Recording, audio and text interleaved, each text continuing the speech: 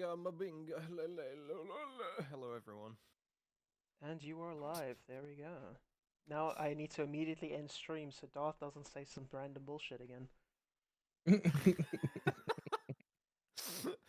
Look, you should know what you're in for. Should I though? Should I?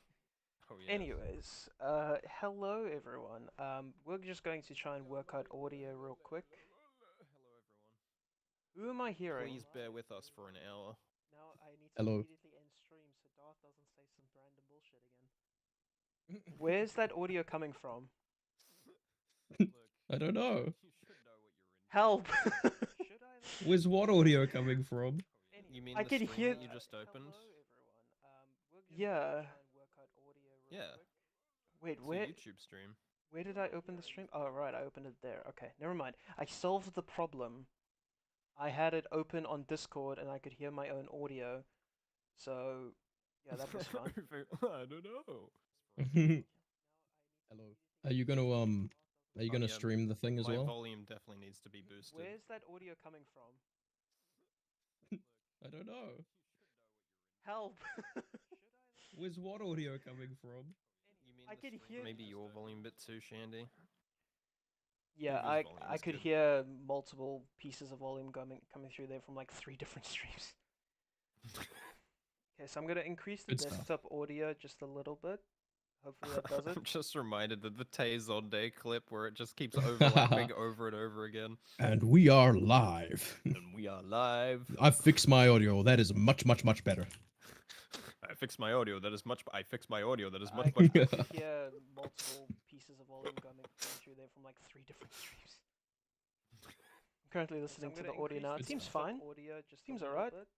Hopefully that does it. I'm just reminded of the Tay Yeah, Day that sounds clip good to where me. it just keeps overlapping over. All right, Okay, I'm gonna cool. mute this stream now so I don't Yeah, go I'm insane. gonna mute it too. More Might as well insane. turn chat on. Chat should be on. Alright, now I need to Turn the chat on so we can see what droppings you're leaving in chat. There we go. Chat is now live. Hi, chat. That should have sent something along to everyone. Did anyone get a notification that I've gone live, or do I need to send that out? I did not get a notification, so you'll probably need to send that out. Fuck. Post it on Uvu's server, wherever else you have access to, I guess, that's relevant. Oh wait, no. Am I? Jesus Christ. No, you're not Jesus Christ. I'm sorry to break this to you, Shandy. Oh no, that's probably why it's currently still unlisted. Oh yeah, it Oh, does blow. say Oh, yeah. unlisted. There we go. Save. Okay. I guess I'm really Bimpson, yeah. I guess I'm really stupid. Yeah. Oh yeah. Okay, so that should have done something. I have made Maybe I it have public. to refresh. Let me refresh. Yeah, let me refresh. Refresh these nuts. Okay. Okay, yeah, it is now live. Cool. I shall send that out to the people. Nuclear. Hold I'm wild. Maybe just. Ducked into a bagel. Okay, this is going to be my first stream, so it's just going to take a little bit of getting used to. Oh, I just realized the nut is covering the chat. Yeah, I know. Oh, it Fuck is 'em. just a little bit. Damn it. Okay, maybe I should. Nuts in the chat. Nah, it's fine. Doesn't matter. Can I get a nut in the chat? Where is Discord? There we go. Okay, close that one. Okay, so no one's going to see the stupid. There's one slick ass overlay, otherwise there. Yeah, my friend NÄBULA made it, and it's Thank you, quite nice. Nebulon. You've saved my marriage.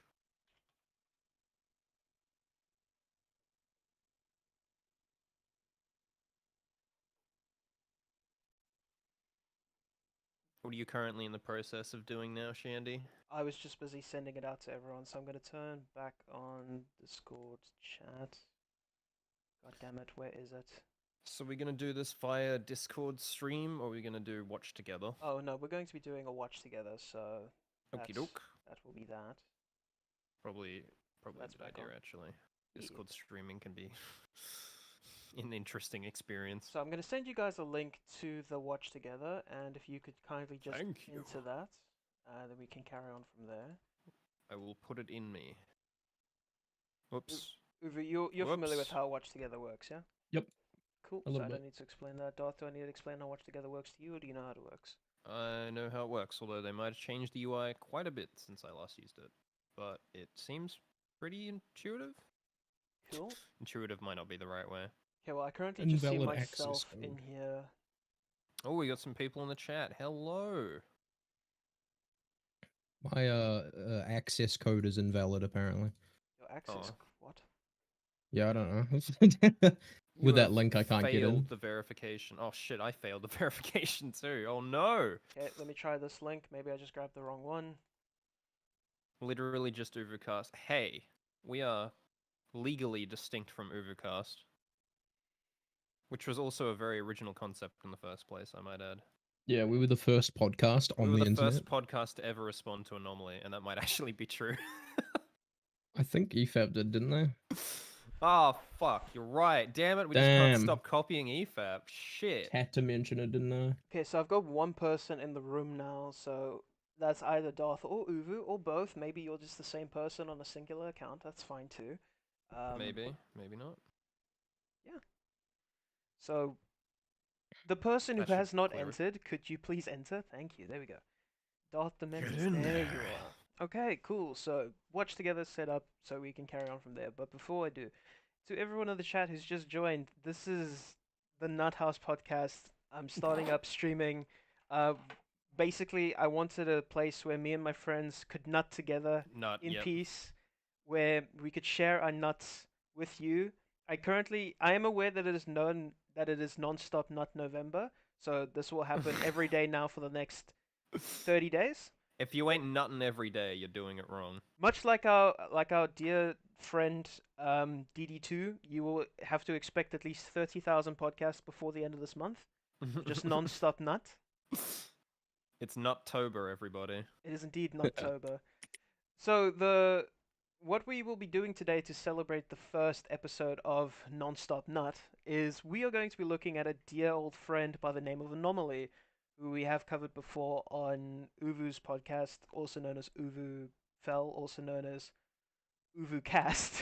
It was the best of times, and it was the blurst of times. I can't wait to see what Anomaly has for us this time. Anomaly was a key figure in that podcast because he was responsible for a very large percentage of collective brain rot that we felt as a podcast. So that was interesting. And we'll be looking at him today, but instead of Star Wars, we'll be looking at his Spider-Man 1 is a masterpiece video. Now, us three as a group rewatched Spider-Man 1 last night, and I think we all had a pretty good experience with it. Yeah. I still have a few issues with the movie, but I don't think that that's necessary to enjoy the movie. I think if I go in with the mindset of, it's just a lot of fun. This was made when superhero movies weren't the best of times. You have the newer Batman movies. You have Superman fighting fucking nuclear toenails. It was it was a, it was Yeah.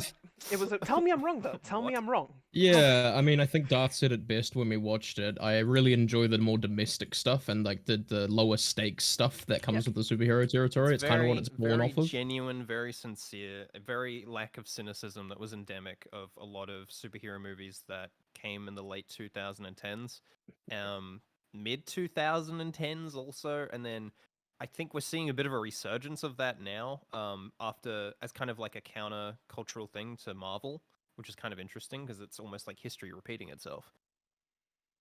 Yeah, pretty much, because people just have now entered the phase where they can't make superhero movies properly. But then when they do, people go, "Oh, The this is rise of actually things kind of like The stinky." Boys, What? as in that whole countercultural movement, like The Boys in particular, was very popular for that reason. People Oh, right, just yeah, very sick of the kind of basically when saccharine superhero movies. The Boys, Invincible, Mhm. was there any other examples of stuff that's recently come out that kind of like goes against the trend of modern Marvel? There are, I can't remember the names of them, Batman, but I have heard of a probably. few. I have heard of a few shows in that kind of mold. The Batman would probably be a good example of like a more detective noir type thing where it's solely Still need to focused on. watch that goddamn movie. Oh, okay. Well, You haven't I'll seen it? avoid Gah. I'll avoid some spoilers. Maybe we can watch it next weekend. That's sometime. fine. I don't mind spoilers. I think I've already been spoiled anyway. Well, I don't really think there's much else I can say. It's just a good time. But yeah, Okay. back to Spider-Man 1. It's a good time. It's not something I would consider to be a masterpiece. There's a few problems here and there, but all in all, from a from a crafting standpoint, I think this is a really, really good movie with really enjoyable cast and crew. Jameson, William Dafoe as the Green Goblin are fantastic casting choices. I like Toby, but I've kind of had a bit of a falling out with him. I don't like him as much as I used to. I now prefer someone like Andrew Garfield or even the animated Spider-Man in Into the Spider-Verse. But I still like Toby. I think he's pretty cool. And yeah, so I'd be interested to see what Anomaly has to say that would make us think that this movie is a masterpiece. Now, he could have some really good arguments, and we could sit here just nodding along, having a good time. Or, alternatively, we could be watching an Anomaly video, and we know how that goes.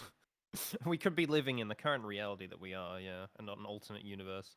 Yeah, it's going to be very interesting because this will be the first Anomaly video where I roughly agree with the conclusion, but I have a feeling I'm going to have a lot of problems with how he gets there, just based off the past videos I've seen from him and his argumentation style. If it can even be called a style, other than just saying fuck you and bringing up unsubstantiated points or just things that are plain wrong, yeah, it's gonna be great. It's gonna be great. Here's hoping and praying that he has actually gone ahead and made a good video. Now, his one says demonetized again in the title, and for those of you who don't know, Anomaly uploaded this video twice. One of them's just 2 minutes longer than the other one, but I assume that they're basically the same. He's just changed a few words around. Maybe instead of saying fuck, cunt, piss, Hornberg, dildo, he just went Gee, la I li wonder le why he le got lu lu lu. demonetized. Oh yeah, we're not making any money on the stream, so might as well.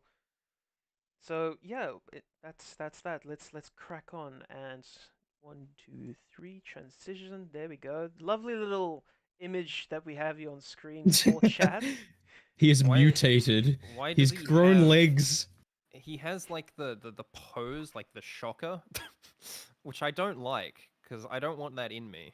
I don't like the crab finger thing he's got going on in his left hand. That's what I mean. He's doing the fucking shocker, man. I don't quite understand what this image is supposed to entail. Maybe it's supposed to be like a rocker, early 2000s skateboarder dude bro type It thing. reminds me of Sonic a bit. I think that might be what it's going Oh, for. we've got some Anyway, Sonic fans in the chat, so I'd be careful We're gonna about that see- one if I were you.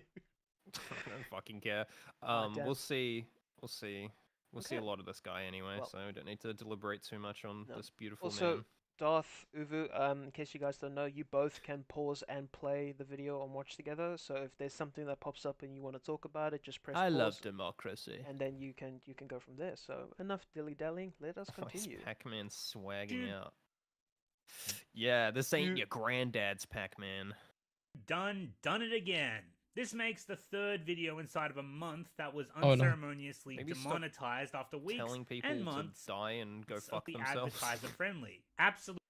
So already there's a Good problem start. here because Good start. we know from previous experiences that videos that he uploaded to be quote unquote advertiser friendly were not what we would consider to be advertiser friendly, and There's nothing more advertiser friendly than superimposing your face onto a scene where you and superimposed George Lucas beat and kill superimposed Kathleen Kennedy.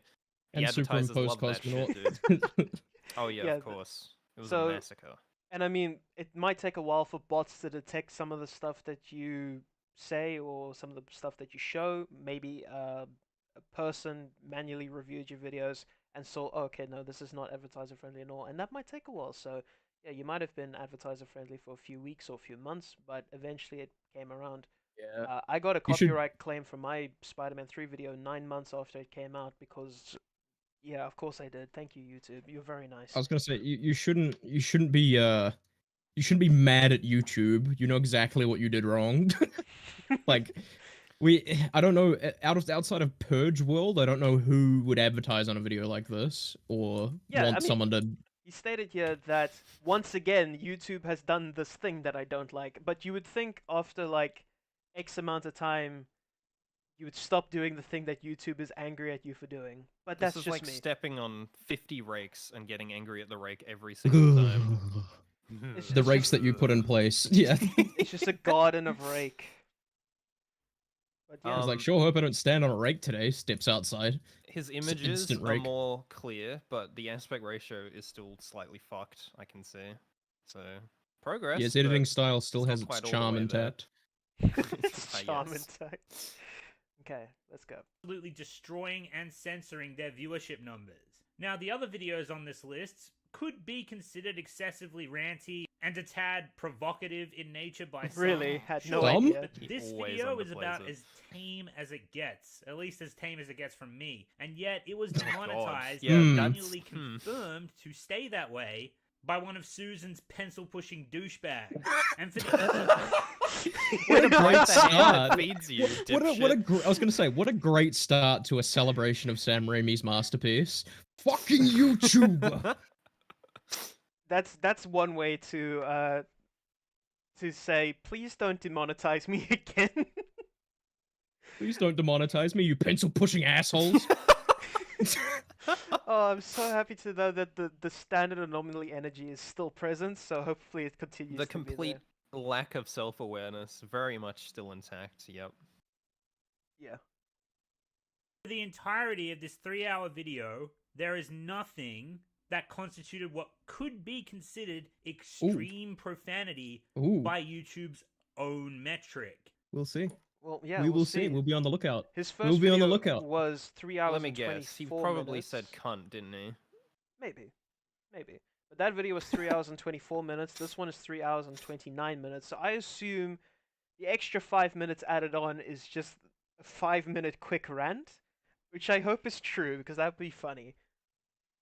The one thing this video does cunt have in cut. common with the other videos is that it was getting a vast amount of attention from recommendations in the YouTube algorithm.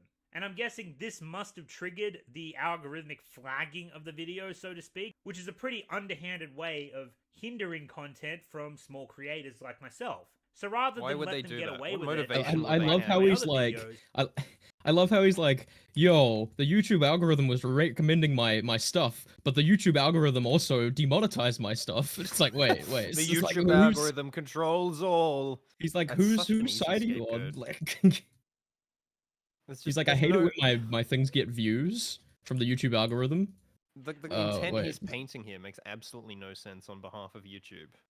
Why the fuck would they give a shit about a small content creator and waiting for them to get slightly popular before then they decide to demonetize?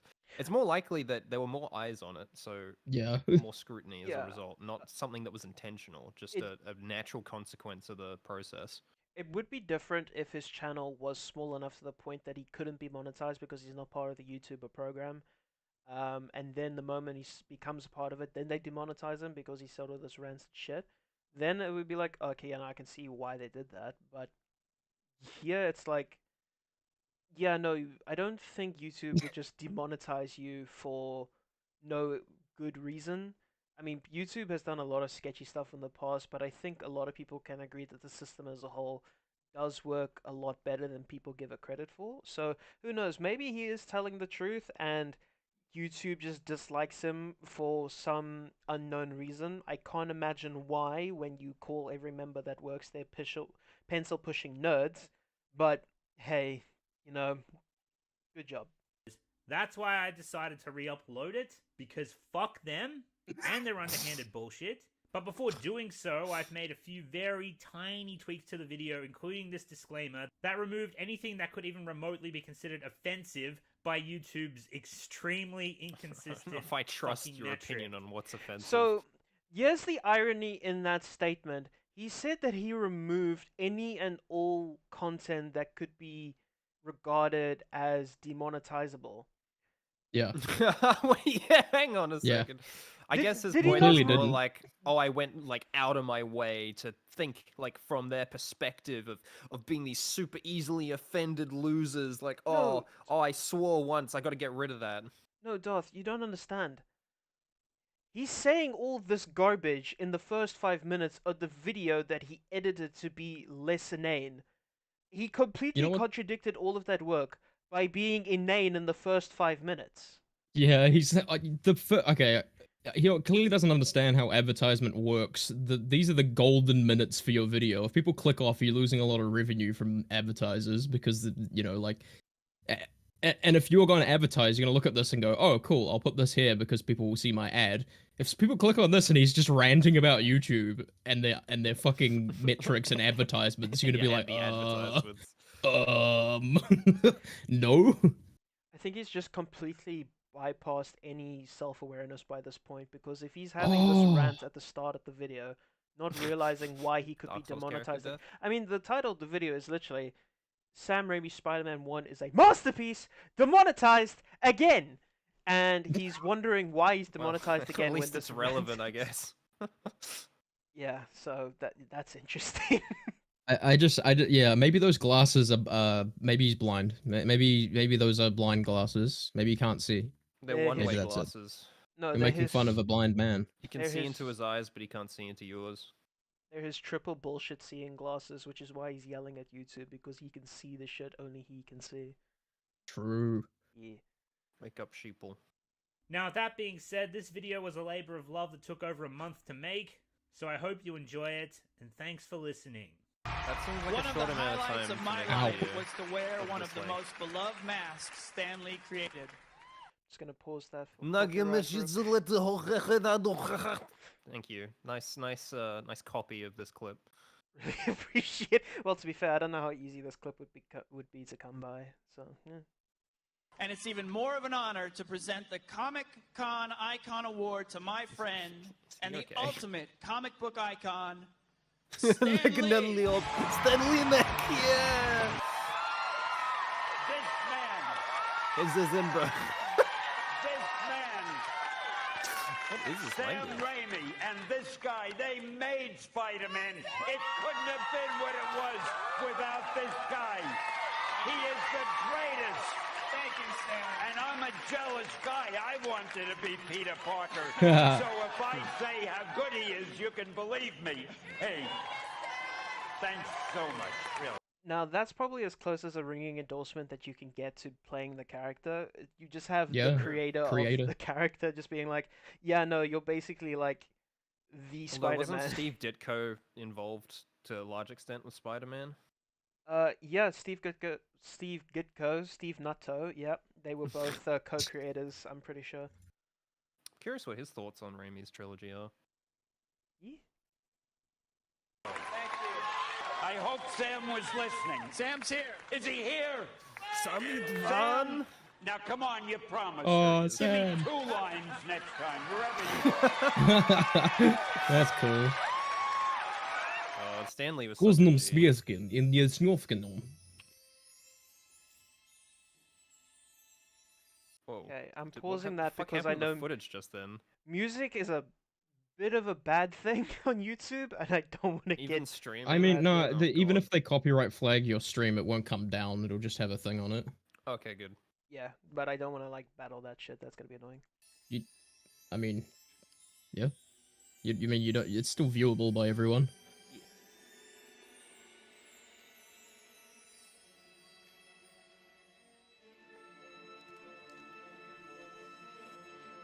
Walked into the room and I saw just there was goodness in his face. There was something in there that said, I trust this guy. And he had this kind of connection or relationship to the character, and it was something that he had loved all his life. So I think that's what got him I the assume job, the to tell frame you the rate is truth. just the footage He's that very he's using. inspiring to work for. He really loves Spider-Man with such a passion, I feel like that might have and been a his project eyes twinkle when he setting speaks mistake. about Spider-Man. I just need to pause something. For anyone in chat, has our icons been going green or not? Because on my display capture here, Uvu's icon is permanently green, but me and Darth don't seem to Oh, be speaking. it's because you don't have disc and focus. Always a fun time. Yeah.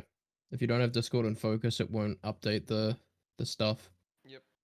Right, okay. No, that's fine. I can fix that, not a problem. Actually, no, I can't, because I'm pretty sure Discord just popped up on stream. So, Yeah, okay, that's fine. I'm waiting to see if that's the case. It seems to be okay. Yeah, I've just moved. Oh wait, okay, no, Discord did pop up on stream. I just Yeah, moved now it to you're my frozen speaking. Yeah, it's just the Discord woes. You showed the watch together link as well. Don't click that, please. I think if you stream it as admin, if you launch Discord as admin, I think it fixes it, but I don't remember. No, it's fine. I just moved it onto my second monitor, so Discord is still in focus. But, Oh no, we're sliding off screen. Ah! Are we? Darth is killed. Darth is dead. He is a half I've man. been bisected.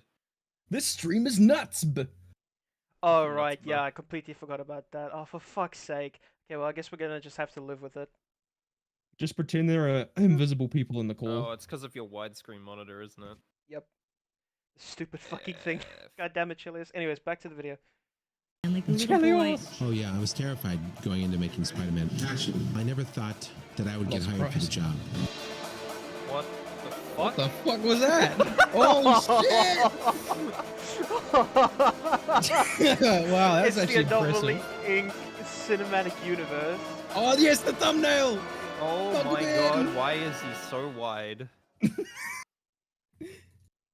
Oh what? Oh no, no, Hold up. no, Wait a no, minute. no. You Wait a cannot minute. complain about this fucking... He complained for like a solid 3 minutes about YouTube censoring him and being rampant about demonetizing him. And then he starts his Spider-Man 1 is a masterpiece video with an explicit language warning. Are you shitting me? Gotta join the watch together. Oh no. Brother in Christ. Welcome back to the channel, everybody. It's your pal Noms here. I'm so sorry this video took so long to My make, and I'm pal. very sorry for its My ridiculous runtime, but it's finally here, and that's what's important. If somebody told What is you up this with was the- going to be a happy little review full of admiration and praise, well, somebody told the truth. But that being said, this video Good one. is all about a movie. That movie. Spider-Man 1. The comic book movie that we've all loved since before it was even cool to like comic book movies. What? Okay. I mean, Blade came out before this point, right?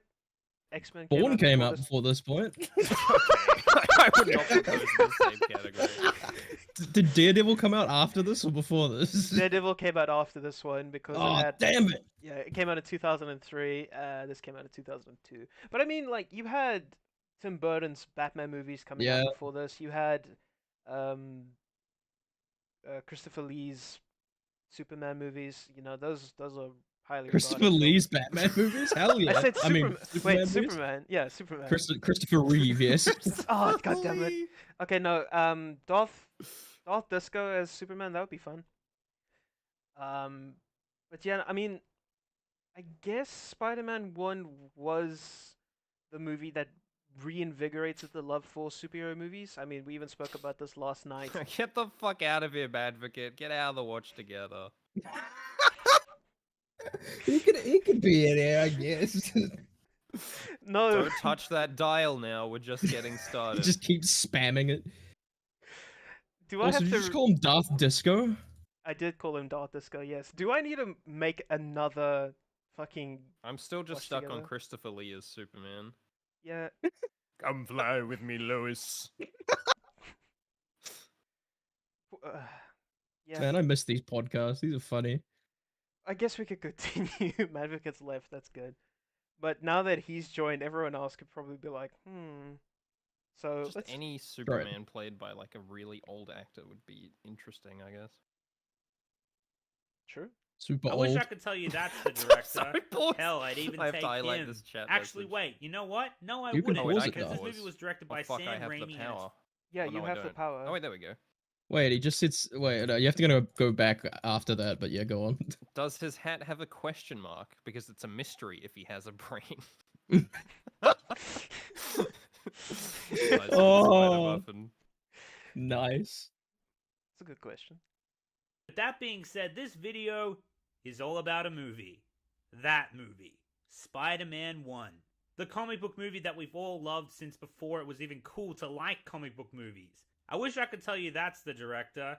Hell, I'd even take him. Actually, know wait, who that you know is. what? No, I wouldn't, because this movie was directed by Sam Raimi. What the fuck was that? Here are two random directors. I'm glad they weren't directed by One of them. them was Steven Spielberg, and the other one was. It looks familiar. Dude. Yeah, it looks Oh, familiar. I can't remember. it's Ridley Scott, isn't it? That dude. Why would you want a superhero movie made by Ridley Scott? He's really going I all in would on the love a intro superhero here. movie by Ridley Scott. What would he I make? hope this whole That's exactly. I hope this whole video is just the script one for one, but he substitutes in his arguments like this. It was never cool to like comic book movies, and it still isn't. True. Nerds get out, True. Free. The most financially successful medium on the planet. It's not cool to like them. Yeah, I agree. And it's fucking amazing. This movie came out in 2000 fucking. I don't like that he showed a which is incredible. image of all him things shooting web when he considered. said came And out. even more so when you consider this year is the 20th anniversary of this God, film. why is it so? But actually, that's the very reason why I decided to make this What's wrong video. with the To celebrate saturation? this magnificent. I have a question. Is he using trailer footage? I don't know, but something bad happened to his footage. The brightness is like way too high. Oh right, it's crushed. The way it's cut here doesn't really look very. What's the word I'm looking for here? Right. It doesn't look right. It looks like it's been spliced It doesn't together look like by someone something else. that Anomaly would be capable of in the editing room. Yeah, that's a good point, actually. Trailer Color footage. grading, man. Color magic of Anomaly. So yeah, that could be interesting. Movie's 20th year of release. Though, looking back, it's not hard to see that this was certainly an early 2000s movie. Yeah, From this the is- prevalence of this is analog definitely trailer technology footage. and the practically non-existent also giving me elements a of today's headache. digital era, which, to be fair, carried on for the rest of the Raimi Spider-Man trilogy, as well as the campy wackiness that was a staple in comic book movies up to that point. You get the ice, I'll get the ice, man. Some motherfuckers are always trying to ice skate uphill. I love that quote so much. You know what happens to a toad when it's struck by lightning? The same thing that happens to everything else. So, fun fact about that clip: that wasn't intended to be campy. Josh Whedon's actually the one who wrote that little scene and line of dialogue, and his defense for that line was, "Oh, anything can sound goofy and campy if the person saying it doesn't give it that all." So that's an interesting choice to pick, but I guess you could count that one as campy.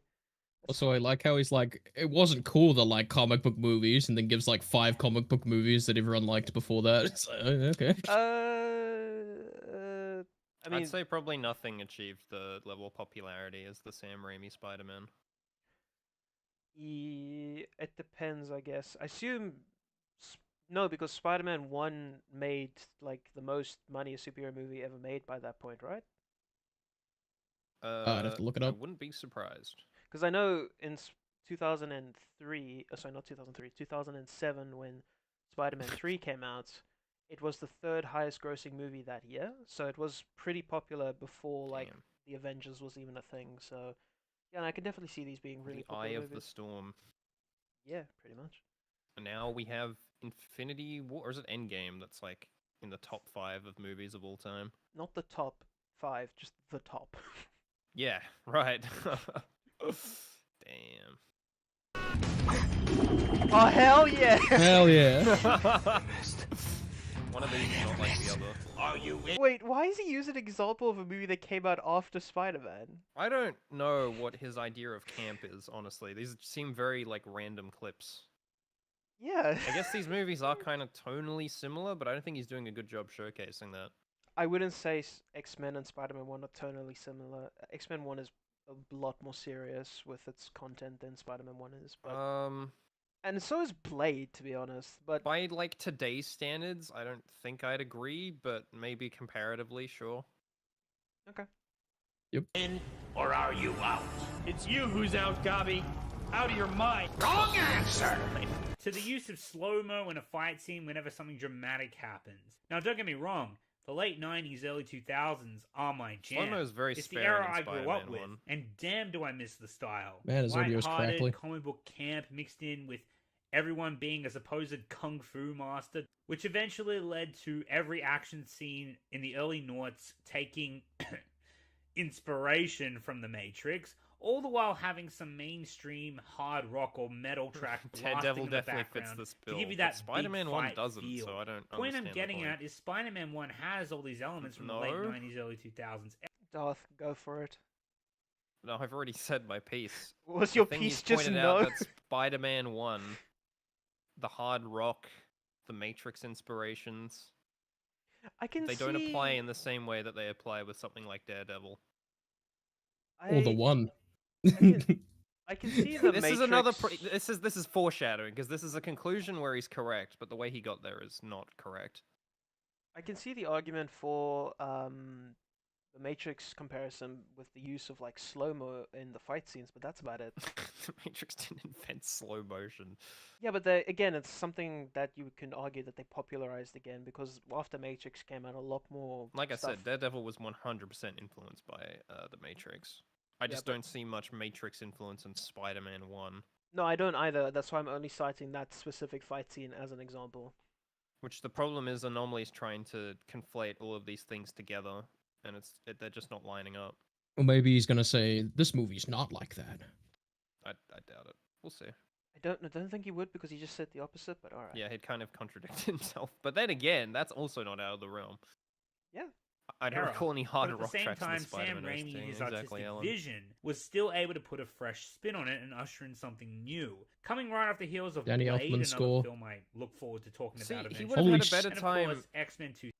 He's I so forget I wide. can pause. He would have had a better time framing it more from the perspective of, oh, comic book movies were starting to fall into a very like particular kind of like style, whereas Spider-Man 1 brought something that was like legitimately fresh.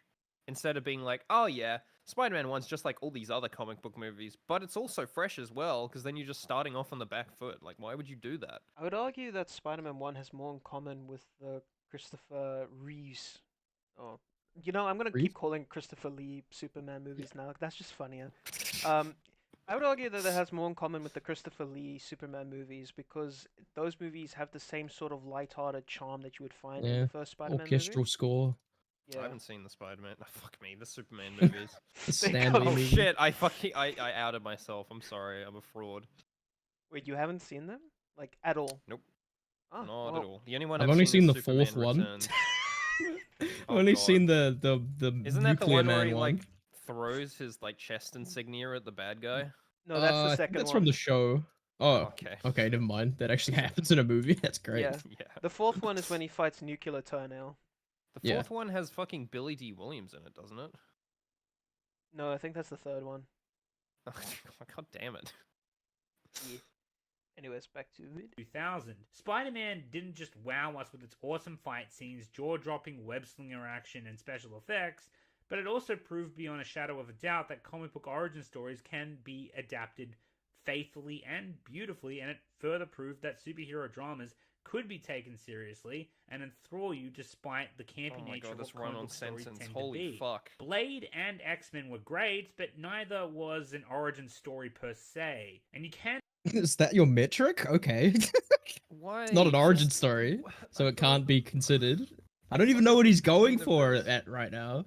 Neither. If your video title is that this is something of extreme quality, I don't understand going from the angle of pointing at arbitrary things like it showed that you can do origin stories in the superhero film, especially because we don't live in that age anymore. We know that origin stories in a superhero film work. If we're looking at it from the perspective of this is a classic that deserves to be remembered, I think we need to kind of keep in mind the context of like our current times as well as the context in which it was made. Yeah, because when you say something along the lines of... Oh, it's trailer footage? Yeah, I thought so.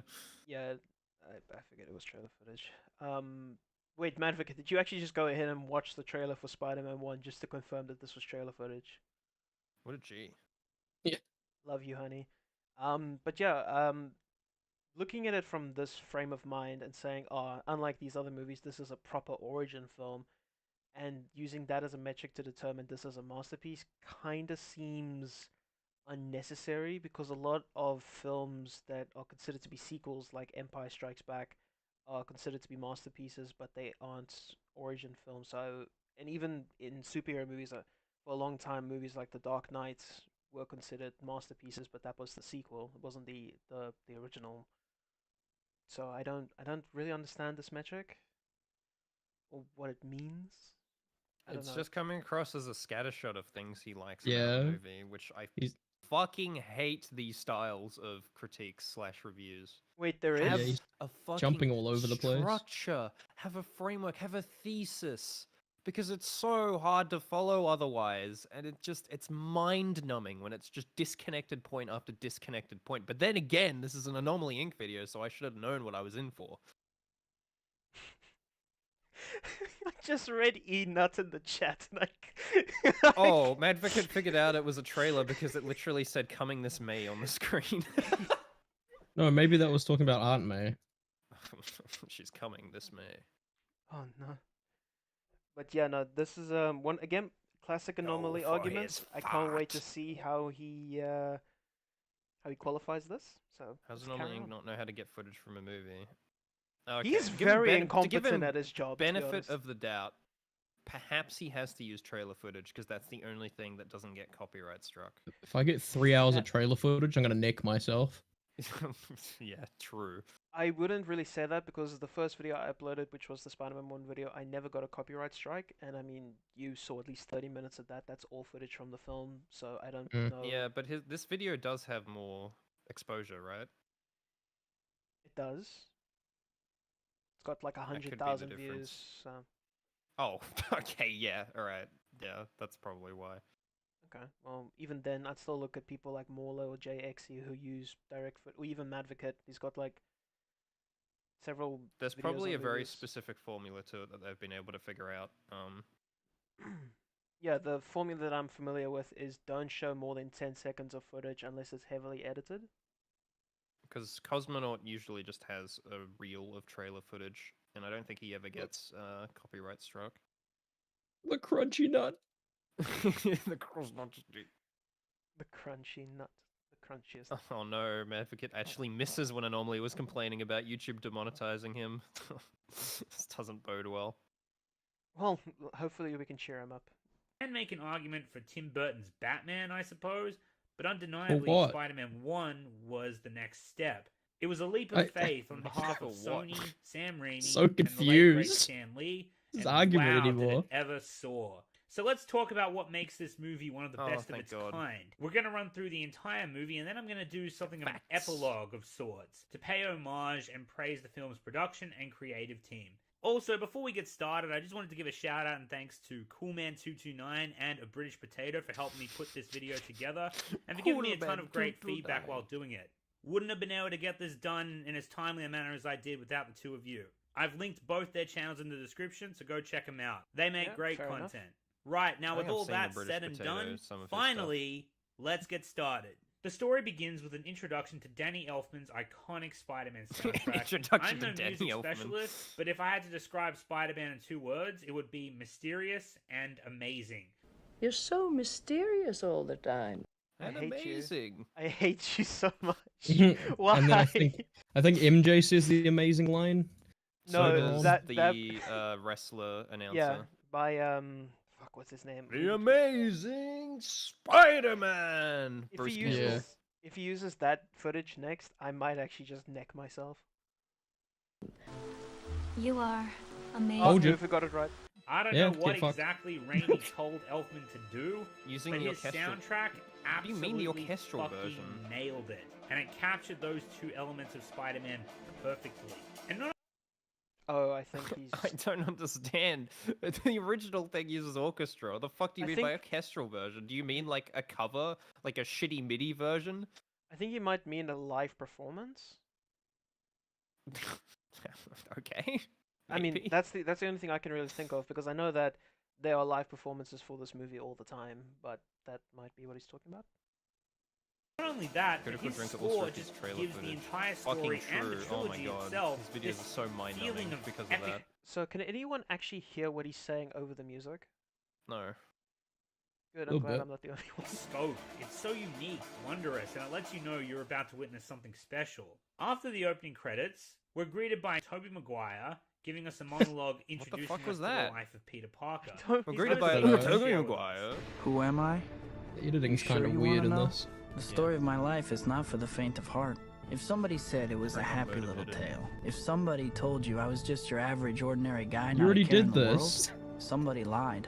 And You this already did opening this. sets up the journey he is about to be set on, that he will come full circle by the end of the movie. But for now, all we need to know about Peter is this. Come full What do circle. you mean he will come full circle? Because at the end he's like, oh wait, does he even do that at the end? He says at the start of the movie, if someone told you that this was a happy little tale, somebody lied, and I assume the full circle is that at the end of the movie he doesn't really I think get I get what his he point. wants. It's just the way he's phrased it is incredibly strange, because you don't say that a person comes full circle. Unless you're on this podcast and you aim. Lol. I do indeed come full circles, you're correct. Mm. The nut disco. No eclipses here. Okay. Well, I guess he's going to clarify what he means there, so let's hear him out. Hopefully. Man, you are one pathetic loser. Nobody outside of his immediate family that was and his sure best friend, which we'll get to, wants a bar of him. And through his eyes, we see he believes himself to be so pathetic, he makes other losers look good by comparison. I'd like to tell you that's me next to her. Heck, I'd even take him. He's a loser because he's fat and eat a donut? I don't think he looks good by comparison. I don't think the movie is trying to say he looks good by comparison. I think his point is that Peter's in like such a low social position, which is true. But it's again the evidence that he's using. There's so much better evidence you could use to show this, and better ways to phrase it. I think I think he's just mad because he's not on the bus. He's like, oh, I wish I was this guy who's on the bus. I'm not even on the bus. Also, I think it was more the idea that he was also like sitting next to or sitting close to Mary Jane. Why is he cutting in footage from the movie randomly? Like, he isn't adding these clips to substantiate a specific argument being made. He's just cutting to clips from the film for no apparent Random, purpose. isn't it? Yeah. This is what happens when you don't make a substantial point and you can't really put a thing in the background to like elucidate your point. You just have to put random shit in the fucking viewfinder. The thing is, the way that you avoid this problem entirely is instead of using random trailer footage when you speak, just speak over the footage you're talking about, like what I've done in my video. That way people understand what you're talking about and you can just move on from there because you both have a similar understanding of what's going on. You don't have that's to what do I this. that's what I meant. Like, he doesn't have a point when he's talking half the time, so there's just random shit because he doesn't have any movie footage to put with his point. Not that he's known for particularly matching the clips with what he's saying anyway, but still. Like oh my god, I've seen so many amazingly edited and put together reviews lately that watching this is just incredibly depressing. And this got 100,000 views. Came out like 2 Fuck months ago. me. I don't know. Idle, I baby. don't know if that's worse. That it came out 2 months ago, or the fact that it has that many views. But maybe the YouTube algorithm really liked them that day. It's just video essays, presentation is so important. Yeah, it's the whole point of having this extra dimension of media. You've got the video on screen. You can engage with it. It's not just a fucking audiobook. That's the whole point of making a video essay. Mm-hmm. Tell him to stop, please! I like the fact that Raimi cast this nerdy librarian chick and this slob who are stereotypically seen as outcasts, and both of them wave Peter off, not allowing him to sit next to them. Now, I've heard people criticize this opening for the bus driver. He likes it. Yes, the opening where Green Goblin appears and explodes the school. I just want to point out that even though the social outcasts don't have anyone sitting next to them, the movie's not trying to imply that it's because that they're social outcasts. They just don't have people sitting next to them. I mean, this bus is going directly to... What was the name of the university that they went to? It was... Don't know. We'll just call it the university. The Jeff University. The Jeff University. Yeah, so this is not like a full school, so maybe these people have friends in different classes that they just don't share this one with. and they're sitting by themselves because they aren't mutually like associated with people in their There class. might be a line that contradicts this, but the impression I got from this opening scene is that Peter is going into a new stage of his schooling where there's a lot of new people that he doesn't know and they don't know him. There's some carryovers like Mary Jane, but it's very much that thing of like you're going into the next stage of education and a bunch of new people have rocked up. The graduation ceremony takes place halfway into this film, and I don't think that it's implying that like a year's worth of time has passed since Uncle Ben's death. Especially since Spider-Man 2 actually does say that it was 2 years since he died, like on the day that he died. So I imagine it wasn't like. I did feel like there was quite a bit of time that passed after that that led to that graduation. Well, I mean, it's Uncle Ben's death, then it's Green Goblin raiding the military base. The problem is, I don't know how the fuck American schooling works, so I'm just kind of confused in general. They start in, I think, September, and then they end in June or May, somewhere around there. So, yeah. It's not really a big deal either way. It wasn't like really snowy or anything there by him when he started the film, so I can assume this is like mid-year when it's nice and hot. Bullying culture directed at Peter by deliberately ignoring Directed him at and Peter, refusing it's to just stop a the bus fucking for him, goblin blowing as up well a as bridge. laughing along with them at Peter's misfortunes. Look, maybe it's a bit much, but I'm fine with the movie exaggerating tropes for the sake of entertainment or to establish characters. And speaking of which, who here is the voice of reason why none other than Mary Jane Watson, who's been given the trope of the popular chick in class, largely due to how good looking she is. Now you might Also, you don't just exaggerate for the sake of it. It's usually for a comedic point or to deconstruct something, and I don't think Spider-Man 1's doing either of those things. No, it's say, not, because you well, don't that's a bit spend presumptuous, Noms, to assume she's popular for her look. I just wanted to say, you don't spend much time with Or the fat guy. Woman taken coming. What? Oh, from him. Not you, about to Shed. say some Right, real okay, dumb no, shit. No, because I was just gonna say, I don't think it's like doing anything with the trope, because you don't spend more than a second with either the fat chick, or sorry, the fat guy, or the glassy chick. Because The best of both worlds. they show up for 1 second and that's it. So they're not a trope. They're just there. They're side characters to take up space. I think he means the whole he's a nerd and he's late for the bus thing. Yeah, but that's for Peter specifically. But I mean, the entire movie's Yeah. about him. I'm saying that the trope used specifically for the fat guy and the chick, I wouldn't really call that a trope, because they show up for like a second and that's it. Overall, the intent of this opening is to establish that Peter is an outcast and he's also socially awkward. And I think pretty much everything works to accomplish that. In the moment, it's not... I don't think it gives you enough reason to like suspect the legitimacy of what you're being presented with. So I think, yeah, I generally don't have any issues with this opening. No, I have one, but I'm not too fussy about that. So we can just carry on. Okay.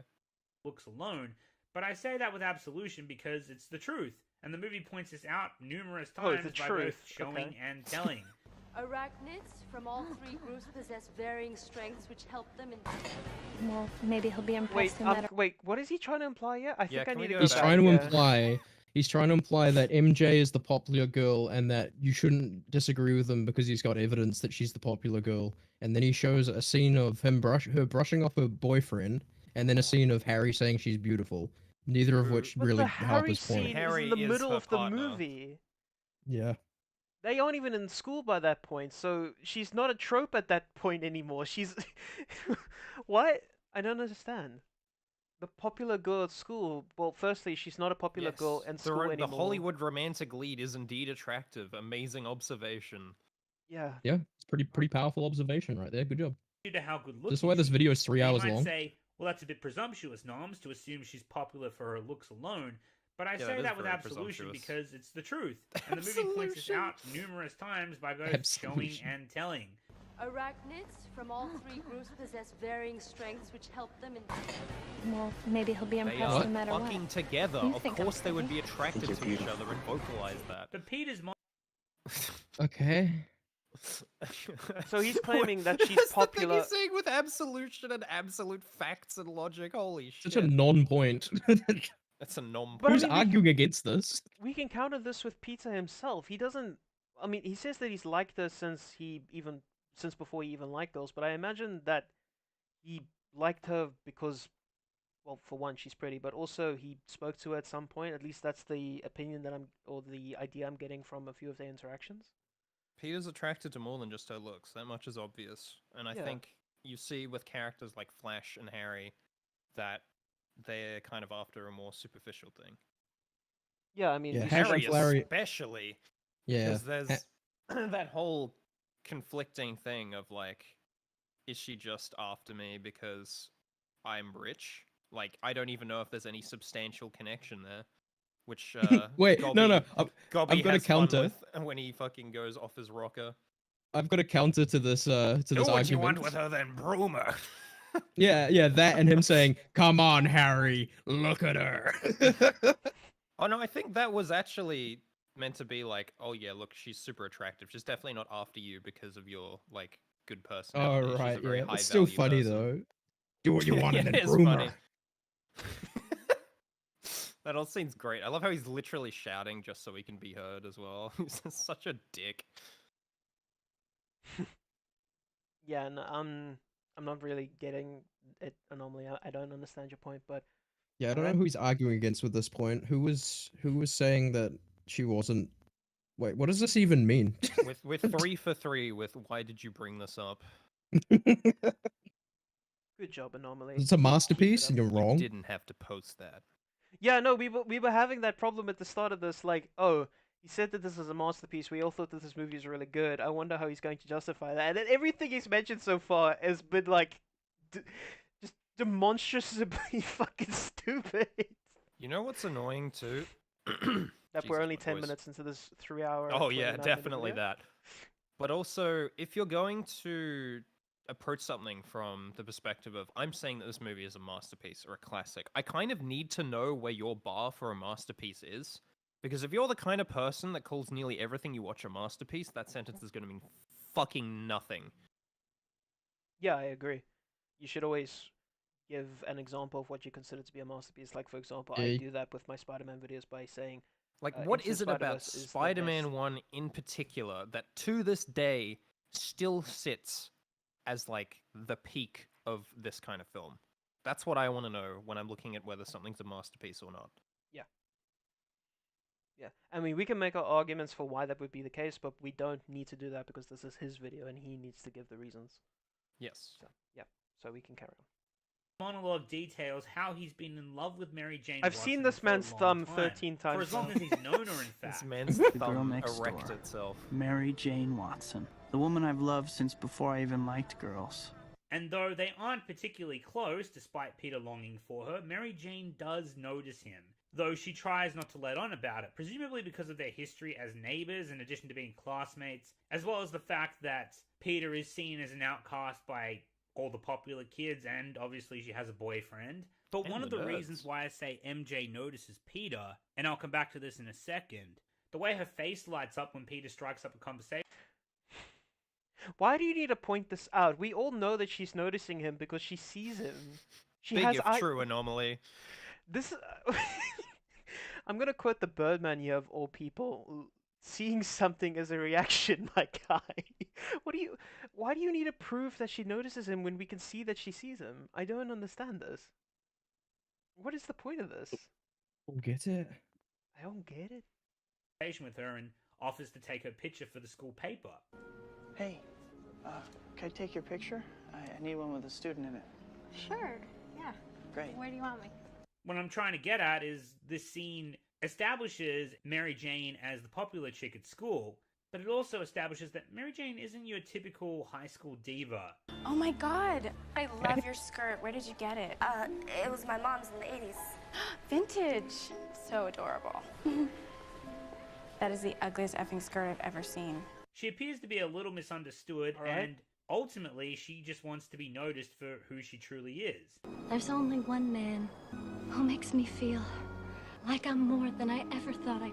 Why This is after he has the This is after he has the giant speech with her where he's like, MJ makes you feel X, Y, and Z, and then she's like, oh, that's sort of what he feels for me.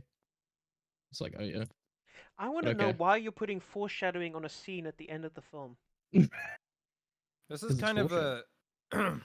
a little unrelated, but this is something that annoys me about the trope of like the popular kids being like cunts in popular media, is that that's not really the case when it comes to like actual schooling.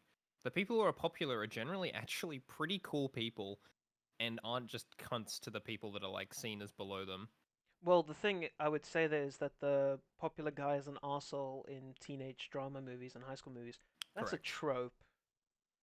And that's a trope that's played very I frequently. feel like that's a trope that's not very true to life, even No, if I it's do probably not, understand but where I it comes from. assume this is actually where I agree with Anomaly that it's accentuated for the sake of entertainment. So it might not be Oh yeah, true no, to this isn't a life, but- criticism. It's not Right, a criticism right, of this right. movie. It's just more an observation about how that seems a distortion of reality.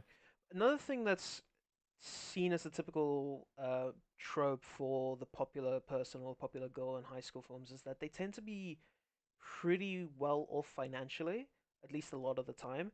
MJ's not. I would actually argue she's more broke than Peter in this movie.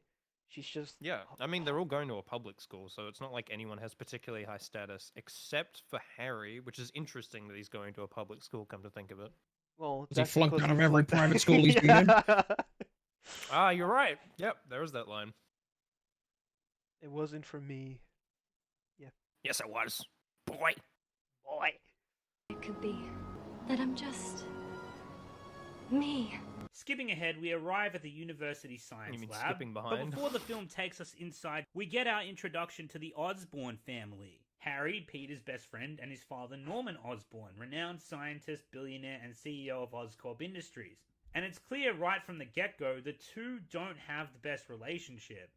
What, you want me Yeah, to trade in thank my you. car I watched because the you movie. flunked out of every private school I ever sent you to? Such Why? amazing insight. So Never this is thought of some- it this way. This is something that's annoying me because he's mentioned beforehand that this film basically springboarded the superhero genre as a genre, and he said that this is the 20th anniversary of this film's release. He is probably aware of how popular this movie is, and he's probably aware that a ton of people have seen this already. So why is he playing footage from a movie this popular after stating what's already happened? Like, is he trying to re-emphasize something that he's already said and play it off as him being factually correct, or is he just doing this to stall? It does come across as that, because the whole point of a video essay is you're meant to encourage people to take a look at things in ways that they might not have realized before. That Yeah. opens like new depths, new meanings, Mm. new ways of looking at the work. Just I could have telling got the me- same like, content this is so far. important if you're trying to give evidence, but if you have no point for the evidence and the evidence in itself is just the point, then it's just hollow. Yeah, his evidence is just the movie happened. It's- Yeah. Osborn family have a rough history. Play scene of Osborn family having rough history. See, guys, I told you. My hope is that he'll connect this to be like, look at the attention that it's giving to like every character to like set up their motivations and like status in the world. This strengthens like our connection to them overall and creates some interesting dynamics. That's the hope, but I don't know if that's gonna happen. That would be some insight, but even then, I'd still say that that's pretty basic because that's just Oh, yeah. connecting elements that most people would already. But be then again, familiar we with. also face the problem where a lot of superhero movies these days have created such a low standard for world building and character development that it's like, this looks amazing in comparison. Yeah, but you're trying to look for the material in this movie that makes it a quote-unquote masterpiece, and I would not Mhm. point to basic elements like establishing your characters as an example of this being a masterpiece, unless this is something that comes into play again Yeah. later on in the movie. I'm just saying this kind of thinking may come from the lowering of the bar. Yeah, maybe. But then again, he thinks the prequels are masterpieces too because the sequel trilogy is trash. Oh, you're so- right. He does. Okay, never mind. He doesn't have to tell me what he thinks is a masterpiece. I can just ignore his opinion entirely because he thinks fucking prequels are masterpieces. Correct. It wasn't for me. Of course it was. Don't ever be ashamed of who you are. I'm not ashamed of who I am. Harry, the McRib is a limited time item. Just what happened. Forget it. Stop playing the whole scene. Harry's We get had it. trouble at school, so much in fact that Norman's had no choice but to enroll him in a public school. We like a know. regular Okay, kid, and? despite his wealthy background. But it's clear that Yes. Harry, to an extent, resents his wealth for a myriad of different reasons. Perhaps due to him going through a rebellious phase against his dad, likely his acting out at school was a cry for attention from his busy father. Behind them. I guess he's sort of a nerd, odd duck, the classic son trying to win the affection of the father, and maybe at times just rebelling to get attention. We later see that being part of the I didn't agree with your point because you said that he resents his wealth. I don't think there's any indication of that. I think there's a big difference between resenting being seen as the outsider because your dad drives in the fucking Rolls Royce and like wishing that you didn't have all these advantages. Because even like Peter brings it up, oh, Harry lives on like another world to us, but I don't see any indication of him like lamenting that. I actually think that there's a pretty interesting parallel between Peter and Harry in this scene specifically because Peter is an outcast from a more standard perspective. You know, he's the nerd, he's made fun of from the kids in school, he's picked on. But Harry, to an extent, is also picked on for being an outsider, but to a different degree or to a different extent. Why they One of the find lines kinship of with each other. One of the lines of dialogue from Flash in the university is, well, it's a conversation between more than just Harry and Flash. It's actually the scene specifically that's on screen. The blonde guy picks on Harry and then says, "What are you gonna do about it?" And then Flash responds by saying, "His father will fire your father," clearly implying that they're making fun of the fact that his dad's rich. And he even grabs Harry and gets physical with him and says, "What's your daddy gonna do, sue me?" They clearly don't take him seriously, and I think Harry is aware of that, so he tries and hides his wealth or his status as much as he can, which is why he'd prefer to take the bus or come around the corner. Yeah, he just wants to be seen as normal, like most I think kids we're in just school. doing Anomaly's work for him at this point. No, but someone has to. Like, I know. I'm just, yeah, you're right. again, I don't think this movie is a masterpiece. I have quite a few problems with it, but if you're going to make me defend the movie to this degree, I feel like you're doing more of a disservice than I can in a fucking title called "This Movie is a Masterpiece." It's very ironic that the thing we're countering is actually strengthening the movie because the actual analysis is so simplistic and surface level. Pretty much. Class puts a target on Harry's back as well, especially at a public school. What's Daddy gonna do? Yeah, Sue there you me? go. But most of all, because his wealth But is but directly hold on. linked- He's basically taken what I said in 3 minutes and then said it in 3 seconds. Okay. That frame. to what strains his relationship with his father, which is his work. Norman's a nice guy, a PG-13, brilliant it's man, fine. but his line of work hasn't allowed him to connect with his own son the same way he Is he can a nice connect guy? with I don't someone think we like see any Peter proof of on an that. intellectual level. Throughout the film, He's it's revealed definitely that nice to Harry Peter is at the start. disinterested in science, and it's likely It's when he starts possible he going resented mad. it because Well, I even wouldn't when say he's nice though. he's definitely He's more fatherly. He's definitely more affectionate towards Peter than he is towards Harry throughout the film, and that's because he can see more of a Until the end. relatable. Yeah, well, being selectively like affectionate to someone I wouldn't consider as someone who's nice. The way Look at he's like her. phrasing it makes it sound like, oh, he was just completely a normal swell guy before the goblin juice got in his brain. When I don't think that's the case at all. We can see some of his flaws being presented here early on that just end up getting accentuated when he gets goblined. Well, I mean, that's something Goblin even says to Norman after he takes the serum when they're having the conversation in the mirror. In the mirror. The Goblin is basically just Norman, but getting what he wants. Yeah, to he's like the literally nth looking at degree. him in a mirror. He's looking at himself in a mirror. Power beyond your wildest dreams, and it is only the beginning. You know, he's not Power of the claiming to be. sun. He's not claiming to be entirely different person. He's basically just Norman if Norman got what he wanted, and if Norman got what he wanted, he would be an Yeah. asshole. He's just I mean, we see Norman him if getting Cal voted went off the to his board and head. he explodes. Yeah, that's Norman. That's not Goblin. Yeah.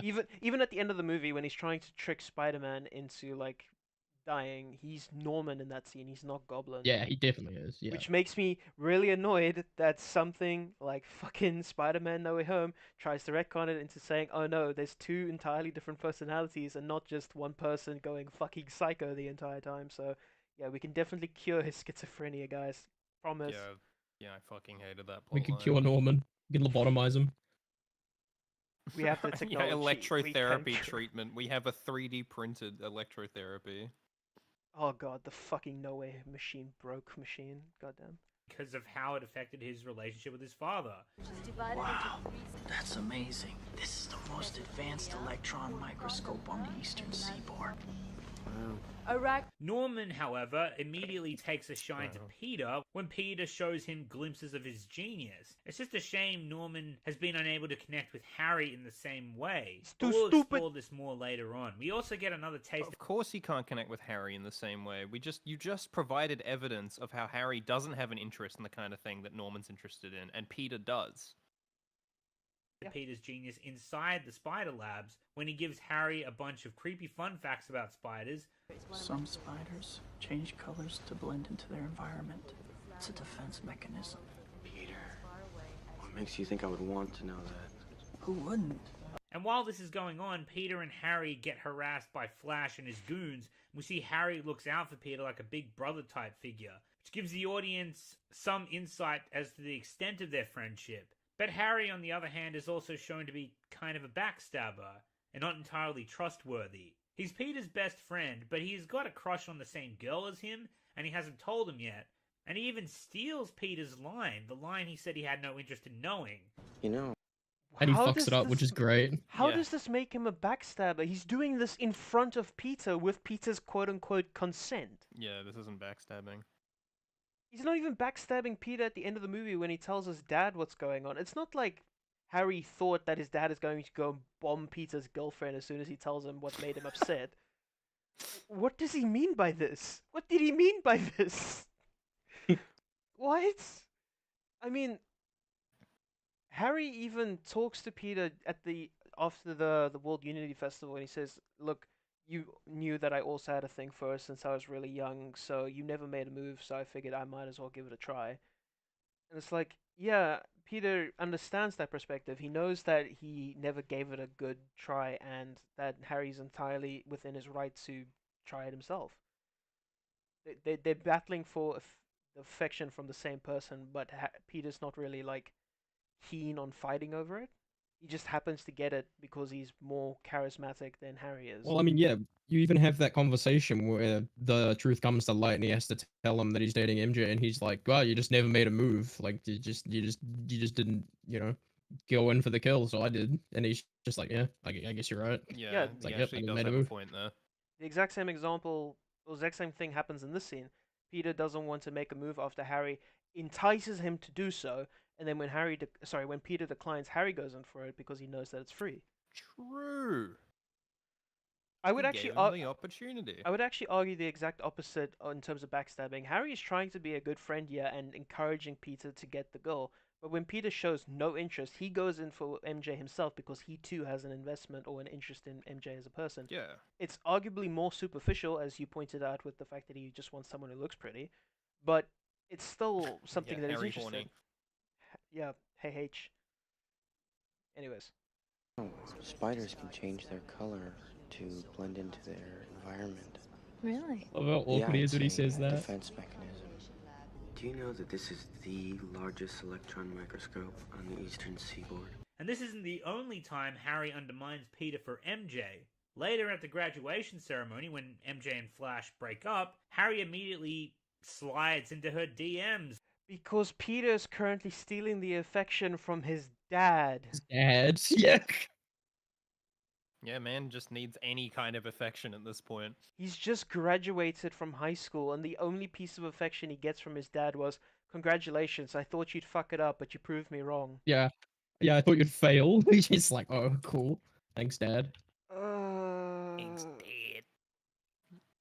Again, another situation where Peter doesn't take the opportunity to go and talk to MJ, so Harry's like, "Oh, well, my turn." You were very correct, like, Darth, in your analysis. It's like, oh, we agree with the overall point that the movie's pretty decent, and then he's just like fucking it up in every way possible. Yep. Maybe this was his Classic trick to Anomaly. making the movie a masterpiece all along. He just got us to do the work. Yeah, true. Fuck. Oh no, he's been Fall playing right into his 40 hands. checkers all along. And so we've just been speak, playing and the two Uno. start seeing each other. And Harry like doesn't Uno. even tell Peter until months later, after Peter finds out on his own. Maybe it's a coincidence, but I'm willing to believe it's not, that Harry does this twice, and both times it's after having to watch Peter and Norman bonding in the way he's always wanted to with his own father. It's no question that Harry harbors some resentment for Peter as the film goes on, despite the fact they're best buds. But as time goes on, this resentment gets worse and worse, and actually kind of culminates in Spider-Man 2. Don't act like you're my This is a conversation about why Spider-Man 1 is a masterpiece. Please don't bring up Spider-Man 2 in your assessment. But yeah, I don't think he said anything there that's incorrect. It's just very surface level. It's not adding Pretty much anything. what we said, except it was in service of the opposite point somehow. Yeah. Alright. friend. You stole MJ from me. You stole my father's love. And you let him die because you didn't turn in the freak. Isn't that right? But we're jumping too far ahead. The point is, Stop we get playing to this see that Harry fucking and bomb! Peter are very good friends, but based on what the film has and will show us, Harry isn't exactly the most trustworthy person, and does backstab Peter, whether it's due to resentment or not. All the while this is happening, while... I just want to point out that the scene in Spider-Man 2 happens because Harry has very vocal resentment towards Peter for not giving up the identity of Spider-Man, who he believes is responsible for killing his dad. So again, you're playing a scene from the sequel, trying to strengthen your own point here, but you're ignoring the context of why that scene exists. So again, you're being a fucking klutz. The scientist tour guide Such a is goober. outlining all of the spider species and abilities that have been integrated into the very spider that will give Peter his powers. MJ makes the observation that one of the spiders is missing, but the tour guide insists that the lab technicians are just currently working on it, when in actuality, and unbeknownst to them, the spider is loose and free, and is a danger to everyone in the lab. Harry's moment with MJ is cut short when the hilarious whispering teacher interrupts their conversation in a... Why does he do the same thing Anomaly does? Hilarious. Yeah. Why does everyone Because point Cosmonaut to did the this guy? same thing. Yeah. It's almost like he's not trying to interrupt the thing that's going on in front of them that they came here for. It's almost like he's a teacher trying to do his job. Why is this funny? Yeah, is this an essay or a recap? Yeah, there's a lot of that. This is... It's very fucking note for note narrative. It's actually Like- worse than a recap because he's just playing scene for scene. And then he's just being wrong over it. What language do you speak? I speak incorrect. He's the kind of person who got an F on his recount in school. And lunch. He got an F in lunch.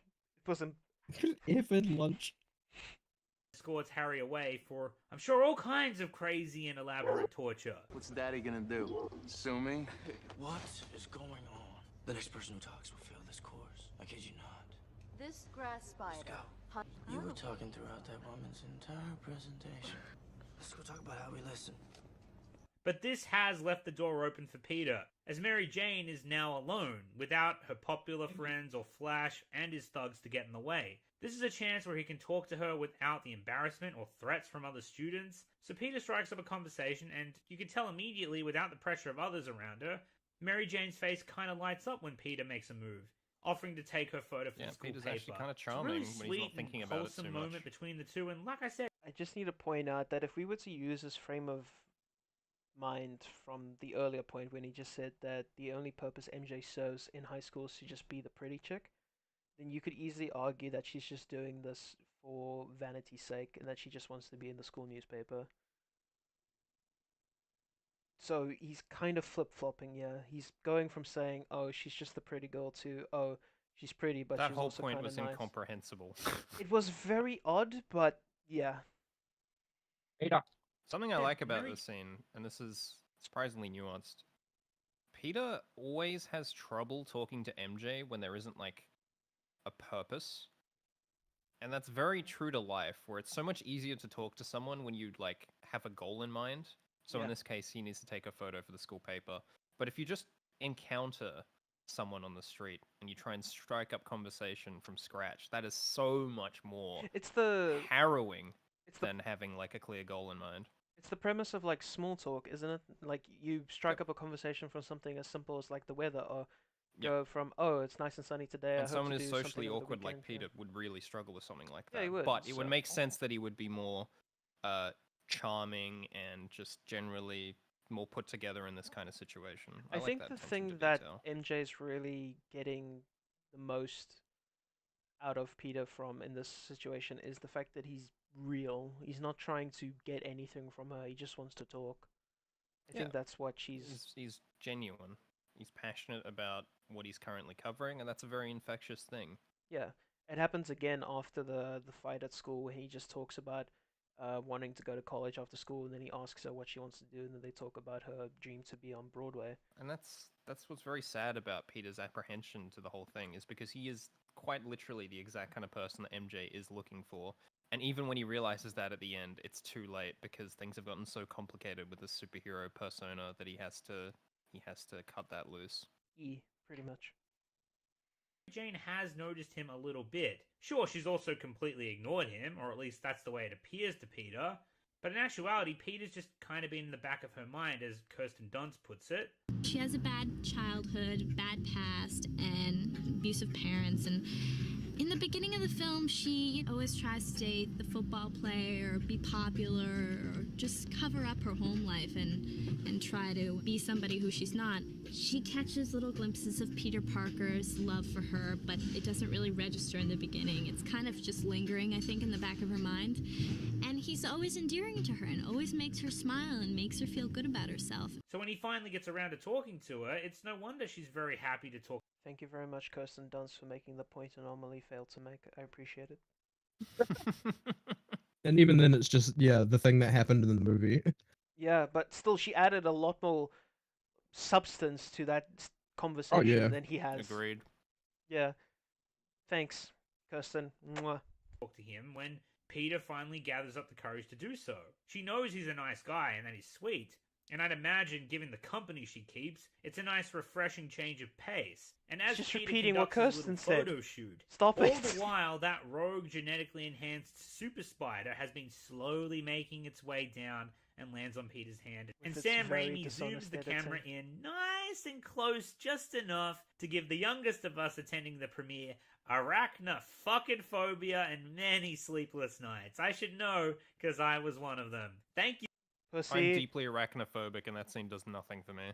Yeah, you were a lot more antsy in your pantsy during the Lord of the Rings scene. Oh my god, that was actually the fucking worst thing I I've remember- ever seen. That was horrific. I just sit yeah. 3 meters away from my screen, you got out of shouting your to be chair. heard from my mic. So I assume that your headset doesn't have a microphone. You've probably got like an on-desk microphone, because when you said, please play the video or please play the movie, I could hear you standing at like the far end of your room, and your voice was so muffled. I just wheeled my chair right the fuck back. I did not want to be close to the screen. It'll be really interesting to see what you have to say for Harry Potter Chamber of Secrets once we get to that. Oh, but- that scene always fucked with me. I'm not looking forward to seeing that scene again. I think my arachnophobia in some ways has actually gotten worse since then too, so... Yeah, because you can actually... not going to be fun. You can actually process why that's scary now, and you actually understand why it's so fucked up. Yeah. Yeah, but still, yeah, I mean, I was arachnophobic growing up. I still have elements of it now. This scene never really got me too antsy, even as a kid. I just thought it was cool that he got bitten by a really colorful-looking spider and that he got superpowers like the night. Yeah, that's he the went to bed. thing. I'm not so much concerned with the small, non-hairy spiders. It's either the big ones or the medium-sized ones that move extremely fast and are furry, because that is just uncanny as fuck. Not just that, but whatever fear I had for the spider immediately got eliminated when I thought, if this thing bites me, I get Spider-Man powers. Yeah, true. I was like, I'd very much like Spider-Man powers. So yeah, that always trumps it. Thank you, Sam. You bastard. But anyway, Peter is bitten by the genetically modified super spider and immediately looks freaked out. And I'll admit, it's quite odd he remains quiet about this. You'd figured he'd be in panic mode, since these are not your everyday spiders, and who knows what the fuck that bite will do to him. Especially since the final shot of the scene lingers with that spider's image on one of the monitors, and it's listed as a completely new species. Oh well, maybe Peter and... In defense, he doesn't know it's a new species. That's what I will say. But yeah, I do agree with this. Quiet about it off screen, I guess. We don't really know, because the scene ends here. But hey, what's the worst that can happen, right? But anyway, look, aside from You'll that, die. the reason why this film's opening sequence is so brilliant is because Sam Raimi and his scriptwriting team packed the first 10 minutes of this movie with so much exposition about the character's backstory and relationship. Did they, though? I They thought did it in a fairly dynamic way, where the exposition is delivered in a way that also conveys character. Yeah, but I thought that the reason why this works so much is because there isn't that much exposition and that there isn't that much I dialogue. would say there's a lot if you kind of look for it, but it's pretty good at I'd say hiding it's itself good in the dialogue fabric of the because story. I'd say it's good dialogue because it gets what it needs to out of the way, but it doesn't linger. It's very snappy. It's very Yeah, focused you've in what got it's actually trying to establish. Yeah. You've got Peter being a nerd. You've got MJ with Flash. You've got Harry and his relationship with his father. You've got Peter talking about the nerdy stuff. You've got Harry's disinterest in the nerdy stuff Peter's in general. relationship with his aunt and uncle. Yeah, that's a scene that has some very blatant exposition in it. But it's still done pretty well because it's done in like a homely It's way. softened by like having like a charming quality to the dialogue in a way that kind of reveals a bit about the characters, so it doesn't come across as just bland, flat exposition.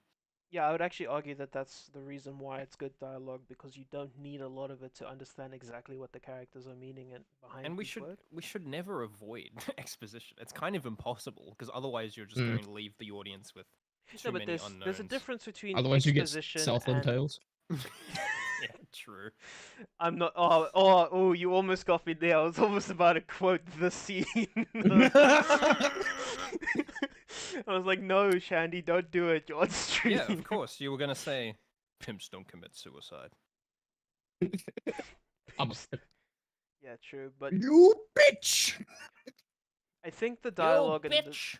I think the dialogue in the scene would be a lot worse if they kept on talking and if they kept trying to over-exposit what they were meaning behind everything. Like, for example, if Norman went ahead and said, "You flunked out of every high school I sent you to," and then he went ahead and said, "It's not because you're stupid, it's because you want to be in a private or public school with friends that you can hang around more often." Yeah, there's still room for subtext. Yeah. Yeah, and then he goes, and that's why you're in this public school. It's like, yeah, it's a bit more subtle. Definitely Also, room I don't for- like you because you're not like Peter, my beloved. Yeah, you're not smart like Imagine Peter. if You're the dumbass. first thing he says to Peter is like, "Oh, hello, Peter. I've heard all about you, and I'd very much like to adopt you as my own son because Harry's a fucking stifling goober. You're much smarter. Please come live with me and be my child." Please be mine. I read your paper on my nanotechnology project. Anyways. Relationships to one another, and the very came sci-fi comic book twice. elements this movie is based on, but it's so well integrated you'd hardly even know it was there. It's just seamless. And on the viewing experience, it's so densely packed with... I wouldn't be able to know if this was seamless or not because you keep playing fucking trailer footage. Where it's very easy to see the seams in the editing. They're tearing at the seams. Set up for what's going You're to tearing come it apart, later Lisa. on, there are Seam certain up. details you can miss unless you watch it multiple times. One such example is Really? after Peter is bitten by... No. I genuinely did not notice that much more on the rewatch we did last night. And I had already seen the movie fairly recently. Maybe like 3 months ago. I could see you missing something if you're not that interested in the movie by this point, which, fair enough if you're not that big on teen high school But movies. in terms of like the whole, there's just so much like information packed into every scene that you just can't absorb it all the first time around or the second time around. It's not that kind of movie. Come on. Yeah, it's not like EL where you have Rakakuni at the start, and if you've seen it before, you're like, oh, True. Yeah, that's a movie that's great for rewatches. I think because there's like a lot in that movie too. You kind of have to. I think Anomaly is Yeah. just self-reporting himself, and I think he answered the question you had earlier on. Does the question mark on his hat mean that he just doesn't have a brain? I think so, yeah, because how frequently did he need to rewatch this movie before he quote-unquote understood everything? Because I don't think this is a hard let's see thing to how- understand. That's Well, so let's see funny. the- Remember when he responded to Cosmonaut's video and he called him out for that exact same thing? Oh yeah, when Cosmonaut's like, "I've seen this movie once every year for the last 7 years, and I only just understood it last year when I watched it again." And then Anomaly was like, just understood it. "This movie is so simple and was written for children. How the fuck did you not understand?" And now he's saying, the exact opposite, where it's like, oh, It's you can so only dense. fully understand this movie after several watches. It's like, what? I want to see what his point is, though. I want to see what he's specifically pointing to. He's pointing Yeah. to fingers bite. That's what he's No, pointing fingers point. He's Yeah, finger pointing to the finger pointing at the bite. At the genetic super spider, Sam Raimi decided to simplify things with a simple, discrete visual cue outlining every single one. How many people are going to fucking read that, and how many people are going to just see the big ass spider that says new species? Also, what kind of mean, I ability read is it. combining protein pairs? That frame covers the whole screen. It's pretty easy to read the things, at least The some of problem is them. the way he's presenting it here. It's actually hard to read the text because his copy is just so compressed. True. I mean, it's Got just web adding... tensile strength, spider strength. Of course, it's got spider Spider strength. It's a spider. What do you mean? I think they mean in proportional strength because I think spiders are improportionally strong. Jumping speed, spider sense, precognition. Wait, aren't those two the same thing? Wait, doesn't this make this movie worse? Wait, yeah, I'm confused. This is actually confusing me now. The lady herself said that precognition and spider sense were the same thing. She's the one that brought it up. But all right, speed, Huh.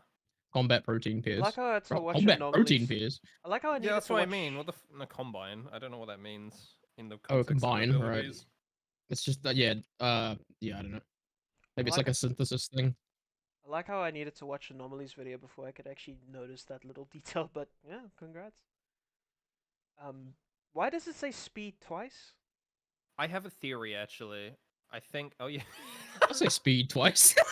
No, there's a green speed and a blue speed. Ah, right. That's speed for Yeah, one leg and it's speed got. for the There other. are two different genes. I One don't gives know them why speed there's and one two gives them speeds, speed. other than they didn't expect They're people to two different scrutinize this genes. that They're much. two different genetic no, pairs. Doc, is what you it's can't- getting My at. other theory is that they have spider sense and precognition because they didn't think people would understand what precognition meant, so they just were like, "Oh yeah." But the lady in the scene before this told her, But had like 4 lines of dialogue explaining what it meant, though. But that's Yeah, but that's if you not a good just thing to say because if the dumb mass audience just saw precognition on the screen, they might be like, "What's that?" But she literally said it borders on precognition, a kind of spider sense, and then explains exactly what it is in the scene directly preceding this. I think you guys are just nitpicking, to be honest. Yeah, I'm just nitpicking. One of Spider-Man's powers. That's a fuck ton of exposition in one shot. Well done. It's easy to miss, but it's there. Well done. Okay. There's a lot of exposition, therefore it's good. Did he say that it was like seamless exposition? And then he's like, oh, you have to read this entire thing in 2 seconds to understand all the exposition. It's like, wait, what? Okay.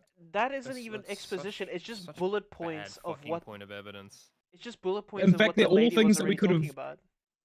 Yeah, exactly. They're all things that the It lady is just pretty much all explained. redundant information, yeah. Stupid. I feel It's like doubling the up point on the more exposition. of that visual was to show that it's how it actually like becomes a part of the DNA, as opposed to what the exact abilities you'll get if you get bitten by the spider, Yeah, or because what I abilities think- the spider has. I think the intention yeah. of what that screen is supposed to be is it's supposed to identify what each color on that DNA spiral thing is supposed to represent. And that's, if you're looking at this from an in-universe perspective, that screen is meant for the scientists in the building so they all know what they're working with. But Or at least from some sort of expose or infographic for the But people in terms coming of to the the intent tour of the to see. scene, it's also foreshadowing of, well, not even foreshadowing, but kind of like the view of what is happening to what the fuck, happening to Peter's DNA right now is that it's Peter getting Man. transformed, which Yeah. is it creates this ominous kind of feeling because it's like, oh god, what is happening to him? But again, Yeah, especially the when you big- get the actual CGI scene of his DNA being altered. It's the exact same thing as what was happening on screen. Yep. But again, the big payoff of that screen isn't actually the dialogue. It's the thing that says "new species created" or "new species" or "spider," and then you see the spider on screen is the exact same thing that just bit Peter, and then you go, "Oh snap! That's Ractoid, the new one." That's Jeff. Yep, that's Jeffus Arachnus. Jeff Toro. Details here work to set up, establish, and familiarize the audience with the characters, the comic book world, and premise and its story. Bravo!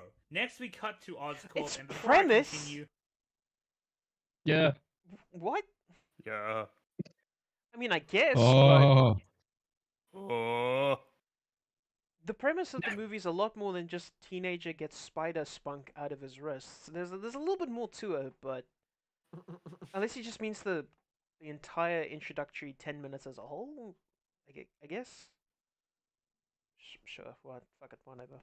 Can I just say how much I love the way Oscorp looks? It's industrial, realistic, Sure. but it bears some resemblance to what a think it's a comic matte book painting. factory might look like. I didn't feel it was proper to have a super stylized. Yeah, it looks very Raimi. It looks very.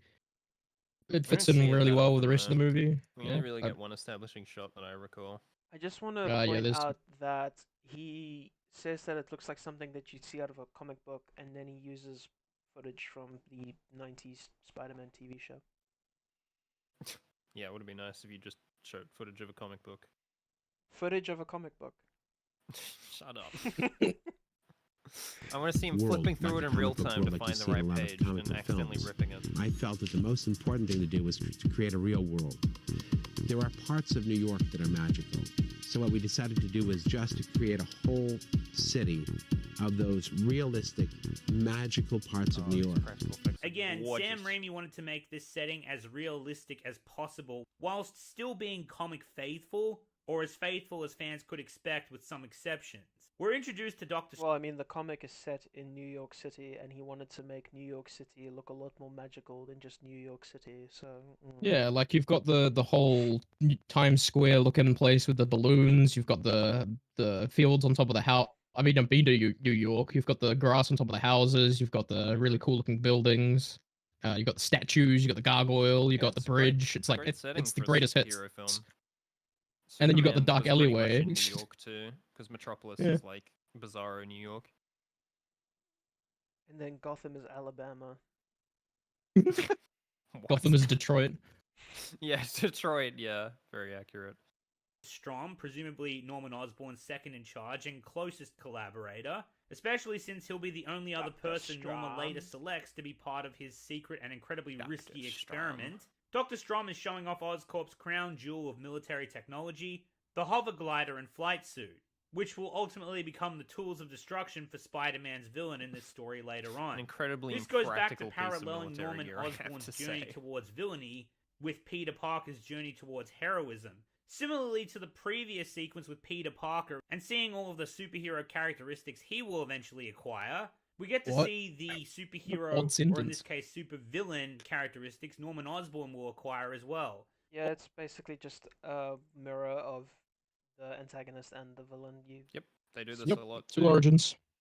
Goblin's transformation also coinciding with Peter's transformation into Spooderman. Yeah. Yeah, so again, thank you for telling me exactly what happens in the movie. I really needed that. Although I'd argue Yeah, I didn't watch it Peter's yesterday. is far more nuanced because we don't get to see the Goblin's arsenal as of yet, but I'm fine with don't his get to weaponry see the being Goblin's something akin to a arse. bag of tricks that he'll spring on Spider-Man when the time comes.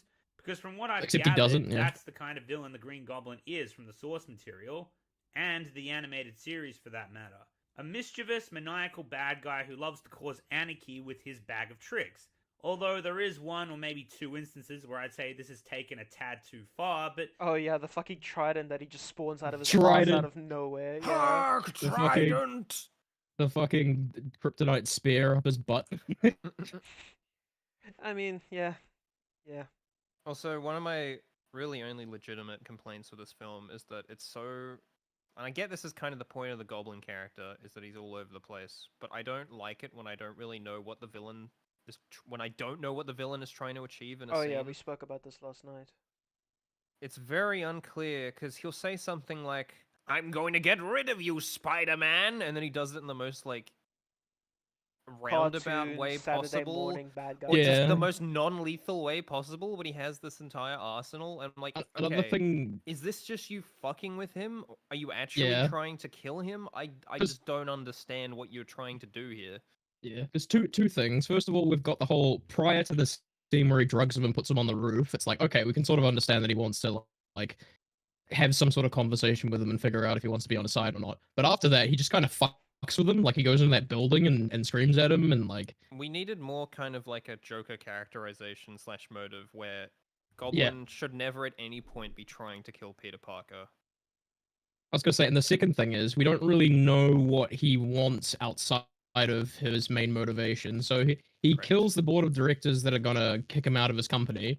Then his company's pretty much just forgotten from the movie for the rest of it, and we don't really know what he wants to do until Peter comes into the picture, and he's like, "We can cause destruction," and we don't. He's not doing anything for the rest of the movie.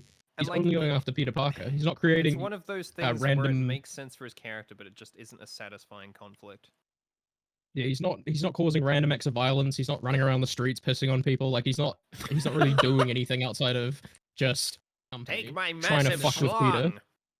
Like we don't know what his goals are outside of Peter, which is kind of a shame because he just sort of falls flat after he kills the board of directors, and we never see that part of the movie again. Yeah. Like, if he did not have that element of the domestic connection to Peter and his family and friends, he would be a really fucking lame villain, honestly. Yeah, pretty much. Pretty much. Eat him up.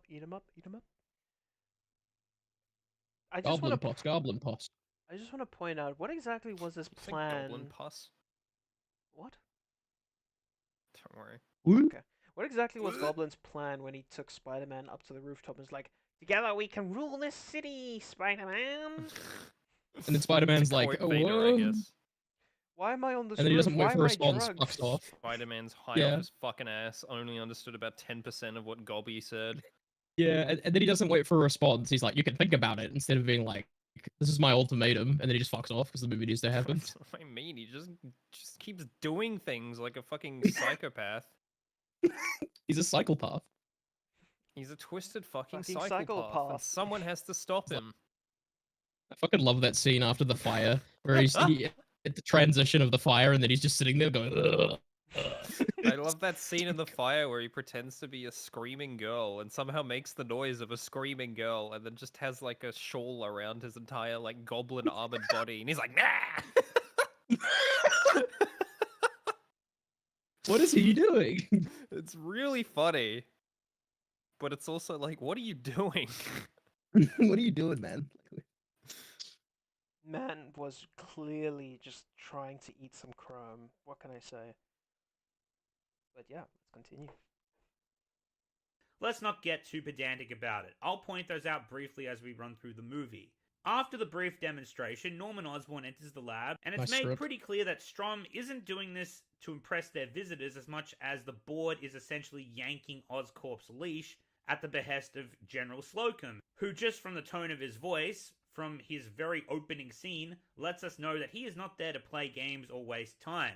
And it's outright implied that he is not a fan of Oscorp, and he has no qualms about letting anyone and everyone, even Osborn himself, know about his disdain. I've already This is just the seen movie. glider. That's not what I'm here for. General Slocum, good to see you again. I want to see the progress report on human performance enhancers.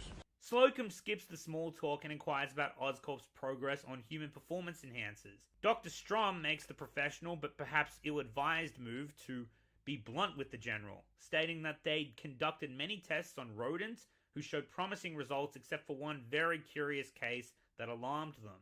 Norman Osborn, on the other hand, being a businessman as well as a scientist, opts to smooth things out by placing emphasis on the success they've had instead of that one case which Norman insists was an anomaly. They showed an 800% increase in strength. Any side effects? In one trial, yes. It was an aberration. All the tests since then have been successful. What were the side effects? Violence, aggression, and insanity. And what do you recommend? That was only one test. With the exception of Dr. Strom, our entire staff certifies the product ready for human testing. But General Slocum refuses to let Norman shun Dr. Strom and instead asks the good doctor what his professional opinion would be on how to proceed, and thus an iconic line was born. I don't think it's because he wanted to prevent him from shunning Dr. Strom. This general wants any and all excuse possible so he can shut down this operation because he does not like Norman. And he makes it very clear in the scene. So, yeah. All right. Also, okay. So a good bit of foreshadowing for what's to come. Dr. Strom? We need to take the whole line back to formula. Back to formula. Nonetheless, did he General just do? Slocum, as I said, has no qualms with keeping his distaste for back to Norman formula. Osborn out of his mouth.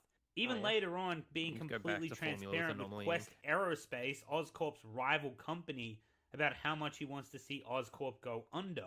Now, what about your commitment to Oscorp? Nothing would please me more than to put Norman Osborn out of business. That being said, we never really get much of an insight into why that is. There was a line of dialogue cut from this exchange that details how the military was fed up on waiting for Oscorp to produce results regarding the human performance enhancers. I think after 5.5 years of R&D, the United States government has a right to expect field Schumaka.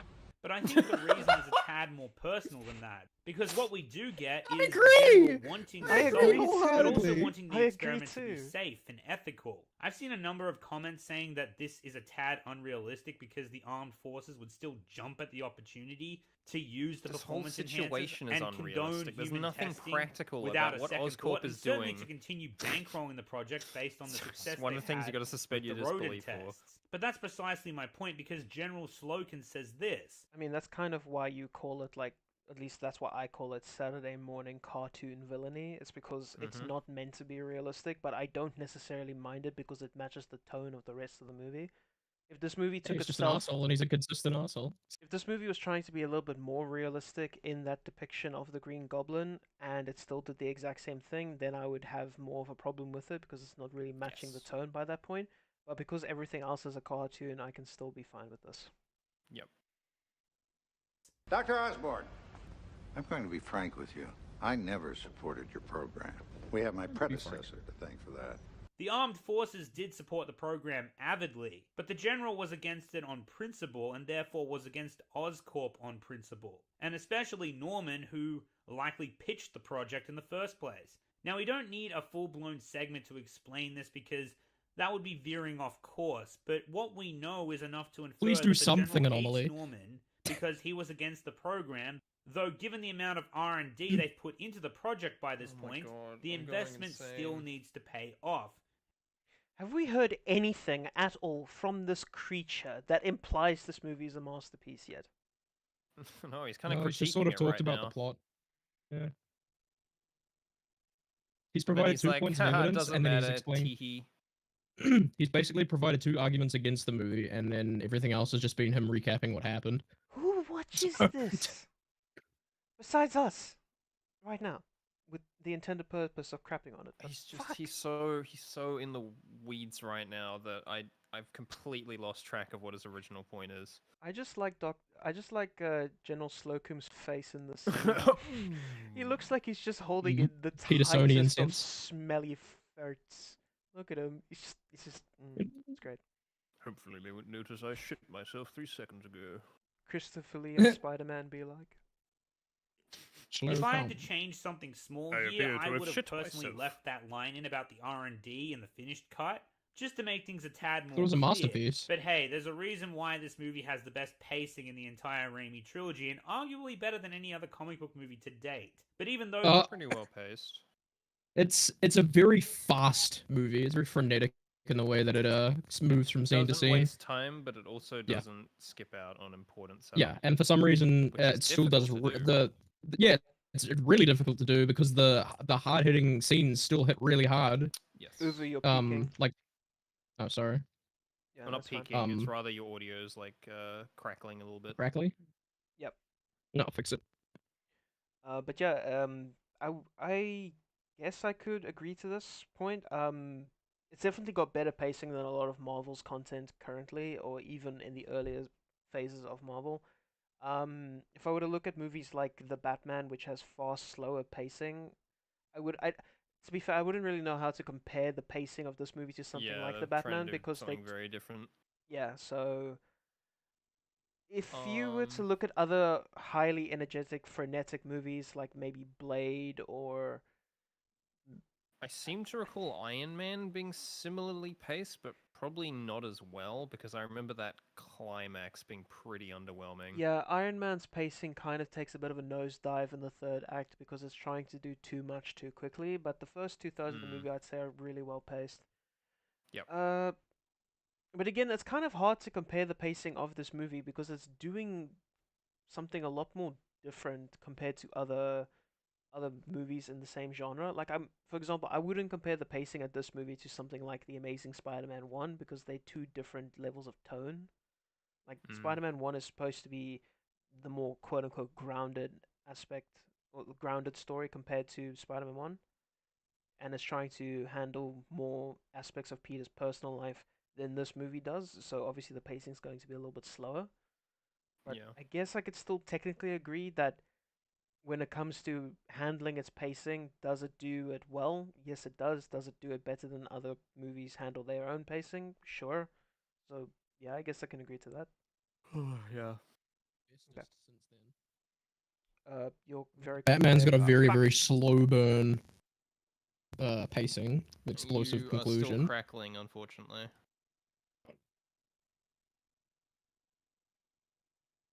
Do you mind if we hit play? Do you want us to wait for you? I'm just going to read something in Discord real quick. Just give me a quick moment. Is that any better, or is it still fucked? Better, but you are kind of quiet, so I think Shani needs to boost you. I I can just boost my gain. I put you up to 134% now, so you should be fine. Thank you, sir. Speak. What? Speak. What? Can you speak more I'm clear instead of speaking. maybe read something in chat just so we can get a clearer idea? Very helpful, It thank was you. masterpieceful how Harry was a backstabber. Yeah, I'm gonna lower you down just a little bit. You sound better on your end, but I'm just going to lower you on my end. So Yeah, go that's back fine. to 120. Yep, that's fine. Oh, for fuck's sake. I'm gonna have to get used to this whole fucking switching between Discord thing and not. Actually, I just realized You should that I'm probably in scene transition, so it's fine. boost it on the OBS side rather than the Discord side, because anything over 100% introduces artifacts on Yeah, but Discord. then lowering you on OBS is lowering Darth as well, but I just think that's fine. Okay, let's carry on. I'm already quiet. No, you're quite loud.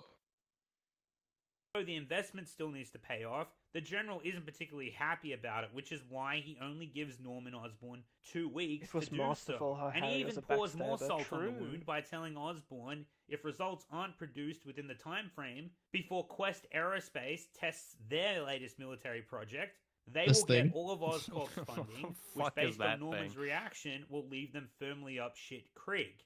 They test in 2 weeks. And if your so-called performance enhancers have not had a successful human trial by that date, I'm going to pull your funding. I'm going to give it to them. So this is something that I pointed out in my video, and I'm just going to point it out here. We can probably agree that the glider is significantly better piece of technology compared to that exoskeleton, right? I mean, we didn't see much of what the exoskeleton could do, but when it comes to maneuverability, agility, the fact that it can fly Durability. significantly faster. No, I said agility. I said durability. Yeah.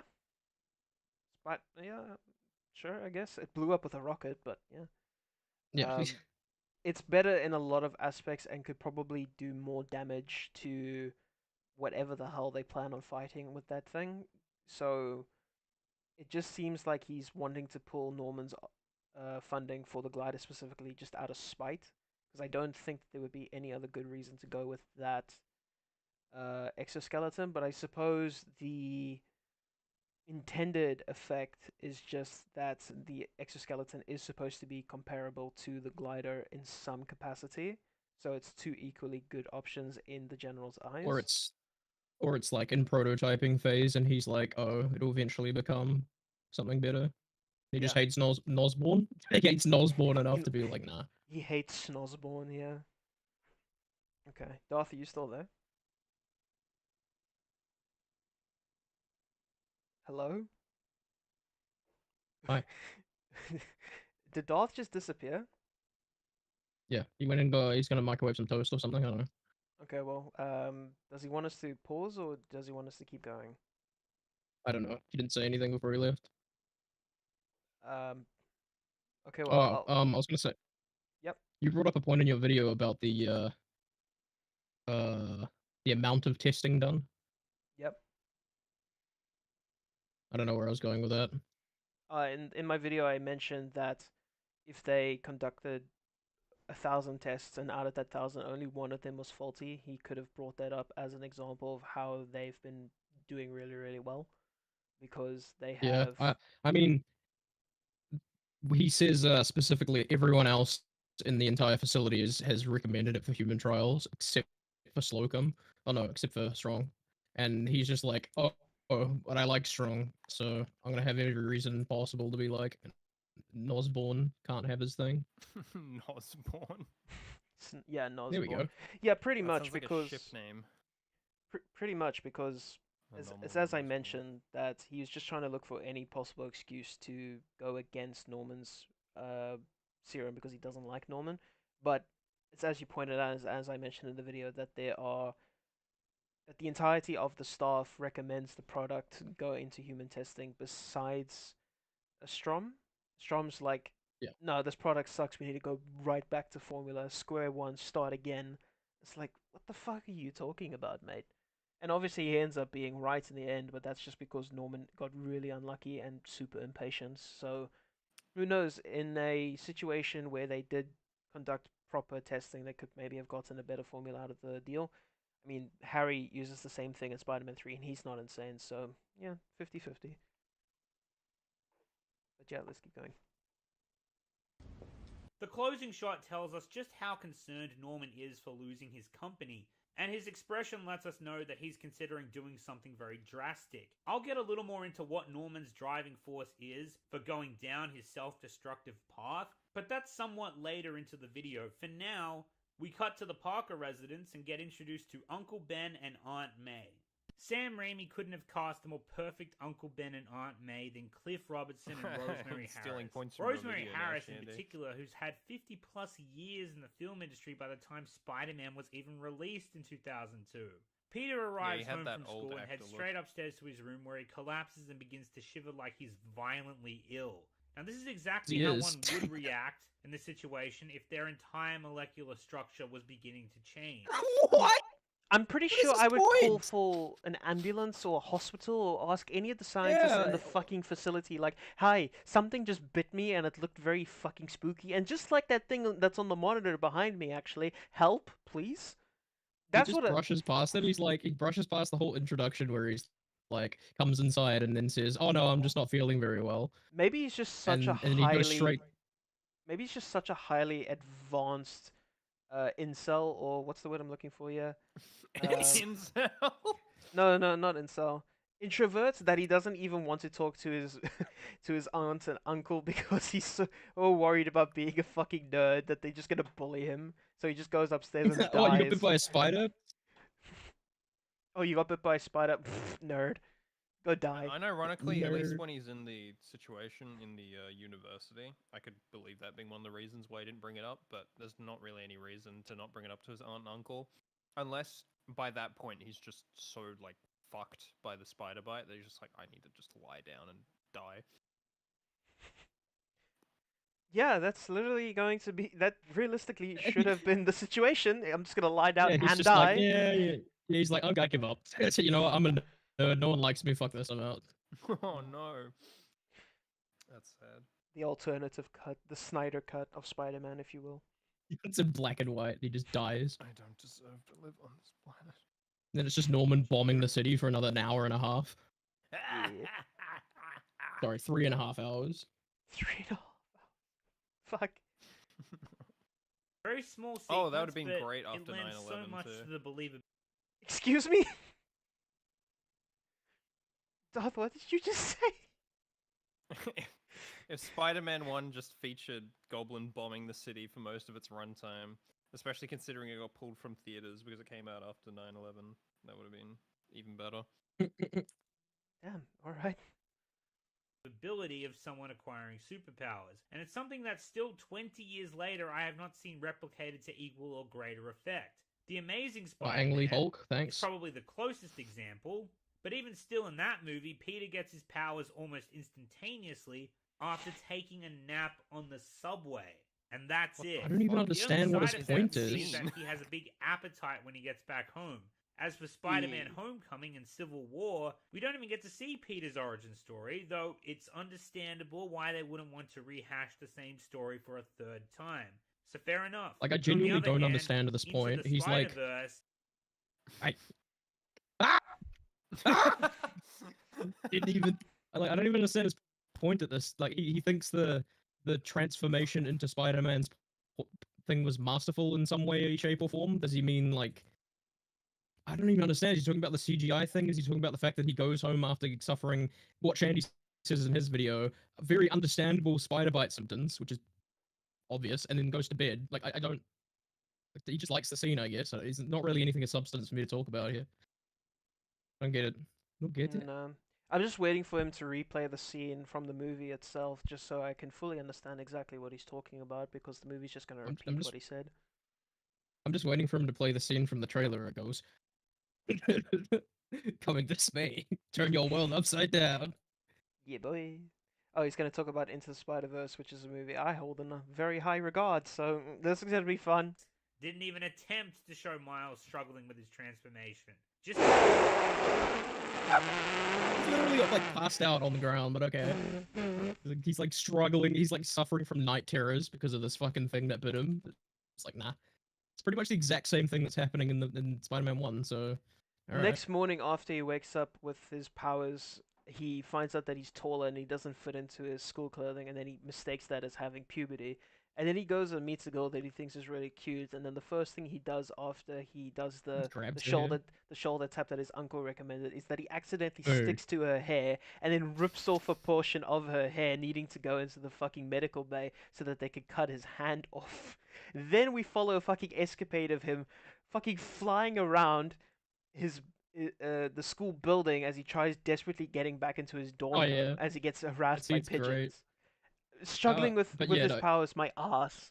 Actually, that's the thing. He's talking specifically about the transformation scene, nothing else.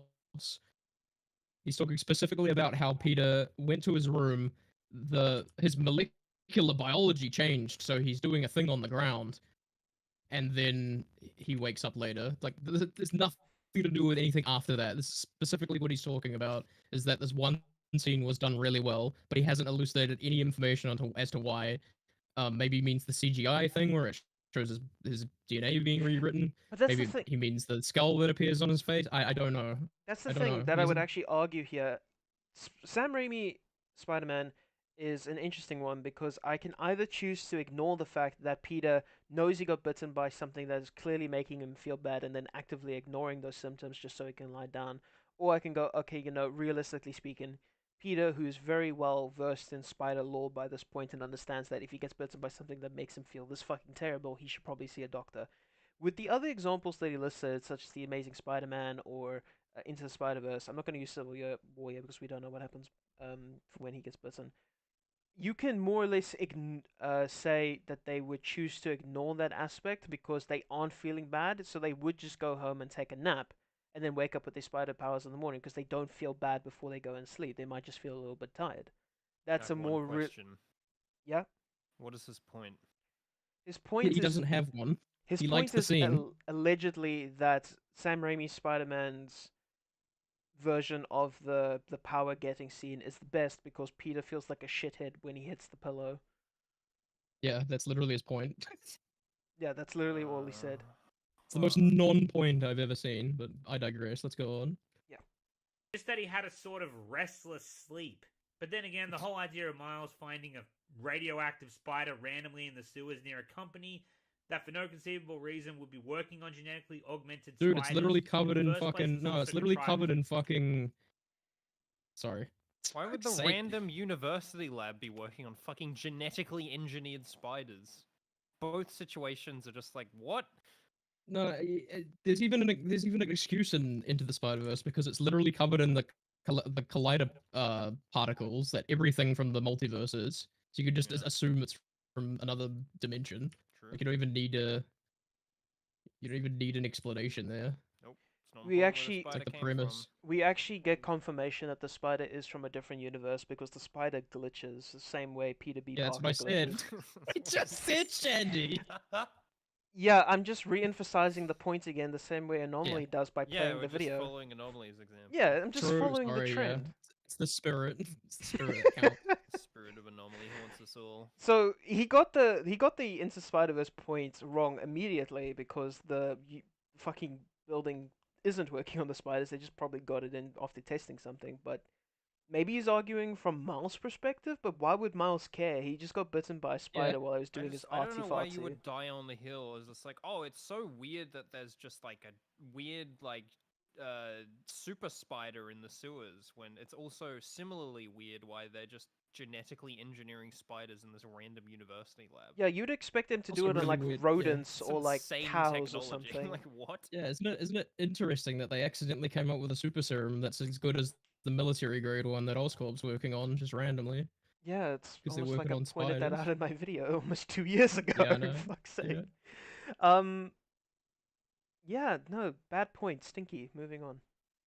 Yeah, his point Well, was like, at lea- hey, I liked the scene in Spider-Man 1, now let me try and drag down everything else in other movies. Yeah, but I hate it when people do that, consistently. and I've been arguing with a person on Twitter recently over the exact same fucking thing. He likes something, and he can't explain why he likes something, so he's going to drag down another thing and say that this one is bad in comparison, and this is why this one is good. He doesn't give a reason why the thing he likes is good. He just says it is, and that the other one is bad, therefore the other one is good. I think there's It's like- only one justification for that, and that's in a situation where it's like a remake of the thing.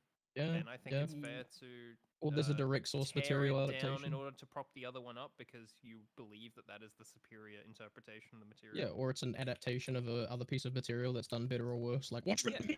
But even in that situation, I would still need to have you arguing why the initial one is better over the. Yeah, of course. Oh yeah. god, he hasn't yeah. done. I wouldn't just be like, it's different, therefore it's bad. Like so many. Like he's people trying to come up argue with about it. non-explanations as for why the thing that he didn't explain is better than the thing that he's explaining poorly. It's like if someone were to talk about what's the name of the movie that we watched recently? The Shining. If someone had to look at The Shining as a film and then compare that to the book and then say that the movie is bad because it's not like the book, I'd need them to explain why the book is good. You mean in like that case. Stephen King? Yeah, I need Stephen King to explain to me why the book is good but the movie is bad. Yeah. Stephen the King is only like, where explanation- are my CGI ice tigers? What the fuck?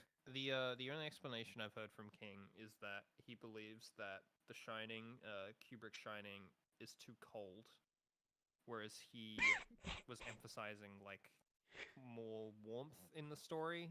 And he brings up that Kubrick's version ends with a blizzard, whereas his version ends with the house on fire. And he's like, I believe that's the fundamental difference. I guess it's more just like a creative preference thing in that case, so, you know, fair enough. He probably emphasizes The Shining as a power a lot more as well in his book, because there's that guy that had the other guy that has the Shining power as well, and he probably leans into the mysticism element of that more than. If Doctor Sleep is any indication, yeah, that seems to be correct. Yeah, but something tells me that that still wouldn't even be enough, because if the movie's doing a different thing from the book, then you should be able to analyze it from its own unique standpoint, which a lot of people just can't seem to do. But oh well. Yeah, he hasn't provided evidence as to why this is good. He's only provided misguided evidence on why other things that do the same thing are bad. We've done more and work to wrong. explain why this movie's a masterpiece than he has several times in this video. He's That's a very low bar. True. Yeah. At least Sam Raimi's Peter Parker got bit randomly inside an actual Wait, hold on, no. I actually just realized the problem with this video. Since he's done so much work on the prequels beforehand with the preconceived notion of the prequels are good because they're better than the sequels, I just don't think he's left that frame of mind. And now he's trying to do the same thing now with Spider-Man, but it's a lot harder for him to do that because the Spider-Man movies that come out after this one aren't nearly as bad as the sequel trilogy.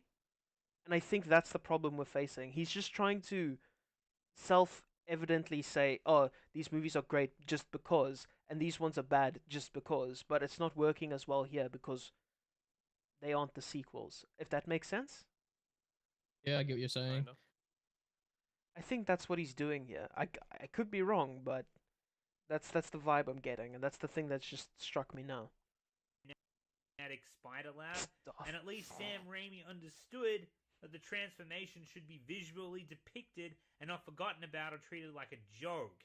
They Oh, only cut that's back it. to Okay, so Oscorp when no, Norman that's Osborn is about his to do point the there. How is it treated Just- like a joke in The Amazing Spider-Man? How is it treated like a joke in Into the Spider-Verse? They're both taking the scene very 'Cause- seriously. Yeah. Yeah, I don't know. That's his entire point. He liked this better because it had the CGI sequence where his DNA was being rewritten. That's There is a his joke- entire argument. There's a joke in the Into Spider-Verse scene where I think it's also showing an awareness of the previous times the scene has been adapted. Well, where yeah, I the mean, spider the bites him, and then it's just like, well, it's just spiders, just. the movie takes heavy inspiration from the Raimi movies and the Amazing Spider movies, and even outright outlines the direct inspiration. I mean, the movie is basically more of an homage to Spider-Man as a character than anything else, which I absolutely adore, but it still does its own thing relatively well. So yeah, I can see that They're just being made in different contexts, so it's kind of unfair to critique it. Yeah. On that level.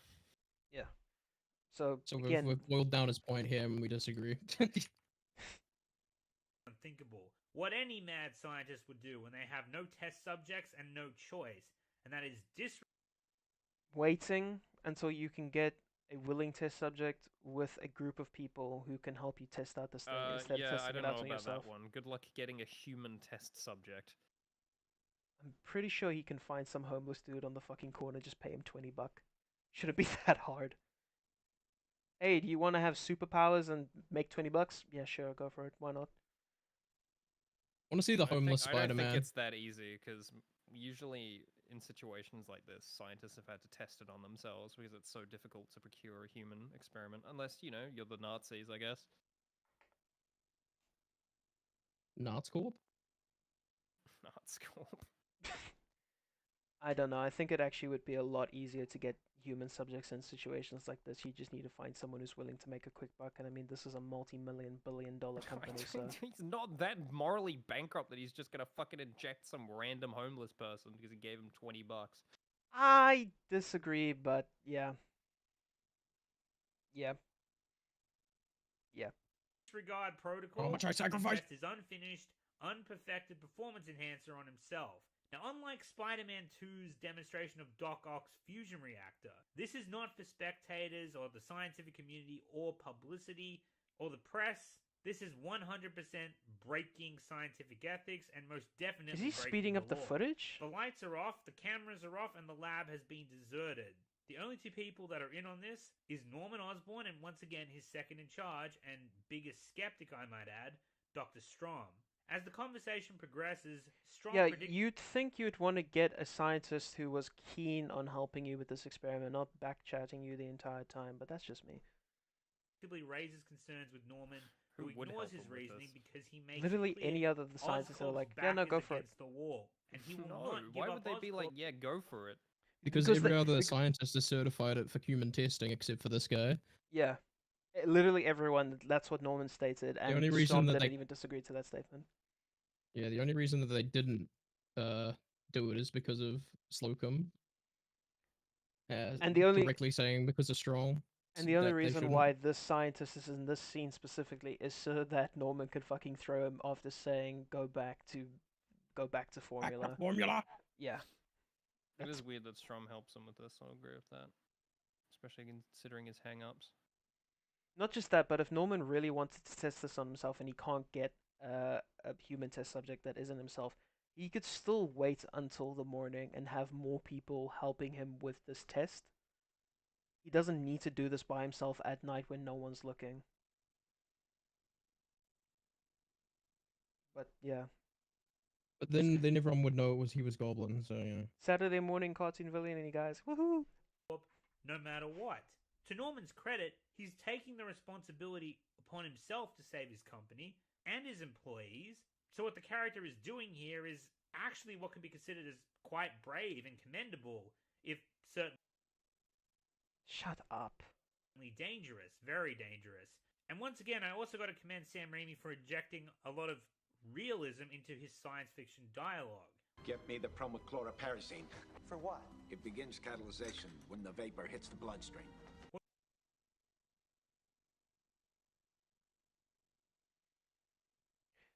What?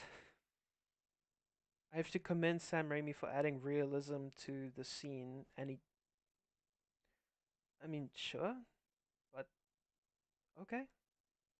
What Norman is basically saying, though most of you likely already know this, is the liquid he just drank is going to act as something of a catalyst for the reaction when he breathes in the vapor from the performance enhancer, as the molecule. The liquid that starts catalyzation when the vapor hits the bloodstream acts as a sort of catalyst. Really? I had no fucking clue. Thank you for pointing out this very clear detail to me. I needed that information. Enter his blood through the capillaries. This type of realism injected into science fiction dialogue was also utilized quite well in the demonstration scene of Spider-Man 2.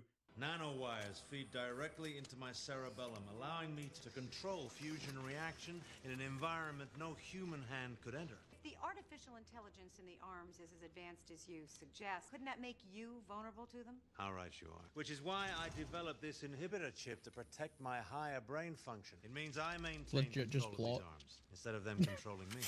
But that's for another time. Back on point, we see Norman's being brave and reckless, but that's not all. Another line suggests he's also doing this purely for his own selfish ambition. 40,000 years of evolution and we barely even tapped the vastness of human potential. Whoa. What a line, by the way. That is some deep shit. But have you guys seen... That's some deep shit, man.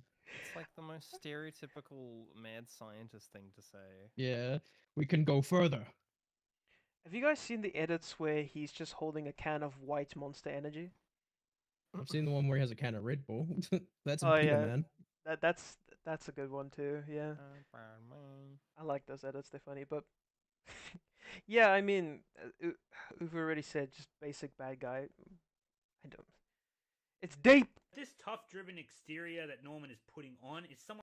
Sorry, I was just looking at the script and there's something I'm confused about. Maybe you'll be able to help clarify. He has the line before he starts to go along with it himself. He says, "Don't be a coward. Risks are part of laboratory science. Let me reschedule with the proper medical staff and a volunteer." That's Strom. Are you sure? Strom's one who says, "Let me No, be no, no, no. organizer." Strom afterwards says, "If you just give me 2 weeks." No. Strom Norman's says like 2 weeks. Strom says the line before that as well, with a proper volunteer. That's Strom's line. So read that again to find me. another source. Let me read that again, and I'll tell you where Strom starts. Hang on, I'm just gonna look for another source because that might. Trust me, I've seen this movie a crap ton as a kid. I have it basically memorized at this point. That's definitely Strom. Because why would Norman ask for a volunteer when he's testing it on himself? That's what confused me. Yeah, it's definitely Strom who says that. Wait, the fuck? This is Spider-Man 2. Electric Boogaloo. Oh, I can't wait to see the Sam Raimi Spider-Man 2 as a masterpiece video. That one should have me gushing. It should be fun. But can I continue? Yep, go ahead. I'll just look at this in my own time. On is somewhat fractured when Dr. Strom locks him into the experiment, and you can see the terror in Norman's face when his character starts shivering. He's fucking cold, you idiot! Oh my god! He literally says, "Oh, that's I'm cold." Yeah. Oh, you're stupid. As many of you no doubt Yeah, already piece of know, giant metal. Willem Dafoe's Cold. line here was entirely improvised. But Sam Raimi decided to Oh my fucking god, I wonder why it was improv. Almost like the prop that they used was cold. Oh my god. No, This dude. floor appears to be made of floor.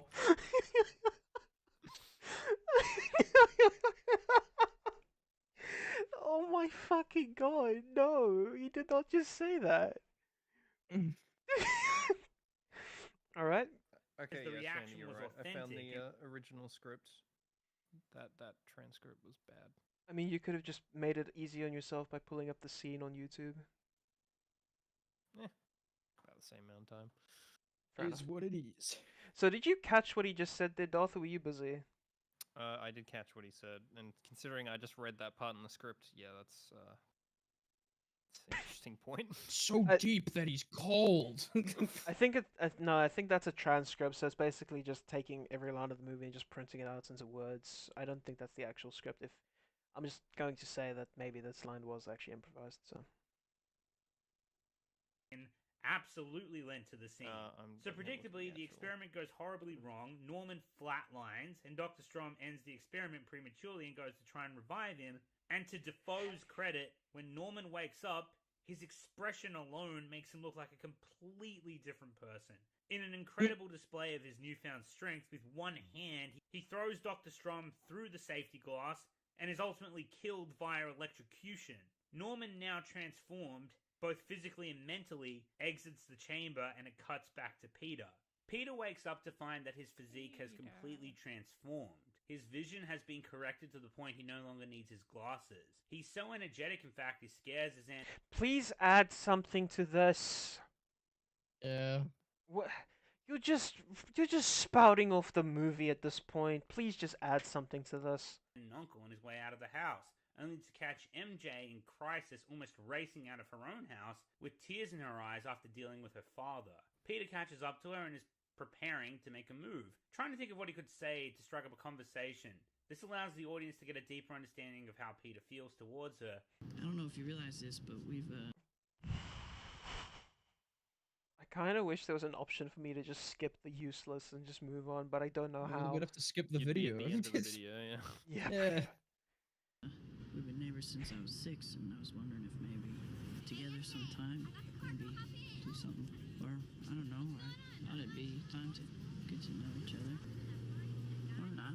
But the moment is cut short as MJ is whisked away by her friends, and Peter wants. Uvu, I think you know what I'm about to say. We said it we said it quite a lot during the Multiverse of Madness video. Redraft your scripts.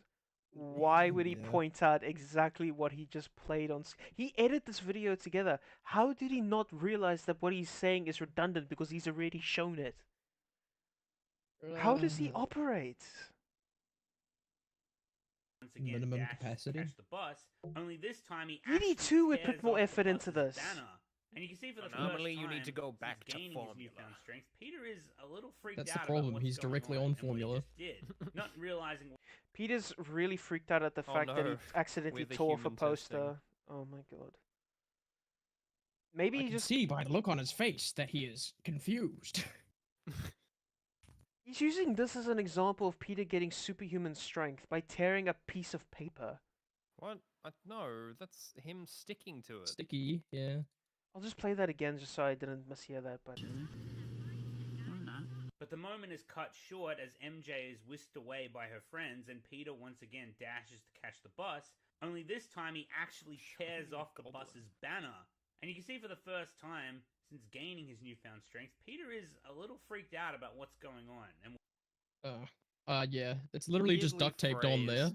phrased. I think he's saying by Yeah. newfound strength he just means his abilities in general, but Yeah, I it's weirdly guess. phrased. Very odd way to say it. Yeah. He, with the help of 2 other people, edited this. Oh. Huh.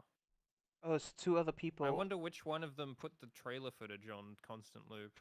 So you guys know how the Fates are just 3 old hags who share an eyeball with each other so that they can see? I imagine this similar situation where it's these 3 people sitting in a room, but instead of sharing an eyeball, they just fuck are share the one Fates? single IQ point.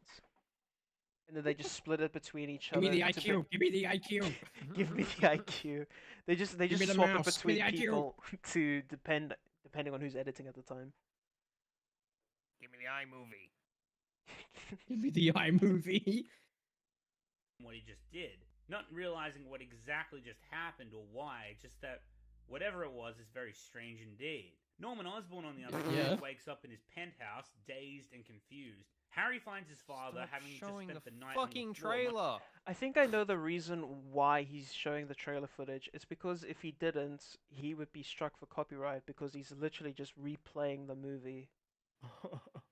True. Oh, I don't know. I've seen a lot of videos that don't have to do this, so I don't. It's like a video Joker. much to both of their surprise. Though something that's kept very much ambiguous, at least for this portion of the film, is Norman's recollection of his alter ego. Did Norman remember the whole night, or did he just only have bits and pieces? Because it sounds like he was about to tell Harry where he was, but then he did remember what happened and chose not to. Last night I was... What? I don't remember. Mr. Osborn? After which his Yeah, that assistants seems like barge he's in, lying. telling him that Dr. Strom has been murdered and the Oscorp glider and flight suit, their prized military asset, has been stolen. Like I said, at the moment, there's enough for the audience to infer that Norman isn't entirely aware of what's happening, though later revelations will change this. We then cut to... This is after a conversation he has with himself where the alter ego is telling him that he's a fucking pussy for trying to hide the shit away. He's actively trying to repress the urges and the memories. He's... I don't know why you would be the whole, oh, it hasn't been revealed to the audience yet, so we don't know. It's like, you're watching this for the fucking benefit of hindsight. Don't fucking treat it like you're watching it for the first time. This is the part where Spider-Man. It can be relevant if you're trying to, like, talk about how the creatives are, like, conveying information gradually, but here you're talking about his character as a whole, so please don't do this whole linear shit. Peter's high school, and we see our dorky outcast having lunch alone in the middle of the cafeteria, invisible as always. But who should pass him by but Mary Jane? And it looks like it might be yet another time where she once again, unintentionally, passes him without acknowledgement. Except, nope, Peter instead has his first trigger of Spidey sense, and catches Mary Jane for slipping on some spilled juice and what I imagine would have taken... We need to rectify this. This is his first instance of speed, Spidey sense, precognition, and speed. Yes, this is... Many takes. Kudos for Toby and Kirsten for sticking it out. Mary Jane thanks Peter, even complimenting his newly acquired reflexes, and then she says something rather peculiar. Oh yeah, he does. Blue eyes. That. I didn't notice without your glasses. You just get contacts? Mary Jane, as I previously mentioned, knows who Peter is, at least at face value, but in terms of her world and how she perceives it, he is just the nice, dorky kid with glasses who's kind of floundering in the background, but this is the first time she notices a detail about him. As previously mentioned, Mary Jane is a very misunderstood person, and what she longs for the most is for someone to notice her beyond just the superficial, which has a kind that's of why she sad chooses a irony career to in it, acting. because that's all Peter has ever wanted from MJ. And as the movie progresses, the more Peter embraces his gifts, the more confidence he gains, and the more MJ starts to pay more attention to the details about him. I'm not talking about details regarding Peter's superhero persona. That's saved for the end of the movie, when she starts to catch on. Though I will... Yeah, that's how I read that scene too. Well, yeah, that's very intentional.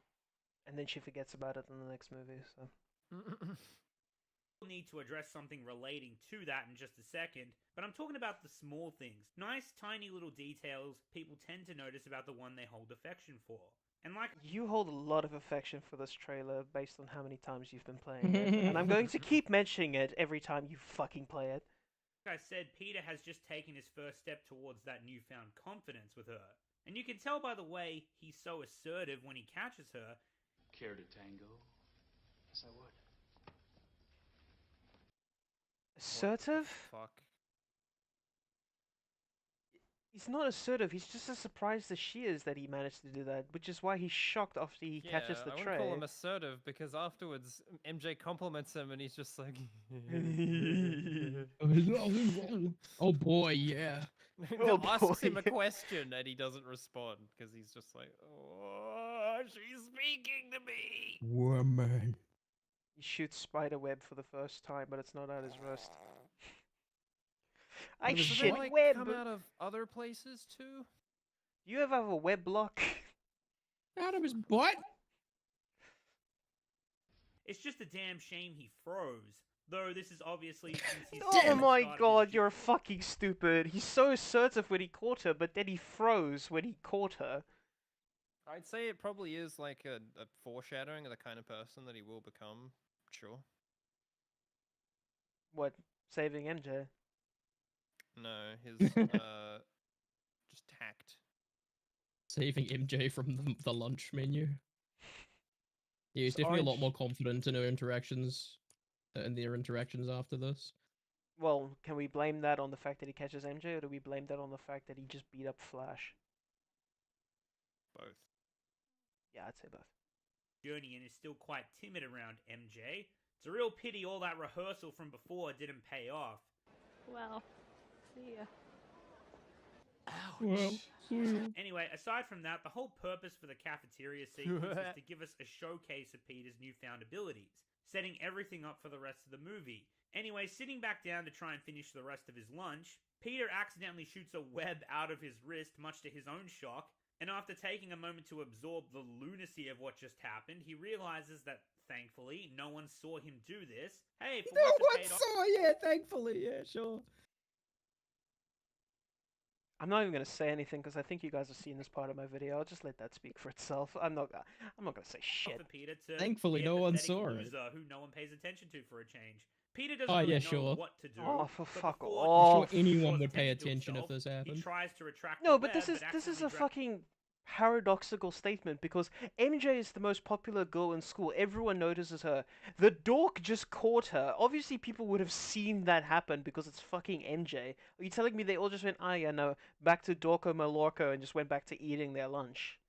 Yeah, everyone would Really? be staring at him right now. drags a fully loaded lunch tray with him.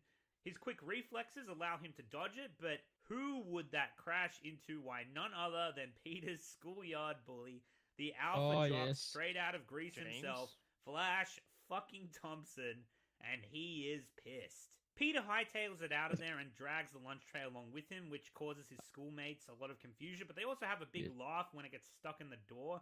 What do you mean it causes them Typical confusion? Peter, what a loser, they all thought.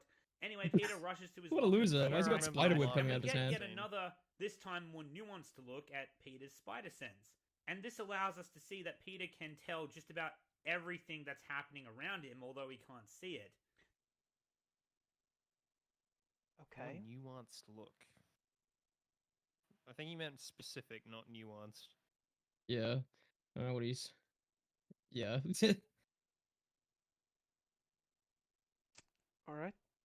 This next dose of spider sense is what saves him from getting blindsided by Flash, and so we are treated to yet another classic schoolyard bully fight scene. I where we wish I get could to see that Peter's fight instead of abilities your on full fucking display trailer in a combat footage. scenario. Reflexes, speed, athleticism, and The strength. goblin. We also get to see Flash's ungodly ability at spouting off retorts. I don't want to fight you, Flash. I wouldn't want to fight me neither.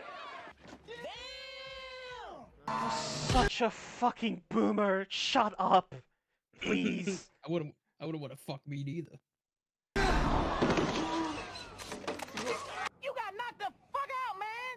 Peter wins the fight easily with a single You're punch not to the shock funny. of everyone in his Stop school, it. or at least the ones who saw it, including MJ and Harry. But a few special cases out there, and I mean Editing is really special spastic. cases out there, seem to think this should have immediately outed Peter as Spider-Man later on in the movie. He's really talking special, about Okay, me. You. Okay, so I'm gonna You're have to go really into some special. depth here, explaining why some people. Oh, some depth. You guys ready for anomaly noms to give some depth Keep his to shocker this? fingers well away from my butthole, please. People who say this should have outed Peter as Spider-Man immediately don't know what the Yeah. fuck they're talking about. But then again, that's nothing new for the internet. Okay, so firstly, Spider-Man the internet. doesn't exist yet. Oh my god, you're so fucking stupid already. It's almost like people can make conclusions based on prior evidence. Nah. Chris surely Raygun not. tweeted this out as a joke the other day.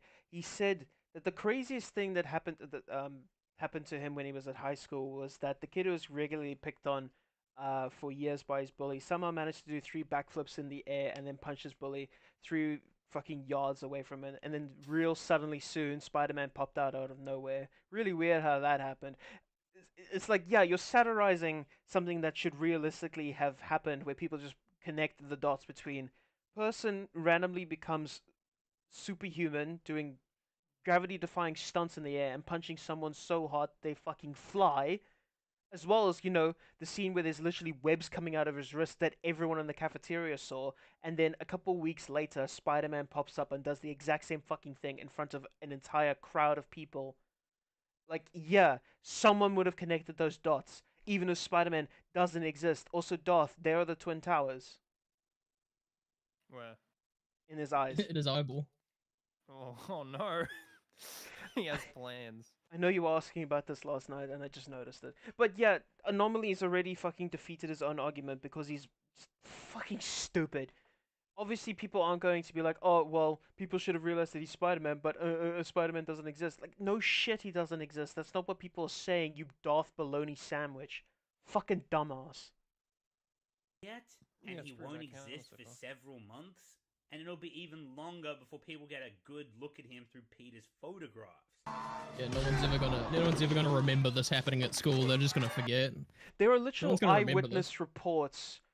There's a scene, there's a montage of people just saying, oh yeah, he came in out of nowhere and started shooting ropes out of his hands and climbing them up like a spider web. That scene exists. People know what he looks like. They disagree on some details because it's eyewitness reports of something that's happening really quickly, but they have an idea of who he is. There's also video footage of Spider-Man leaving a fucking dairy area, and people know, okay, so this is clearly a person dressed up in a skin-tight outfit. Like, really? Bruh, stop it. The only thing I'll say, and I don't think it completely excuses this, but I think this is generally the kind of psychology that the whole secret identity thing operates under. If you're not actively looking for it, and also you've got this conception of who this person is in your head, it can create cognitive dissonance that even when the shoe fits, you're like, nah, that can't be that person. See, the thing is, I can only go so far with that line of thinking because when it starts getting obvious to this degree that this person has something special about them, and then suddenly a superhero shows up who has similar showings of acrobatic skill and webs, and it's like, okay, yeah, this is very clearly something I need to suspend my disbelief on in There is order a to accept the decent movie amount at of a time premise. before he actively starts being Spider-Man and this incident, though. Well, the thing is that you have to remember the cage fight, and in the cage fight, he does demonstrate his webs as well, along with the acrobatic ability. So this is Yeah, but something they I don't put know. There's no connection that it's Peter Parker in that moment. no connection at this Peter. He has to give some sort of ID before he can go in. They won't just let in a random fucking stranger. They have Well, to they have didn't some. announce him as Peter Parker. No, even they if didn't. But the people working behind the scenes would know who he is because they require ID to make sure that he's over the Yeah, age but of they 18 also at the went bare there for the minimum. school. No, they wouldn't, but they were there for this scene. The person who announced himself as Spider-Man live in front of a crowd of people. So you've at least Yeah, got they would a hand. connect. Oh, that's probably the Spider-Man that we know. I don't know if he used his real name. I'm not sure if there's any proof of that. Well, if you can give me an example of how you could get a fake ID, sure, I'd love to. But besides that, I He don't didn't see have how to it provide could. any ID. He could have just put down a fake name. Well, they So- might not have even given a shit about his name. They might have just been like, "Oh yeah, just give us your stage name." Not really, Sure, he no. had to sign a legal waiver. An NDA, yeah. Oh, sorry, when not he NDA. Legal disclosures. She even says that to him early on. Yeah. Like, you do understand that we can't take any legal repercussions for any damages that you may or may not occur. You even see some guy getting carried out on a stretcher, likely to be called for an ambulance. They have to have some sort of idea who you are before they can let you in, just from an age perspective. Like, are you a 16-year-old who legally can't enter this, or are you an 18-year-old who can? There has to be some sort of ID given here. Anyway, let's see where he goes with this. Yeah. What do we have to talk about? Why now? Because we haven't talked at all for so long. Your Aunt May and I don't even know who you are anymore. The Amazing Spider-Man! My name's the Human Spider. I remember a detail about this because it could be weeks or it could just be like a few weeks because he basically starts looking for ways to earn enough money so he can buy a car to impress MJ almost the night after the Yeah. conversation he has with her. And then he He sees makes the his ad in the costume. newspaper. So I don't think the time gap between him punching Flash and the actual fight is that big. But I'd need to double check that one. They test in 2 weeks. Seems that way. I know this has been a difficult time for you. This is afterwards.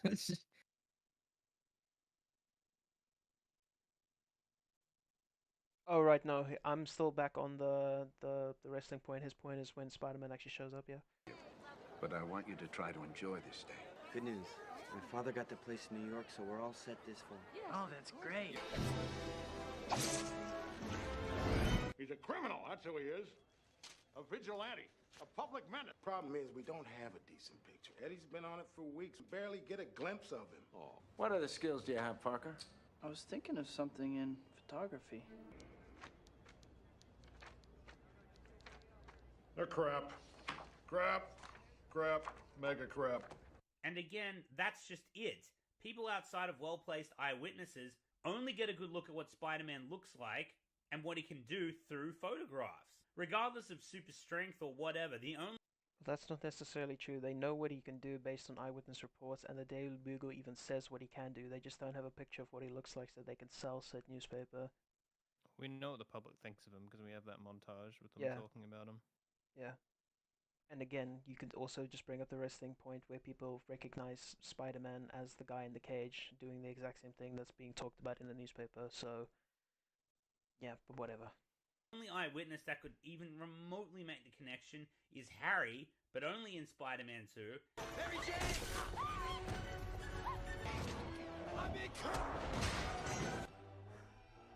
This doesn't change anything. Mary Jane was conscious. And she saw it all happen. Why aren't you talking about her? What? And of course, MJ, who Okay, in he's this bringing film, it for up, the right. most part, is just happy to have not fallen to her death, or in what's probably the Oh, most okay, edgy so you're just scene going you've to ever fucking seen. ignore it. Cool, great. You're... She's like, oh, I got saved. I'm not gonna look into this. No, not at all. Why do you sound so much like Peter Parker? That's fine, I don't care. I'm alive, yay! Dork. In any Spider-Man movie, Mary Jane isn't so much obsessed with who Spider-Man is as she's just relieved to have not been sexually... Yes, Okay. she is because in she love with fucking loves Spider-Man. him. What do you Yeah. mean? Since he's bringing up Spider-Man 2, I might as well bring up Spider-Man 2. Oh, She's crush, literally rather. fucking infatuated with the idea of knowing who Spider-Man is. So much so that she cheats on her boyfriend and kisses Peter Parker in a fucking diner just so she can make sure that the person she's kissing isn't Spider-Man. Fuck off. My They're god. epic. assaulted by those muggers. When I was up there, and I thought I was gonna die, I kept thinking, I hope I make it through this, so I could see Peter Parker's face one more time. But there's an important detail. No, this is such I a guess bad people just argument. don't exist to think about things off screen. This is such a bad argument because why are you only looking at these two people? Surely there's a crap ton of other eyewitnesses at the high school themselves that read the fucking Daily Bugle. Seriously, come on now. Imagine going to that wrestling match and being like, "Hey, that Spider-Man guy showed up. I wonder if I'm gonna look into that." Imagine being that guy who saw Spider-Man's face and was like, and got the money stolen, and Spider-Man did nothing about it. You'd think he'd be like, "Oh, I want to get revenge on this guy and fucking out him." Nah, it's alright. There's a good half dozen people who know who Spider-Man is in the wrestling arena because, as you pointed out, he takes his mask off and he would have to give some form of legal identification to make sure that he's legally allowed to be there. But yeah, no, those people just don't exist somehow. I guess they don't care really. They're like, oh yeah, cool. Our luchador went ahead and made no money, so it's not our problem. Missed the part where that's my problem. Maybe this is just the Superman argument where he just has to change his mask to not be the exact same as the other mask he's wearing, and people just don't realize it's the same person. Like the way Superman just Takes puts his on... glasses off. Yeah, Superman takes his glasses off, and now he's just a completely different person.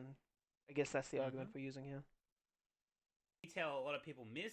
See, after MJ is saved from the street thugs, Spider-Man puts himself in a very vulnerable position for her, and she still chooses not to unmask him because she realizes that Spider-Man needs to keep his secret identity. I don't think that's why she does it. I think she likes the mystery and romance of the whole thing. Yep. Is out there for She even calls it a silly believes crush. in what Like, he's doing. She respects that, and to keep it sacred. I'll come back to the kiss in the rain later on. Also, just for argument's sake, let's just... This kind of reminds me of a lot of shit that I see on the internet where people say that they're going to have sex, but the Master Chief helmet stays on. I don't know why My though. Doom Just guy made me suits thought of goes that. on. Play out the scenario of MJ putting Peter on the spot and asking him if he's Spider-Man. Peter, are you Spider-Man? I'm not. Yeah, so for anyone saying this, you're kind of forgetting the fact that Oh Peter no, has George a gigantic Lucas did fuck direct ton it. of plausible deniability. But for now, the case that Peter should have been outed by the Fuck ton of plausible deniability. Like? Like what? Like, what would you cite as an example of plausible deniability when MJ is literally looking at this on screen right now? And she At knows least what you this sound was like. in the early 2000s era, where it's a little easier to suspend your disbelief because not everyone had the ability to just take footage and photos. Well, not whenever just they that. wanted. It comes back to the argument of we acknowledge that this is a silly, campy movie with fucking Power Rangers for supervillains. We're not meant to take it too seriously. So stuff like this can literally just fall to the wayside because we don't care. We're just watching a goofy superhero movie. It's when you start getting into situations like this where you're like, oh no, there's no possible way they would have been able to figure out who Peter Parker actually Yeah, is. you're right. And it's like, he's approaching it from the complete wrong angle. yeah, he is. I mention this in my videos a It's lot clearly not a because focus of the movie. I mentioned this in my There isn't like a plot point that revolves around Spider-Man's identity being in danger. At No. least not yet. No, there isn't. But I mentioned this in my videos a lot, especially at the end. Like, I understand that you can look at these movies from a different lens. I'm looking at them specifically from the lens of, oh, these are actually well-written movies and they can stand the test of time against any sort of criticism. That's something I was battling with for months before I made my first video, and that's something that actively annoyed me. Because when you do look at these movies from that specific lens, they fall apart. You can only really look at them. Be those kind of films. I know, that's the thing. That's the thing. I'm Yeah, not. it's not like we're doing a the Batman movie or something like that, where it's like Where all these highly details really matter about regulated. the public perception and stuff like that. That's the thing. I completely acknowledge that. And when I watch these movies for just casual enjoyment, I'm not watching them with that anal frame of mind. I'm watching them with, I know exactly what this movie's Analytical, going. rather. It doesn't encourage you to look at it in an analytical way. Yeah, it doesn't. It's just, it's a movie. It's there for goofy laughs and for fun. Just have fun.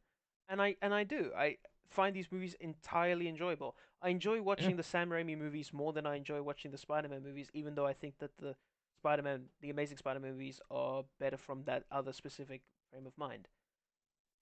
Yeah, I mean, I really enjoyed our watch when we did it last night. Even Yeah. with those things in the back of my mind, I was like, well. Yeah, because it's stuff Is that what you it can is. ultimately ignore because it doesn't detract from the overall experience. But if you actively go in with the frame of mind of going, this is the best Spider-Man movie of all time from an analytical standpoint, then you would be wrong because there's these many little things that you could point out to just fracture the movie. Yeah, which is kind of the angle that he's trying to present it from. And, it's And like, he's oh wrong. boy, that is He's a weird fucking hill to stupid. die on. I wonder if Yeah. it comes from like an insecurity about the film just being like a really solid, campy superhero film, as opposed to being like a genre-defining piece. Well, Which, that's in a the sense, it is. It can. I think it can be both. I think that's the key. It can be both. Yeah, it can be both, but for very specific reasons. That a lot of people take specific lessons from the Spider-Man movies and try and implement them in their own films, like what Into Spider-Man does. But when you look at movies like Daredevil, which take the overly cheesy aspects of the Sam Raimi movie, but then don't have that same sort of flow for the rest of the film. The atmosphere either. Yeah, The it atmosphere is fumbles, way different it in that breaks. movie. Daredevil is probably a perfect example of doing Sam Raimi but badly because you're taking all the superficial elements that people like about the movie and doing them in a way that doesn't make It a is coherent lick of sense with the rest of the plot. So much harder than people realize to balance camp and sincerity. Yeah, I The only 100% other thing I've seen agree. that does it with the deftness of Sam Raimi is probably early Doctor Christopher Who Lee Superman. from like 2005 to like Lee. 2009, I think. I haven't seen any Doctor Who, so I can't comment. Sky, if you're present, then please say something. But yeah, I don't watch Doctor Because Who. the writer of that, or the showrunner rather, Russell T Davies, was very good at blending like campy nonsense, but also really like down to earth, relatable situations, highly emotional and sincere moments. I And think it's very difficult to strike that H Bomber balance. guy referenced an episode in one of his things where he was like, there's an episode where everyone dies and it brought back to life, and it's still made like campy and done in a really sincere way. And it's like that's the whole balance that you need to get. You need to have that seriousness to underpin it, but you can make it And the lighthearted benefit with of the having campy. that like kind of lighthearted campy tone is that when you do want to go super serious, it can be even more effective than if you had just had that kind of serious. Yeah, because then you've got the contrast at play here. You've got the thing that already works with the campy dialogue and the goofy fun, and then you contrast that with super depressing or super serious elements. I think this movie does both really well with Uncle Ben's death. Yeah, and Aunt kind May of on the bed. heightened cartoonish like combat is a really effective contrast to the end battle where they're just beating like the bloody shit out of each other. Yeah, I agree, because you have scenes like this one where he's doing triple backflips in the air, or you've got the montage of him beating up Flash thugs halfway across the room. Yeah, and then you contrast that with the, quite frankly, pretty brutal beating that he gets at the end of the movie. Yeah. Yeah, no, I Blows up absolutely in his agree. face. And I just wish more people would look at this movie from that lens of just going, you know what? I understand that this is goofy fun.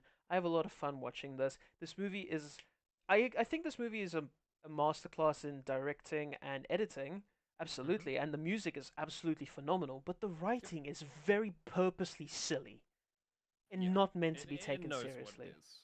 And it does it a real disservice to judge it outside of that frame. Yeah, it's not trying to be high art. Nope, it is not trying to be The Godfather. That's for fucking sure. You're purposely making the movie worse by judging it from a frame of mind of being analytical. Yeah, That's the it's problem. kind of the problem with these is that the one note analytical stuff works well when you're doing something that's when you're judging something that is built upon that framework, but when it comes to something like that, it's like Which is why the really concept falls of short. objective standards in film criticism is such a fucking joke. Yeah, because it's one way or the highway with these people, and it's annoying. But yeah, anyways. The events at the high school is, well, there is no case. Too bad this little thing called context exists. There's no case for the man who punched the person fucking 30 meters away from him. Yeah, but that was like 2 months ago. Everyone forgot. Oh no, they drank from the fucking Spider-Man amnesia water. He jizzed in the fucking water reactor. Lastly, and perhaps most importantly, no one actually saw him shoot the web. Fuck off. They all saw him dragging the tray with the web on his wrist. You even pointed that out with them making fun of him getting stuck in the door, you daft toenail. I mean toenail. Doornail. Fuck it all. Ah! Doornail. Doornail. Oh god, you're so fucking stupid. Web. And people wouldn't have assumed that it was Spider's web at first glance anyway. Especially without Why not? Spider-Man being a thing yet. Some people show up to school with That guns in their frame? bag. He just shows up to school with a Gunmen fucking can of found string cheese. trapped in Cool like Spider. Eyewitnesses revel details. Newspapers even refer to it as goo, not web. When this happens in Spider-Man 2 and the woman recognizes the substance as a spider's web, Spider-Man has been active for 2 years by this point. He's been coming all over the place. They know it by now. Go, Spidey, go! For the students or staff, for that matter, at Peter's high school, to put the pieces together and know who's behind the mask is quite frankly absurd. A friend of point, sure. Ah, you're so fucking... Basically, people have to have the IQ of fucking room temperature water in order to not figure this out. I'm sorry, Anomaly, but you're just wrong. And I've explained the reason why you're wrong. We've explained the reason why you're wrong. We're just moving on. At least you guys have something to add to this. Nope.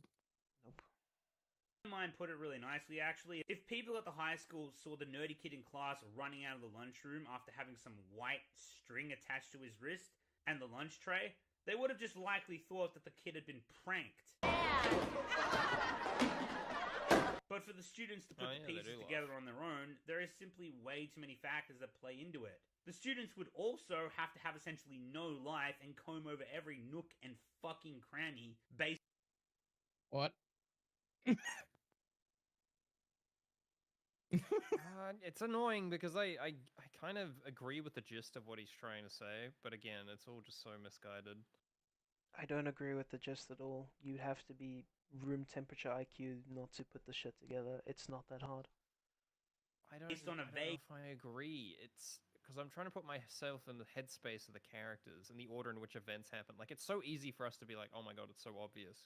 because we've seen everything happen in order and we've had a logical through line for everything. But when you experience things out of order with the rest of your like life, because we don't see any kind of day-to-day, not day-to-day. Let We me don't see just any kind of like let me ground just level look make at any of these characters. It's hard to like say one way or Let the me other just whether clarify it's reasonable this. for this to have Do figured you them out or think not. there's a single person in this Raimi universe that isn't Green Goblin or Spider-Man that has the ability to punch someone so hard they literally fucking fly? Do you think there would be anyone in this universe that would realistically exist? I don't think I would automatically go to, oh, they have superpowers. Why not? There's no one who can do this in the real world unless you're Arnold punching a midget.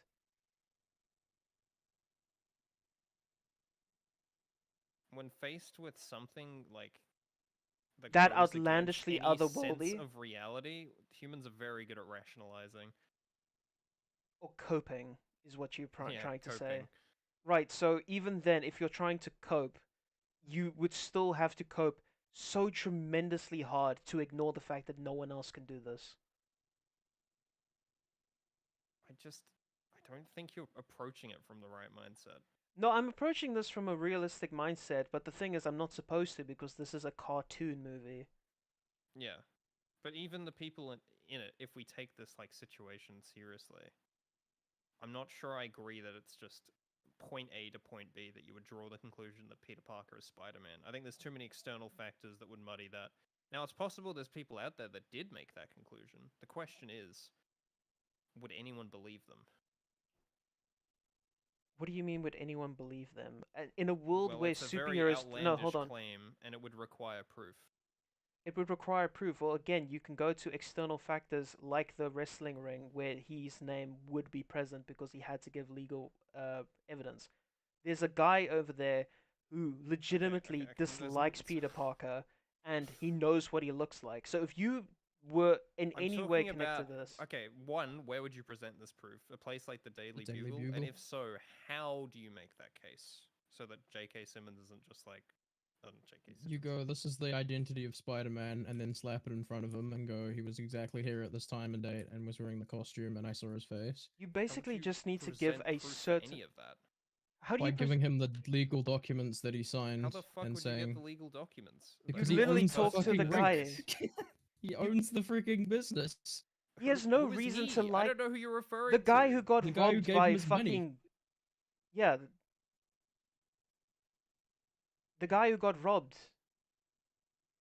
Here's $100. You spent 2 minutes in the rink. You were supposed to spend 3. Now get out of here. That guy. He's got no reason to like Peter Parker because he's the reason he got robbed. And then when he finds out that Peter Parker is actually a vigilante who goes out stopping people with guns for fucking giggles, then he'd be like, oh, okay, cool. So you were literally just an arsehole to me for no good reason when would you think- had the you'd ability to think stop this man. You'd think private investigators would go to him and go, this is the genesis, the first time we ever saw someone called Spider-Man. You think and then JJ go, would hire private investigators if his fucking journalists are so boneheaded? Anyway, we've spent way too much time on this point. Again, I don't mind this frame of mind when watching this movie like it's a cartoon, but realistically speaking, there's more than enough evidence to go by saying... I can't judge it on that level because it doesn't give you any of the details, so I can't make one conclusion one way or the other. I think the problem I have is drawing a strong conclusion like any other way. That's fine, let's just move on. Big memory from a random day at high school, and then they'd have to form a fucking Mystery Inc. and go to extreme lengths to find out the truth. Let's just say, for argument's sake, they go to the cops. Excuse me, police officer man, we know who Spider-Man is. Cool, who is it? It's Peter Parker. How do you know? He punched a guy really hard and did a double backflip. Okay. Well, so this is just something else. In a realistic setting, Flash should be dead. Sure. But anyway. Just pointing Yeah, that it's out there, just- in a realistic setting, Flash should be dead. That narrows down the list of Spider-Man possibilities significantly when you're dealing with a corpse. Just putting it out there. Oh, but Yeah, I he think this also is has a some white scatterbrained stuff hanging off approach his at it, arm. so yeah. Was it a web? We think so. Are you sure it wasn't glue? Well, you see, it was a while ago. We didn't get the best look at it. So you're telling me this is... Unless you have forensic scientists fucking picking up Spider-Man's webs, you cannot for sure say that his webs are fucking organic. Fucking hell, he could just be a guy with a glue machine strapped to his wrist, so your argument, again, is fucking stupid. This is all Wouldn't from there be memory. like the web left That's behind right. from a thing stuck to his hand? I Yeah. doubt anyone would have collected that. Yeah, but it would have been there for long enough that people be like, I imagine someone might have picked it up, if it's just like other high schoolers who just think this shit Janitor or looks... something. Add Yeah. Eddie Brock. Eddie Brock, he went to the same high school as Peter Parker, he just picks up his web. Yeah, no, fair enough. Now I am So we'll go. Spider-Man. We'll conclude with this. A, this is the wrong way to look at it. B, if anyone wanted to and had the funds to and was Jonah Jameson or any other private eye, they could figure this out very easily. And yeah, C, the whole point of this is that you're not supposed to look at it that way. So it's just like redundant information at this point. He's kind of just fighting a straw man of people who say this. People do say this, but it is also it's not so much a straw man as it is just a take, an argument that helps his point. Yeah. The problem is he's taking this argument from the worst possible position and arguing against it. He's not really giving the argument any sort of... I mean, the first thing he said to this was, how are people supposed to know that Peter Parker's Spider-Man in the hallway fight with Flash when Spider-Man doesn't even exist yet? That was his first point. Yeah, that was True. Yeah. The man's a nutcase. Subscribe But I to the did like Nuthouse your podcast, input, please. Darth. It definitely adds a lot to the discussion to think about it from that angle. But the problem is, Anomaly hasn't provided anything like that. Yeah, we're having to do his work for him, unfortunately, again. Yeah, which is what I said last night, that I didn't want to turn this into a debate between me and you, but rather me and you versus him. But yeah, I guess. No, we that's don't how want it to works. be a dog pile either, because that's just I not do. very interesting. I don't like him. Fuck him. So a little bit of spice in the analysis Yeah, is always fair good. enough. Thank you, Darth. Anyway. Yeah, no, I thought that would be the case. This is why I put you on. Want me to convict a young man for being Spider-Man based off of memory? That's right. Do you have any tangible proof or evidence? A video, perhaps? No, sir. Smartphones aren't exactly a thing. Don't you dare fucking mention anything. There's actually significantly less... Oh my... I'm not gonna get into this. Yet. But again, that's indulging the sheer insanity that this might actually happen. Here's what an actual cop's reaction would be. Who are you? What are you? Who moved the rock? Like I said, these kids No, have the to real be cop would be off like, the oh, this bloody guy's... spectrum. The real cop would be like, oh, this guy's actually just wanted by the government.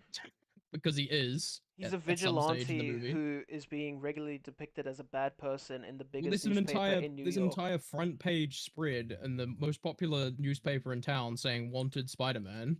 Yeah. So Also- if you came to a cop with pliable information, they would be like, "Oh yes, I'll look into this." Also, you can't go ahead and then say a cop in a realistic setting would say this and then play this scene as if this is supposed to be at all realistic when it's not. Because in a realistic situation, a lot more people would have seen Peter shooting the web out of his wrist. Just out of pure peripheral vision. He literally shoots a lunch tray next to a guy who's eating his food. Are you telling me he wouldn't have noticed that? No, Really? where'd my friend's lunch go? I would love to see a piece of media that does something similar to this, but then thinks about how it would actually work in the real world. Because I want to know how humanity as a whole would React to it, respond yeah. to a literal superpowered vigilante. That's the and how thing many that I people love would, like, about turn against him. That's the thing that I love about Devilman is it starts with the whole devil underground thing where devils are part of people, but the world doesn't really know about them, and then it sort of goes from there and how humanity would react in the situation. And I really like that part about it, but you know that's not what this piece of media is trying to be. I think the closest that you would get is probably the Invincible comics. I don't think the TV show does it too much, but the Invincible comics, from what I've heard, delves into that kind of thing pretty well because superheroes are an integrated part of society. But they've kind of I guess like I'm gotten wanting used to it. something more like Dr. Manhattan, where it's just one superpowered being, and how that just kind of like shatters people's perception. Well, of the then world. wouldn't Watchmen be the prime example here because of Dr. Manhattan? And I'm talking about the comic book, not the movie. Yeah. That's why I really like his character. But I guess Also, I we just should mean watch, something that's entirely focused on that concept rather than just like. We should watch Devilman, Darth. Oh yeah, true. Yeah, No, I liked it. man. I liked what I saw of it. Wouldn't mind watching more. Let's keep going. As well as having absolutely no life in order for this to happen, which doesn't surprise me considering where I've heard this and similar criticisms come from. The fact of the matter is, these kids Oh, have their okay, cool. So the people who make comments like this have no life. Really? Didn't you Why just even make a bother, fucking man? 3 hour and 29-minute video calling Spider-Man 1 a masterpiece when the first 30 minutes of your fucking video are basically just, oh, here's the plot again? Really? Are you going to be fucking seething and molding over something that was said to you more than a fucking year ago? You dumbass. own lives and problems. Hell, they're teenagers. They probably have drama on the daily. Case in point would be Harry's difficult relationship with Norman, Flash and MJ having a ton of relationship troubles, MJ constantly dealing with her parents, giving Flash needing to talk through a fucking machine because he's got a respirator stuck to his chest, the fact that he's currently strolling around in a wheelchair because his fucking lungs and legs aren't working properly and he got paralyzed from the neck down. Yeah, no, I can imagine he has a lot more problems to worry about than just who Spider-Man is. Like paying off his new car. Like paying off his new car, yeah. He pays for it in schmeckle coins. I don't like what he's doing here. He's fucking picking from what seems to be realistic and what isn't. Because if you look at everything from a realistic sense, then none of this adds up. That's the problem He's that also we're just facing literally here. done the equivalent of, oh, people claim that characters don't breathe in this movie, but here's clips of people breathing. You see, they actually do breathe. It's like, what the fuck? Yeah. Yeah? Good job. You appeal to the lowest common denominator. And actually, no, I'm not going to finish that. Yeah, I don't know why you go after these detractors if they let them live rent-free in your mind if the arguments are so weak. Hey, he got 100,000 view video out of this, so I think he's the one winning at the end of the day. True. But it's demonetized. But it's demonetized again! True. Oh, again! Again! Oh, so this video actually got demonetized. Again! Nice. I aggress. Just kept the cunt cut. crap all the time. You really think Release these the cunt teenagers give half a fuck about a random day at a high school months ago when they're dealing with bills to pay? They give a fuck about. Oh my God. I remember so many just random days from high school that just stuck out to me because of some sort of instance or significant moment. Like, are you telling me people would not remember the day the most popular jock in high school got punched One halfway hit. across a fucking hallway by the nerd everyone ignored? Are you telling me no Yeah. one would remember that? Seriously? I remember it at the time, but right now I genuinely cannot remember a single thing about high school. Well, that's you, I but I can. I assume remember when that there's- Alex threw a freaking football at a camera and it fucking fell down and smashed everywhere. The teacher was thing right I behind him remember and he is- just sprinted off. The only thing I That was remember is when hilarious. I was in trouble, because the emotions associated with that were very strong. Well, now you're just bringing up a good idea, because why wouldn't Flash remember that moment? He would. Yeah, I wonder what he would do with that information, and I wonder if he'd particularly like Peter or not. Probably be terrified of him. Yeah, I wonder if there's anyone in this world with a gun who could maybe sort him out if he went and said something, but you know, that's I just wonder what me. happens in the comics if there's a similar situation. In the comic books, he has an affinity towards Spider-Man and he wants to be like him, so ends up joining the army, has his legs blown off in said army, and then he ends up being Well, no, the I next know about host that, for but the I meant more Venom in like symbiote. the kind of beginnings of Spider-Man, of which I imagine this is probably. I remember there being a few things where Peter and Flash actually is get the bully there, friendly. too. I remember there's a thing where Flash and Peter actually get friendly with one another, but Flash kind of gets distant with Peter because he knows that Peter doesn't really like him too much because of the bullying, but he kind of like wants to move past that and he apologizes for it. At least I think that's what happens. That's cool. Yeah, I'd I need guess to I double. more meant like the fallout of getting your shit beaten up by a superhero. I don't know if that happens in the comics though. I don't think it does. I think this apparently is a movie. we're all only. very quiet. Yeah, I kind of lowered you guys down because Uwe was peaking a bit. I'll raise you up a bit more. Is that any better? Speak, lads. Hello. I am speaking. Hee hee hala chale. Bikakus. Willow, is that any better? Maybe Oh god, yeah, I was quiet before. Jesus. Again, this is the first stream. We're just sorting stuff out for this one. Will hopefully be better in the future. Audio's a bitch. It can suck, man. Okay, well, while we're waiting for him to respond, we'll just carry on with the video. Hey, new jobs, being neck deep in college. Yeah, I didn't think so. Sorry for the tangent, but yeah, that that's better. stupid argument needed to be squashed hard. I've also seen people criticize this. He's done a scene because very Peter poor is job treated of like that a anomaly. proud of wrongdoer in this himself. instance. But actually, that's just Flash's posse that actually have a Did you problem with boost what yourself, he's done. Shandy? Because With you're a little quiet. Yeah, I did boost myself. I'll boost We're myself good. a little bit more. Max volume now, is that any better? no. Saying specifically Shandy, a little quiet. Oh, yeah, that's interesting.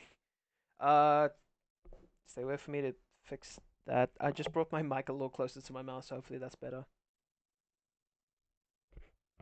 Yep.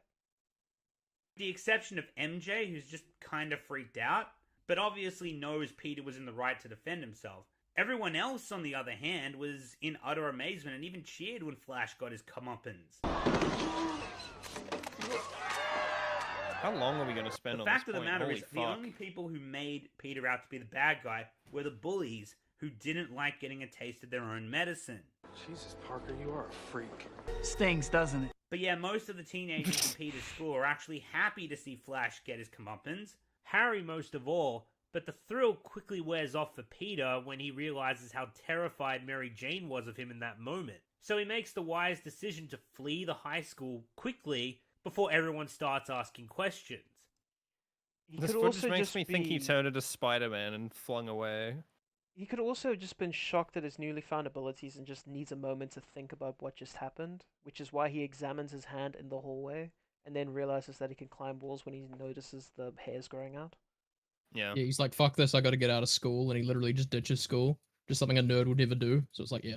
It's actually not even just the MJ's reaction, it's a combination of reactions from the bully, Harry, and MJ. It's the culmination of everything happening to him all Just at a lot. once. It's a Yeah, lot to take it's in. a lot to process, yeah.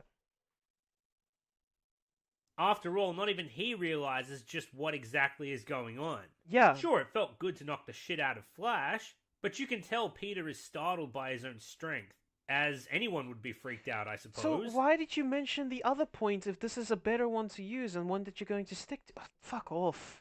Stick to like web. Stick to like nut. Yeah. But I gotta say, I've always loved this shot of Peter looking up at the spider in the alleyway, and suddenly realizing why his hand stuck like glue to the bus banner earlier that day. So Peter asks himself, what more can he do? Why do you As if love it? following the spider's lead, Peter begins to climb the walls, and like a wave washing over rock, basic, his fear simple recedes, film and you language see his lol. face light up with excitement as Peter decides to Like embrace a his wave newfound washing gifts. over rock. Then we have an uplifting, if somewhat dated, jumping sequence. Peter has grown faster, more agile, and his legs Dated are how, strong mate? enough to Noodle leap man. ridiculous distances from building No to one jumps building. nowadays. When he finally Dated. comes to a distance that he can't Assume he make means by the CG. jumping, He does, he yeah, remembers but the webbing he shot script. from his wrist back at school. And we get some of the most hilarious improv from Toby loves Maguire it because as it's Peter a cycles through masterpiece, all yeah, pretty kinds much. of incantations and hand movements, trying to figure out how he shot the web in the first place. Go, Web! The legal problem. Fly! Up and away, Web! Shazam! This brings me to a couple of side points here. Firstly, the directing approach Sam Raimi took towards this project. Yes, he is the director, and yes, he oversees everything and ultimately has the Norman's final face. say on all creative decisions, unless it's Doctor Strange 2, The Multiverse of Madness, and with the exception of studio interference by Sony executives. But in addition to that, he's also... Fun fact about Spider-Man 3, it's the most financially successful Spider-Man movie of the lot, despite the studio interference. Well, success doesn't mean quality. Tell that to the studios. Yeah. also an excellent collaborator, and he allowed the actors to give tremendous amount of input and contributions of their own in order to bring both the characters and the world to life. And this extended past simple improvisation. For example, it was Toby Maguire, in fact, who was the one that described the kind of apartment complex Peter and Harry would share together, Kirsten Dunst was the one who insisted Mary Jane wouldn't solely be a damsel in distress, Wear a which bra. is why she puts up a fight during the... What? She wouldn't solely be a damsel in distress, which is why she defends herself from would-be rapists? I imagine she probably didn't get any hits in the original scene, so she was like, "Oh, it'd be nice if Mary Jane could actually show." I mean, yeah, I some guess, but effective that's- resistance. I feel like she said it differently, unless he's quoting, in which case that would be a weird thing to mention, but alright, I guess. The mugging scene we're going to talk about later. I definitely didn't want her to be just a damsel in distress. You know, it's definitely Spider-Man needs to save her a bunch, but, you know, I talked to Sam and I was like, you know, she needs to kick a little butt and defend herself. And like I said before, Sam Raimi was... I would very much like to see that in full context, but okay. I see no reason to doubt the context. Sorry? I said I see no reason to doubt the context. I mean, I don't see any reason to doubt it either, I just would like to see it. But he's not gonna give it, I guess, so I probably need to look that up myself. I just find the... I mean, she's in the middle of an interview, so she's probably thinking on her feet, but so the word I'd use there would be... I mean, she said defend herself, so I guess it works? I don't know, just feels odd.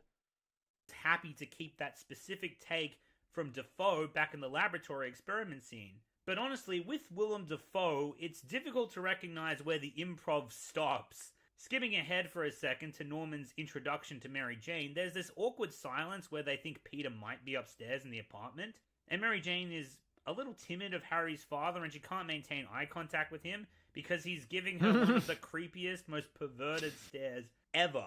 Now, this is the point in the movie where Norman is deep into his madness and both his personalities are at the point of constantly overlapping with each other. So this may have very well been a part of the script, but my point is due to Sam Raimi's willingness to let the actors take the reins access at to the times. script. You And could not to mention just how natural and organically this creepy demeanor is portrayed by Willem Dafoe. This and many other moments as well could easily be mistaken as improvisation. Sam Raimi, the director, runs a pretty fun set and really encourages the actors to personalize stuff and bring stuff to the role and invent stuff. No. So people are always inventing things and surprising you. Good. Okay, that's clean. He's a great collaborator. He really, just in general, made me feel like a part of the team, like I was really contributing a lot to the film. I love working with him because he's just a great example for me of a man who takes his work seriously. And Raimi's collaborative... Yep, Sam Raimi's a good director. The I like fuck a lot did of his any of work. those interview clips show? I don't know. That Raimi is a director that he likes. True.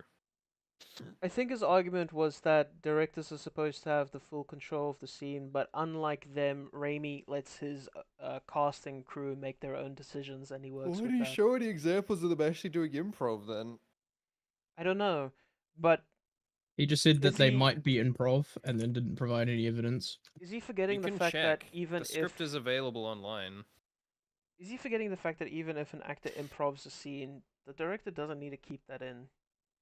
They can just reshoot the scene and have it be the way that they want. Also, just because an actor improvs a line doesn't mean that the director has an improvisational style. It's more just about being collaborative rather than creating a kind of Not just that, but it's also like loosey-goosey emergent narrative on set. not just that, but it's also like acting in the moment, seeing something that clicks with you right away. Like you might not have thought about this with your writing team or while you were busy Yeah, it's setting different up the when scene. you're sitting there on the set Yeah. with all the characters. Because the thing is with directors is that they're supposed to have vision. So if they see something that the actors are doing on screen that he might not have thought of to himself, and then he thinks to himself, this matches really well with the flow of the scene that I'm trying to go with. I want to keep this in there. And I think And then that's most he, directing being the acting director, keeps that scene in because, again, the actors are just acting. They don't control what becomes part of the final product more so than just appearing on screen.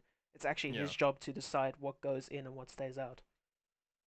But, yeah, I mean, Sam Raimi's a good director. He likes working with people. People like working with him. I don't agree. I don't disagree with that. I don't agree. I aggress.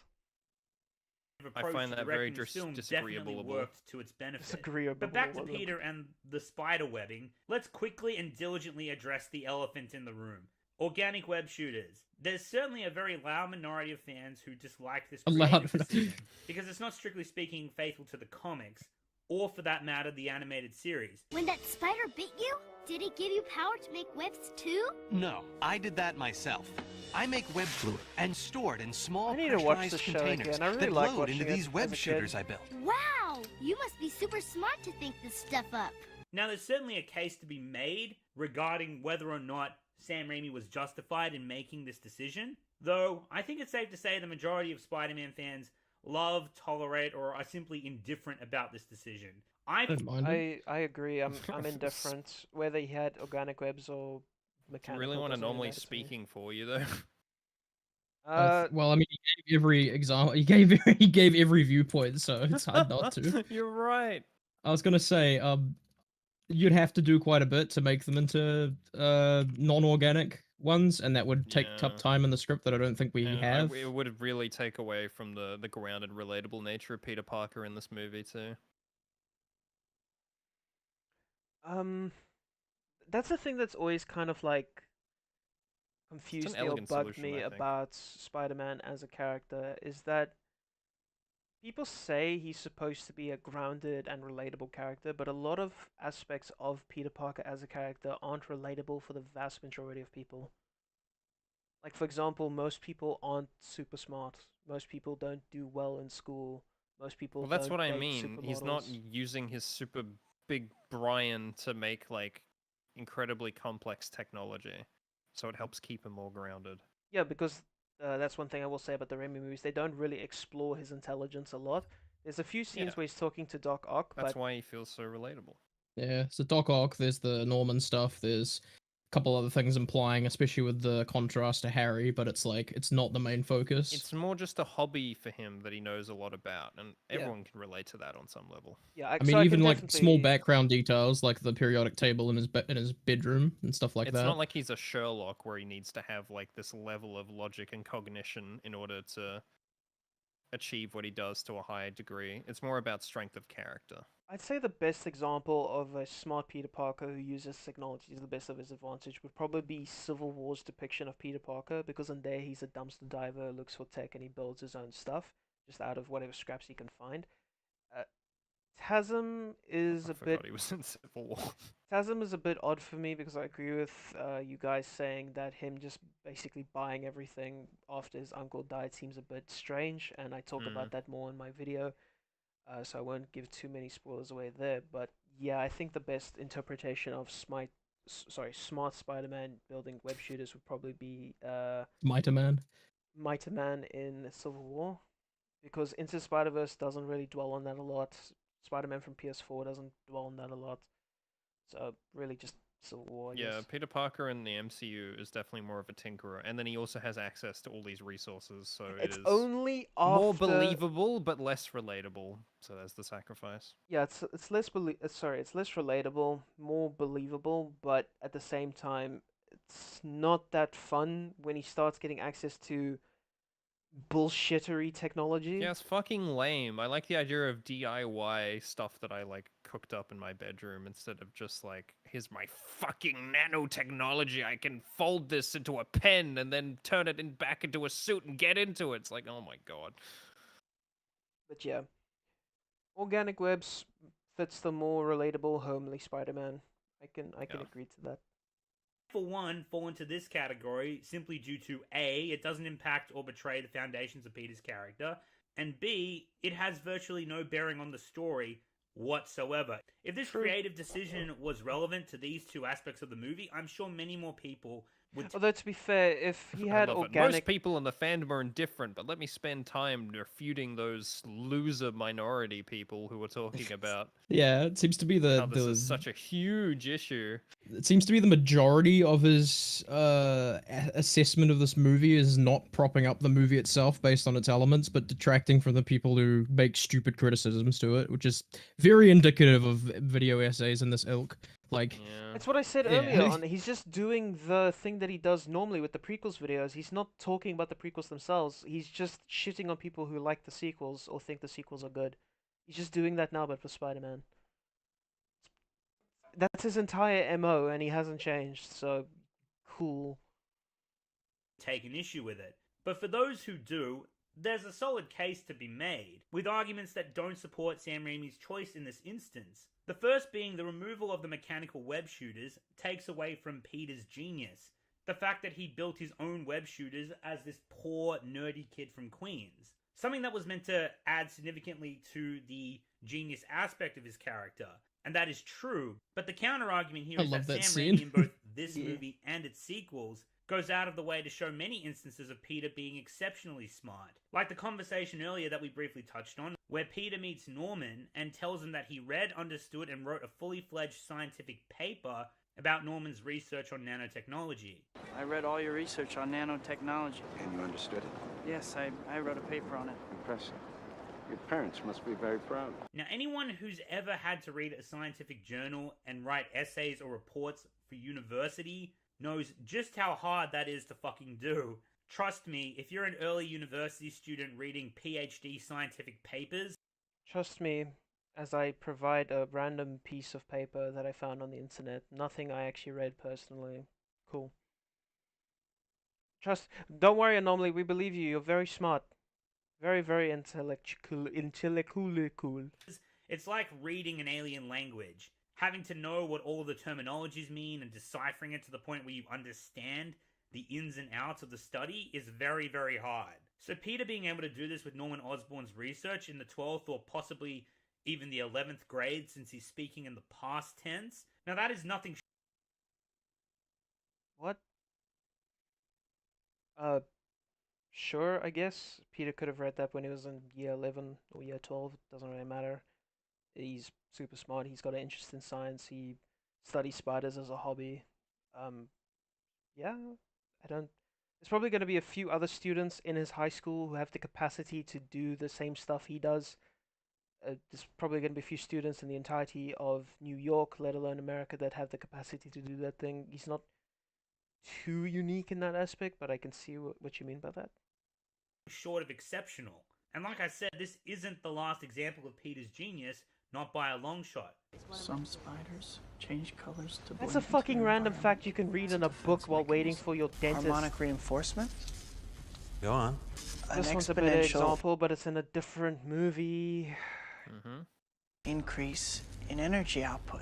And not to mention, just for reference sake, I happened to come across this interview where Toby Maguire himself responds to this criticism, and he brings up an interesting point. Because fans are somewhat obsessive and protective of the characters they love. Well, I think the most controversial one that I can remember was the web shooters prior to the first movie, and would they be organic or would Peter make them? Because in the comic books, he makes them, doesn't he? He makes them, that's and right. I know Sam thought, how's that going to happen? How's a kid going to... And he was essentially a young teen or a very young man. Make something which, you know, big companies couldn't make enough to make. So they had it come out of you organically. That's right. Yeah, it didn't seem plausible. And also, my argument for that was, if he could do that, if he was that intelligent and scientifically minded, couldn't he be wealthy from that and not taking photos for... He wouldn't need to do it. Yeah. Now this... Rude. Oh, yeah. Yeah, I could definitely see that, but there's also depictions of Spider-Man where he is a multi-millionaire and he does run CEO-based companies. So, you know, just pick your poison. Hell, Into the Spider-Verse has a version of Peter that's financially wealthy and stable as a 26-year-old. And then a version of him where he's not, and he's 40. A bum. Yeah, so it depends. The second argument for why the mechanical web shooters should have been included, and I believe this to be the more practical argument, is that the organic web shooters give Spider-Man an unlimited supply of webbing, whereas the mechanical web shooters had a limited supply that Spider-Man can use before having to switch. See, the thing is, you don't know that they're unlimited because where does that fluid come from? Are you telling me that he's just going to never run out of webs, even if every drop of water in his body disappears? No, there's a pocket dimension in his butt. Ah, right. Pocket dimension in his ass that leads all the way to his wrist that gives him an... It's from the web dimension, right? I get you. Yep. This is why I bring up the calorie intake, because, again, webs have to come from somewhere, but yeah. Like, No, he just synthesizes them, man. He uses like quantum technology in his Brian. I thought he was supposed to be just the dude who He's the shoot dude. web. But whatever, arguing semantics. Cartridges, and this added to Spider-Man being a more grounded superhero. This would often lead to him being backed into a corner and severely hindered during fights with his villains in both the comics and the animated series, and oftentimes would actually force Spider-Man to have to retreat when this happened. Whereas with the organic web shooters, this is never really a problem, the exception of course being Spider-Man 2, but that was more of an issue of Peter losing his powers rather than actual webbing issues. But the point I think still stands strong, especially when you take into account that these mechanical web devices can actually be destroyed. But that being said, some people seem to cling to this like it's some sort of a kill. I don't understand the point that he's... Can anyone actually understand what he's talking about? No, What I is don't know the- what he's going for. I'm not gonna lie, my brain just glazed over for the past like 10 seconds. What is I he think he's talking just, about? I don't know. Like, I don't know. I don't know. I don't know why this needs to be Is he here. trying to say that Spider-Man 1 has a better implementation of web shooters because they won't break? I don't know. I don't know. All I'm just gonna say is that they're different, and that's where he should leave it. Achilles heel for the movie and why other adaptations of Spider-Man are more faithful and accurate to the character. And I suppose they'd have to be, since that's pretty much the only characteristic those other Spider-Man adaptations have that is more faithful than this version of Peter Parker and Spider-Man. There's Whatever, I don't care. I don't read these stupid fucking books. also one other commonly thrown around criticism that Tobey Maguire's Spider-Man isn't humorous enough, and that he doesn't make enough jokes or quippy remarks. Where is this coming But from? He's just I don't know. I don't think I've he's ever just heard anyone skipping. make this So argument. he's skipped from the improvisation of actors to Sam Raimi's directing style to the web shooters and people's indifference to them to the other implementations of web shooters to the comedy. What the fuck is he doing? He's playing ping pong with his own script. He's just Most smacking around the table. Scatterbrained fucking attempt at praising something I've ever seen. There's no connectivity between the points. There's nothing to match point A with point C, let alone point A with point B, let alone point C. There's nothing interchangeable between them. It's like There's when no he's not flow. when he's not like directly one for one referencing the script, it just turns into shower thoughts. It's like, why would you make this? It's the most non-essential piece of media I've seen in a while. You didn't have to post that. But I'll come back to that one. It's you who's out, Gobby. Out of your mind. However, while some blame Raimi for this slight alteration from the source material, it's actually a little more complicated than that. See, for the longest time, Spider-Man was stuck in development hell, and of all people, it was James Cameron who was originally planning to make the movie. But for whatever reason, it just never happened. Now, I love James... Probably because he's going to have Leonardo DiCaprio being the role and have the main plot be Spider-Man fighting a giant spider in New York. And people thought, that's kind of silly. And then they were like, let's get Sam Raimi to do it instead. But, yeah. James Cameron. Let me make that crystal clear. And if it meant getting a James Cameron-directed Halo movie... I would crawl on my belly through hot coals and broken glass. That being said, it was a blessing in disguise that it never materialized, since we ended up getting this movie instead. But according to Spider-Man's screenplay writer, David Cope, Co-op consulted Cameron's original story treatment, which he found quite compelling, as well as the idea of having organic web shooters as opposed to mechanically based ones. He became so enticed by this particular part of Cameron's story treatment that he decided to run with it for this movie as well. And Raimi agreed. So regardless of your position on the matter... Well, he must have done What's that in the movie? Okay, cool. pretty Very cool. decent way into production because they already built the web shooters for Sam Raimi's Peter Parker and they were going along with it, so they just changed their mind.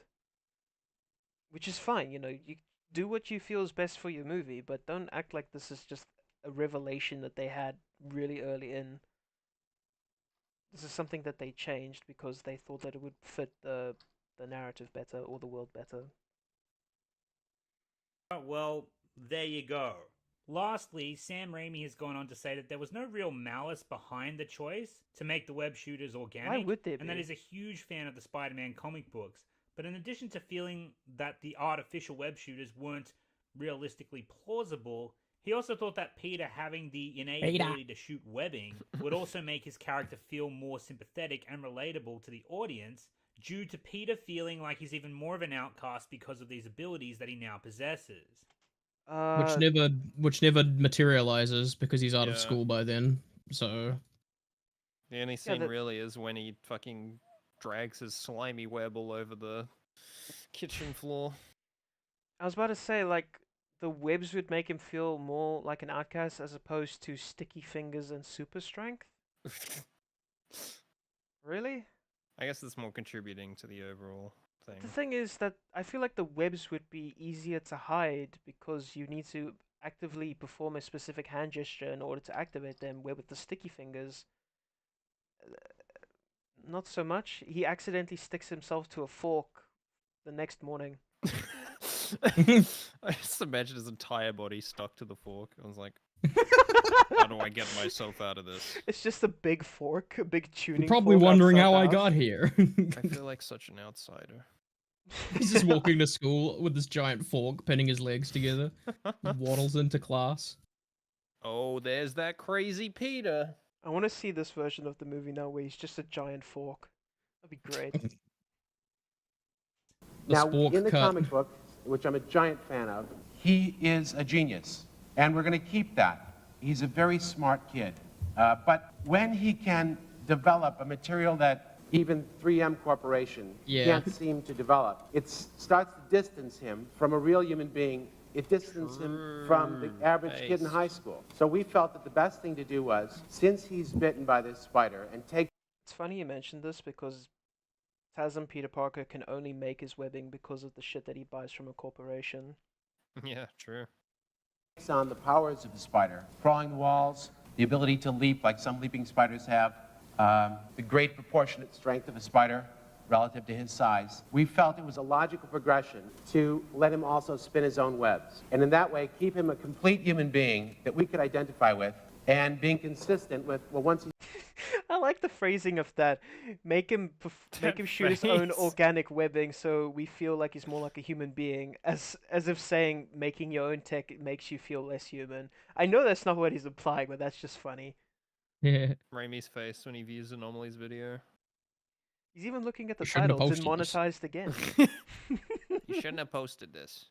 It's cringe. He's bitten by the spider and takes on all of the powers. Why just take on 4 of the 5? Why not just take on all 5? That it's a great choice, and it was inspired by James Cameron's treatment. I think it's a great choice to help alienate him, to make him feel cut off, and to really embrace the spirit of who Spider-Man is, this misunderstood hero who's an outcast, who's cursed with these powers. For now, let me just wrap things up on the web shooters by saying there's arguments for and there's arguments against both versions. Yes, the mechanical versions are more faithful to the character and the source material, but organic or mechanical, both web shooters, both work for Spider-Man. And personally, when I was a kid, I found it incredibly strange when I found out Spider-Man in the comics couldn't shoot his own webbing. So did it I. just seemed to me to make a shit ton of logical sense to make that an innate I was like, wait, ability of what? the character. I was in like, the how first does it even work? And that's a stance I've now kept for 20 years going on. But that's just me. Anyway, Peter finally gets the web to work after several attempts, and scared out of his mind attempts his first ever web swing, and after all, what could go wrong, right? This is going to be a shame. That Raimi shot. Hello. After crash landing and presumably being knocked out and unconscious for a while, Peter rushes Why would home you and assume we already that? get the early signs that No, these wait. powers could be Why would you assume that? I guess because it's dark now. Is that the intention, and not just... I mean, he rides the bus to school, doesn't he? So can't we just assume that this is a little That out is of the correct. way? He does ride the bus to school. Yeah, so can't we just assume that this is just a little out of the way from where he lives, and he just missed the bus going back home? I don't know, because he went out of school. I don't know if he went back to school. Yeah, I don't know. I just You don't know didn't- what else he I did didn't. afterwards, so- I didn't get the feeling that he knocked himself out by flying or swinging into a wall, but I could be wrong. messing with his head. He's already starting to neglect his responsibilities, not keeping the promise he made to his 68-year-old uncle to help him paint the kitchen. May, I'm 68 years old, and besides, I have a family to provide for. I love you. You're the I most love you. responsible What does the man I've scene ever known. I contribute do to? like, however, the little nickname Foreshadowing? Michelangelo that Uncle Ben has for him. Kind of adds to his charm and speaks wonders about the relationship he has with Peter. Hey, Michelangelo, don't forget we're painting the kitchen right after school. Don't start just, without me. He only says it because he's painting the But while kitchen. Peter takes out the What do you garbage, he mean? has another encounter with MJ, who once again is leaving her True. house to get away from her verbally abusive parents. At first, she's a little hostile with Peter, thinking he might have been eavesdropping, but she simmers down and starts. No, wait, no. She's embarrassed because she knows he overheard the conversation. Yeah. Maybe a little standoffish because of the embarrassment. Yeah, maybe a little standoffish, but I mean, it's understandable considering that she's just in a bit of a anxiety-driven locale at the moment. She's not feeling too great. Nope. She wanted to get out of the room as quickly as possible, and so she's still a little bit flustered. Yep. I don't think she's blaming Peter for eavesdropping. Yeah, her dad was like yelling at her about something. Conversing And then he's normally like, with him. everyone yells, you know. Yeah. Peter actually reminds me a lot of Logan in the scene. It's quite funny. Logan the person, not the movie. Who's the person? Logan in our server. Oh, Logan's a cool guy. Arthur, you've just not interacted with Logan at all in like the last 2 years. No, I have. I don't get Peter Parker vibes from him personally. Remembering that they are neighbors after all, so he's as used to her parents yelling as she is. I do attribute this and the fact that Peter doesn't judge or make a big deal out of a situation is one of the big reasons why Mary Jane feels like she can be herself with him in this instance, because this is the first time the characters have a heart-to-heart with one another, and this is the first time we see MJ open up to anyone, and it's to Peter of all people. And it just so happens to be about her hopes and dreams.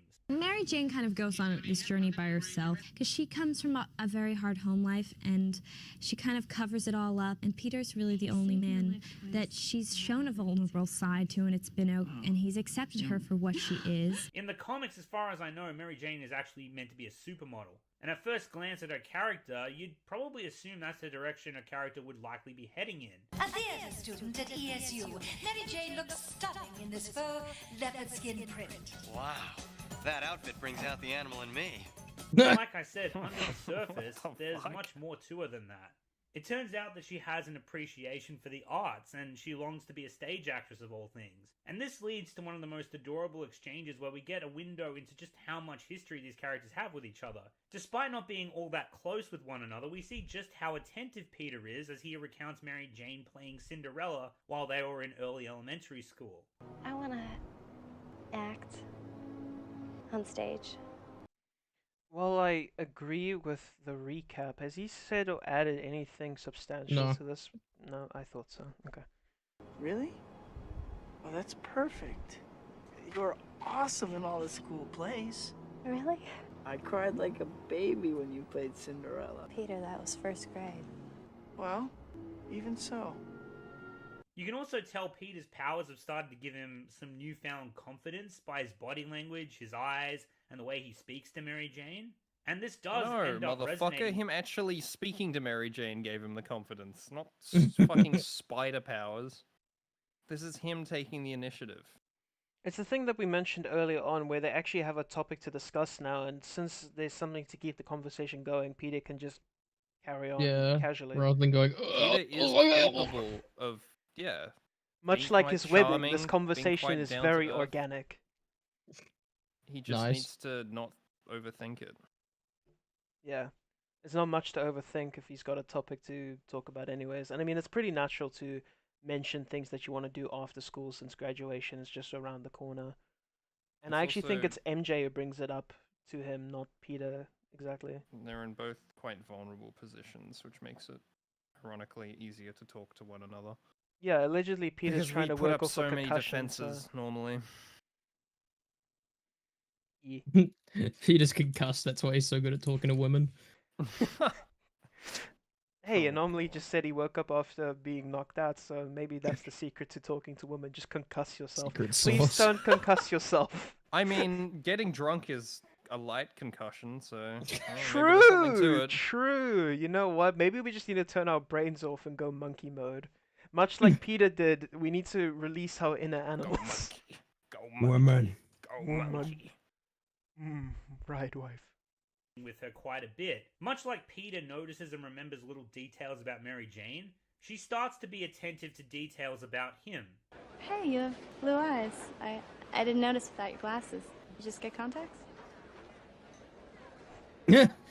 You know, you're taller than you look. I hunch. Don't. Aw. Help me! I'm feeling. I'd imagine way to knocking ruin the the shit moment. out of her boyfriend had something to do with his I need to little watch that confidence movie. boost. And speaking of which, who else but Flash would show up just to ruin the moment at the worst possible time? Whisking Mary Jane away in his new convertible. I almost She has a heard he bad said childhood, whiskey. bad past, and abusive parents. And in the beginning of the film, she always tries to date the football player, or be popular, or just cover up her home life and try to be somebody who she's not. Didn't he play this exact same interview like 30 minutes ago in the video? I'm pretty sure he did. Why is he playing the interview again? Cocaine. Because he's fucking stupid. Hmm. And he doesn't She have has a weakness brain. for pretty boys with fast cars. She's only human after all. But this gives Peter an idea. Only If human beating them doesn't after work, all. join him. To bag himself the redhead, he's first got to bag himself a fast car. So Peter looks for affordable automobiles and comes across an ad to pro wrestle a dangerous competitor for 3 minutes in order to score $3,000. And then, in what I'd be willing to bet was some kind of wet dream for Mr. Sam Raimi, we get this awesome montage of Peter drawing designs for his dream costume that would ultimately become his symbol for heroism and fighting crime. Fun fact, the sequences where it's zoomed in on the hand drawing the image is actually a fully trained Marvel Comics artist, which in retrospect makes a lot of Fully sense, trained. because I always thought Toby was just an absurdly good illustrator. But anyway, Peter God, you're finally settles on a fucking costume naive. design, but I'm guessing this scene was filmed early on in production, because Are there's you a fucking change that was stupid? made somewhat after this that I'm about to get to. Moments later, there's a pretty funny scene where Peter is training his... Can I please see that scene instead of your fucking trailer footage again? Oh my god, please, Anomaly, your video did not need to be 3 hours and 29 minutes. You could have fucking just cut down the fluff and just moved on. My god. You're adding nothing. web skills in his room, like it's mainly been inserted just for a little bit of comic relief and to show Peter experimenting with his powers, but it's an amusing little scene nonetheless, and it does serve to contribute to his aunt and uncle worrying about his well-being. Uncle Ben in the very next scene, in fact, expresses these concerns to Aunt May. Maybe he's too embarrassed to tell me what it is. Maybe I'm too embarrassed to ask him, you think? I don't know. I just don't know anymore. And thus, when Peter lies and says he's going to the library when he's really going to compete in a pro wrestling competition, Uncle Ben opts to drive him personally. And just a small point I wanted to make here is that this wasn't random just for the sake of the plot. Peter had been worrying his aunt and uncle for quite some time. Who on earth thought that that was a random interaction? Who are you arguing against? Who makes these points? Anomaly, are you smoking crystal meth? The fuck are you on, my dude? Why would you waste my time with that point? No one's saying that. At least no one you should charitably listen to. Was that a fucking... Okay. time now. Did you get some pictures, Peter? I got a crash. Everything's fine. What's that all about? And Uncle Ben wants to have a heart-to-heart with him, even nearly forcing Peter to stay in the car with him so that he could open up. And unbeknownst to Peter, what should be a very simple conversation with his uncle, just like any other, would ultimately be one of the defining moments in his life. His uncle tells him the ability to beat someone up doesn't give him the right to. He's getting older and needs to be more careful with what kind of man he's going to become. And life isn't like a schoolyard brawl where the worst you'll get is a detention. Yes, we've all seen the most infamous fucking scene in superhero media. Please, Please just move on. This guy, Flash Thompson. And then Uncle Ben utters what was and arguably is one of the most iconic lines in comic book history and in fiction itself. Remember, that can be applied to Peter's situation. Hence, I'm just skipping over fucking movie shit at this point. He's not saying anything at the moment. it's one of the reasons why this one simple but powerful line resonates so strongly with him and essentially becomes Peter's code to live by for his whole life. The other reason is because this is the last conversation he will ever have with his uncle. In the moment, however, Peter doesn't want to heed his uncle's words, and like a typical rebellious teenager gets extremely defensive and gives his uncle attitude instead of understanding. And I know I'm not your father. Then stop pretending to be. Needless to say, they don't exactly leave things on the best of terms, something that Peter would later come to deeply regret. And I love the way the shot lingers on Uncle Ben's car as it rounds the corner. It's very subtly foreshadowing that this is going to be the last time we as the audience are going. He's making sure his uncle is out of eyesight so he can go in the opposite fucking direction. Because he doesn't want his uncle to know that he's going to be part of a pro wrestling gig. His uncle thinks he's going to the library.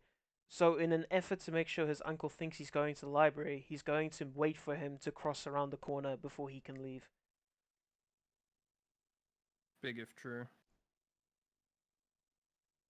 Going to see Uncle Ben alive and well. And it's also ironic that this shot is coming from Peter's point of view, and he's actually eagerly waiting for his...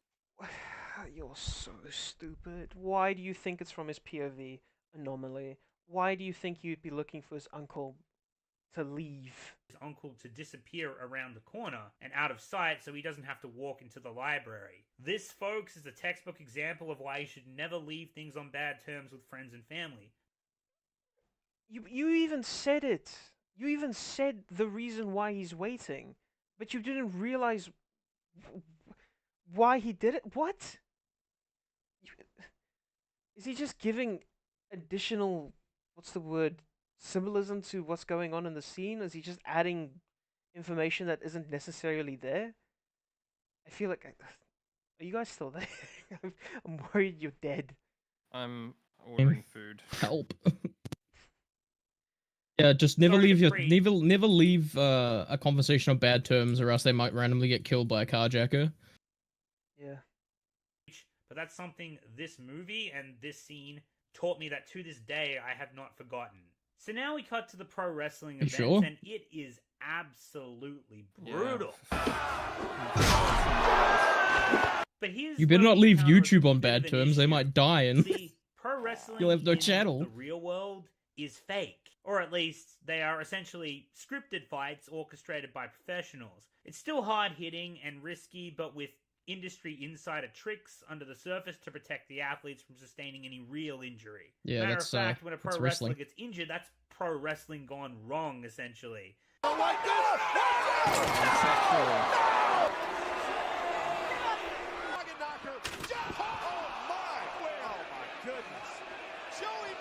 Now, that being said, pro wrestling in this movie is actually real. Meaning they're actually trying to kill each other with chairs and golf clubs. Oh God, I can't feel my leg. That's something, that line came from a real story. Rob Tappert once was driving in Detroit, and he had just, my partner, a good friend, and he was going past an automobile accident. They were pulling some guy out of the car, and that's what he was screaming. Oh, really? My legs, oh God, I Oh, can't that's hilarious. feel my legs. As horrible as it was. How twisted. That's why it's in the picture. This is a pretty big stretch in logic. My and leg! Sam Raimi even said he wanted this movie to be as realistic as possible while still being comic book faithful. But I can understand why he made this exception, because after all, this is a comic book New York, with mad scientists and science fiction villains, but this is also meant to be Spider-Man's origin story, and this is actually how it happens, more or less, in the comics. And on top of that, the whole point of this pro wrestling... $100. I just want to mention something real quick to you guys and to chat. I'm going to be going for about another 10 more minutes before I call it quits, because I don't want to really be here for too long, and I want to go and grab something to munch. We can probably I was continue going to with this. agree we end at a third. Yeah. all the way through. If we don't finish it up next time, then we can always just do a part 3 of this. Where I think actually 3 parts would work better.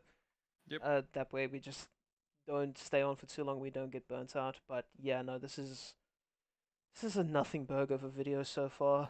It's a trial, unless you want me to start slurring my words and hiccuping. Let's not go for 11 hours.